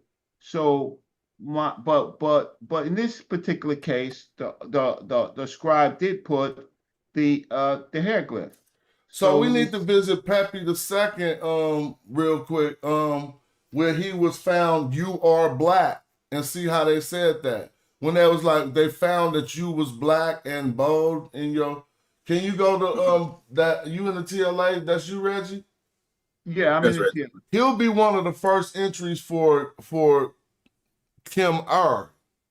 Even though that's not the one we'll look at, we're going to look at like a Kim R. Kim. I just wanted to see how they were saying you black. All right, so help me they found get you there. black. So 1 second. I know they didn't say Kim too, but I don't know if they said Ek or what. Yeah, but I don't understand why they would say Kim too. Why don't they just say if he was complete? Because Kim as a complete is a verb. So if you want to say one is complete, you could say complete one as in Kim 2. I'm glad you said that about my Hepri because I'm about to be looking now. All right, help me get to. You want to help me get to? Smash and Reggie. As soon as I get home, I'm gonna jump back in and I'll tell you where it's at. Okay, that's what's up. So Reggie, you can thank you. So Reggie, you could go right here. Just put in the Kim R, and that'll take us to Pepe. Let me make sure I did what I was supposed to do. Sometimes when you multitasking, you will forget one task.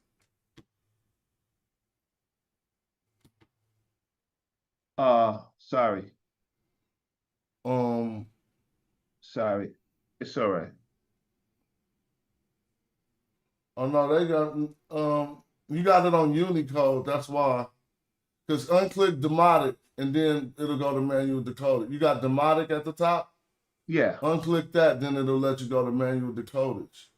Now click all right, so then go to manual decodage? Yeah, that's the one with the W do. Or now the, put or the W with manual decodage. You said the W? Yep. All right. Okay. Man, they blanked you out after all that. Just do Kim, okay. Just do Kim, and it'll be like the third one down. Yeah. I don't know why that was blanking you out. You could just go to the second page or whatever, and Kim R will pop right up. Second, third page, maybe. But what we're gonna look at is Pepe's pyramid, where they say something about you black and not complete. I ain't with that complete. It seemed like a force to me, but I'm learning. You feel me? So eventually we're gonna get that Kim R. It's on page 3, maybe. It's cool. We cooking. We in the Kim mats. See, sometimes I'll be forgetting. Let me go look and see if I did what I was supposed to do. All right, this Kimware right here? Oh, yeah, click that. This one or this one? On the one with 97. 97? Yeah. Not this one. They both gonna take you to the same place because they said in the same text. Yeah. That Peppy got them both. So you can go down and you'll see where it say Peppy. We want to see the ISIS is talking about when she say they found you great black one. Remember? Or they found you great and black. Right.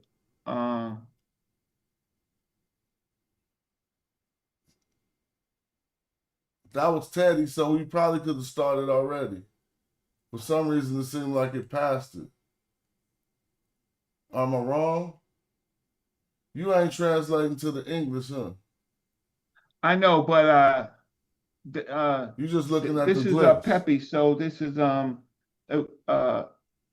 would see Peppy. But I thought Teddy was after Peppy, but I could be wrong. There go Peppy right there. I do English, Teddy before Peppy. Now this is one of them. Yeah, this is it. So they're gonna say something about they found you black, right? It say in your name, great black one, but the one ain't on the black. See, this would be a Kim too. I'm arguing in order for them to say great black one here, even though I know people gonna start talking this Kim stuff. I'm looking to see, is there anything? Oh, hold on. What's that? No, that's not a two. What's that after this Kim? A ot? Where at? Right here? Yeah. This is like, ert. All right, yeah, okay. Warret. Oh, that's a word. Yeah, like you said. That's the bad bird. The word bird. Oh, so that is Kemet Warret. Okay, yeah. So on none of these, I don't see, because they do say you. Where do they say you black? I'm looking for the Peppy one. Right there. Find you black in your name. I told you. Look. So it says, your sister has seized you after finding you black in your name. So let's see where the you black, how it is constructed. Oh, there it is a two. Oh, but the two is in front of it. Look, up top. I told you, blood. Look, finding you. Look at the two. See? Click that. Click that. It's gonna be this that one? same pronoun. Pronoun. Oh, got it. Got it. So what I'm saying here is they use that to pronoun, but it's dependent on something else in this clause. You see, it still means you. Right. So to say you black in this one, they are actually saying to Kim. They're not saying Kim to. Let's go back. But in the other one, they say Kim to. If you could click back once at the text, we could look at the placement to see what the two, because the two is dependent, but it's not independent, it's dependent. So it's depending on something. So it says you find it. You see that find up there? Yeah, now it right behind it. It, now you. Black. Oh, she find you black. Oh my God. They talking about ISIS. So the it is not a it. So you could go back to the find again. And I'm gonna read it literally. Find she you black. Now, what I want to say, Chris, I know that this too is not dependent on, meaning it's in front of the Kim. But why do that Kim got that reed leaf at the end? I mean that Shema or that whatever that is. I don't know, South. Find, she find you, this black, royal black. But then they say in your name or the great black. I'll just click this just to see. See, this is what they do. They always go to. Yep. But the reason why they do that is you're going from the text corpus to the dictionary. So the text corpus got it how it is on the wall. And then when you click, it shows you it in the dictionary, which has to cover all entries. You feel me? So what it is okay, Smash. I gotta go to the bank. Yeah, do your thing. Don't miss the bank. And I think But this I will be. wanted to. But my problem is that to me this is really fishy. The way that the stop sharing. It's really fishy just the way that they just ignore the hair, right? Yeah. Maybe I we don't can understand continue why this they on your show or something later.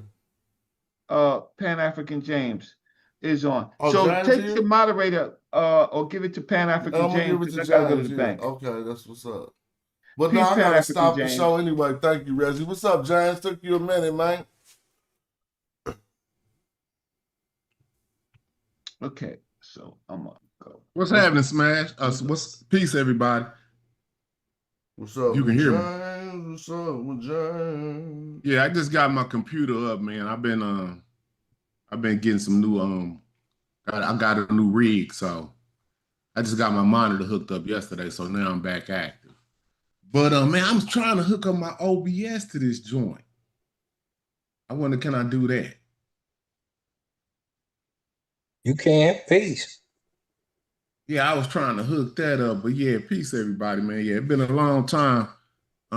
Yeah, I've been trying to get my computer stuff together so I can be able to stream and stuff. So it look like I'm gonna get active. All right. Yeah, I had an old computer, so. Oh, you just hooked up the new PC? Yeah, I got a gaming PC. I'm trying to get on your level. Okay, Smash. now I'm gonna tell you, grab that little cheap little monitor that you used to have on the old computer and hook it up dual monitors. You feel me? I ain't doing that, Smash. Nah, this you computer, gonna love this monitor I got at the top of the line. I ain't going back. Oh, you already came top of the line? Man, I got the top of the line joint. Matter of fact, today is Black Friday. The stream. Nah, today ain't Black Friday. Yes, it is. Nah, you tripping. That's after Thanksgiving. Man, they got something going on Amazon right now. It's called Black Friday. I don't know what's going on. Let me tell you something. Let me ask. When is Black Friday? This Friday. Today. Listen. Black Friday is Friday, November 28th, 2025. November 28th is always after Thanksgiving. They got the pre-sales. They just trying to early get y'all early money. Oh, man. okay. Black Well, people shit, I didn't know what was anything, going on. Bro. Huh? Yeah, I know this monitor I bought for $350. See, they trying to early. I should do that too. Today. Yeah, I'm about to do that too. I'm gonna tell some niggas it's Black Friday right now. Word.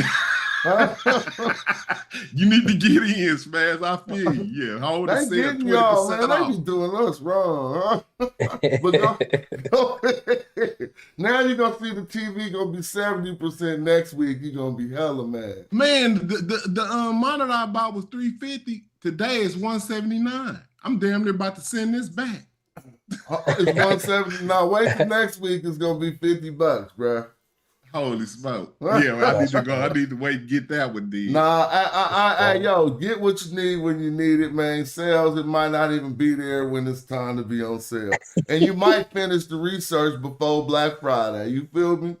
Right. That's how I be looking at it. I don't look at stuff. If I could catch the sale, I can sell it. But if I want it today and I need it, I'm gonna. I needed this, man. Yeah, I'm gonna do so much in the 96 hours. I would have probably made $1 million before Black Friday. I'm just saying, not real life, but I'm just saying. Theoretically, you could have made that song, right? Right. And that song been a hit. Shoot, yeah, the way but this look, this song gonna be 4 hours and 30 minutes. I'm gonna close it down, but y'all can have the last word since y'all just got here. Because if I could end earlier, maybe I could join in when Reggie go live later. Yeah. But if I got too much what Reggie stream got fatigue- going on? What he finna present? Pardon me? What Reggie presenting tonight? He probably gonna build. I thought you said Reggie was gonna go live. I was trying to talk him into finishing up what we started here. Yeah. Oh, okay. Let me share my screen real quick because what you just showed may correspond with Go right this, ahead. and I caught it late. It said this is in the gods of the Egyptians, right? It says in the later times of Egyptian history, the priests of Dendera asserted that the home of Nut was in their city. And an inscription on their temple, they recorded that it was the birthplace of Isis and that it contained the birth chamber wherein Nut brought forth the goddess in the form of a dark-skinned child, whom she called Kenemet Enquete, the Lady of Love. I didn't get to quite catch what you brought out. Only because I was just walking back in the door. But was it talking about a child or anything like that, or?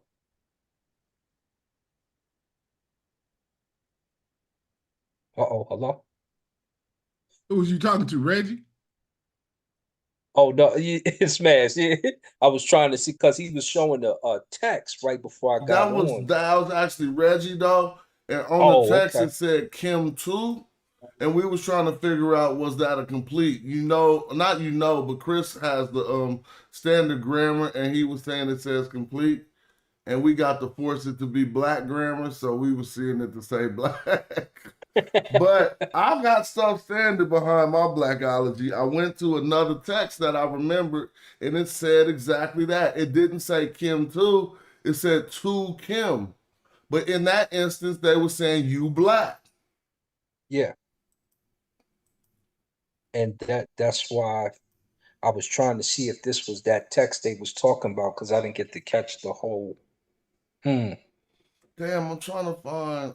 Let me see. All right, now I'm cooking. I'm multitasking. So sometimes I feel like if I can't multitask, I gotta shut shit down. But if I can multitask, I'm cooking. So did you find what you was looking for?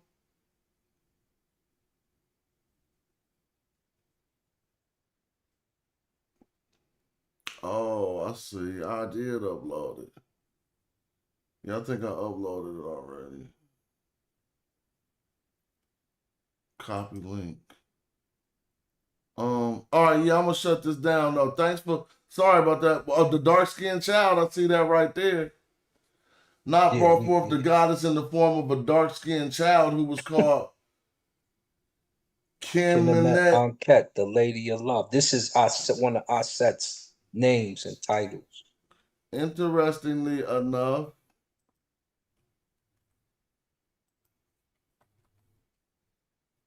all right, I gotta go. I appreciate Cass though. All right, peace. Peace. We be back later. And this means, all right, look, thank everybody for watching. But I'm sitting here trying to multitask, and my multitask is going crazy.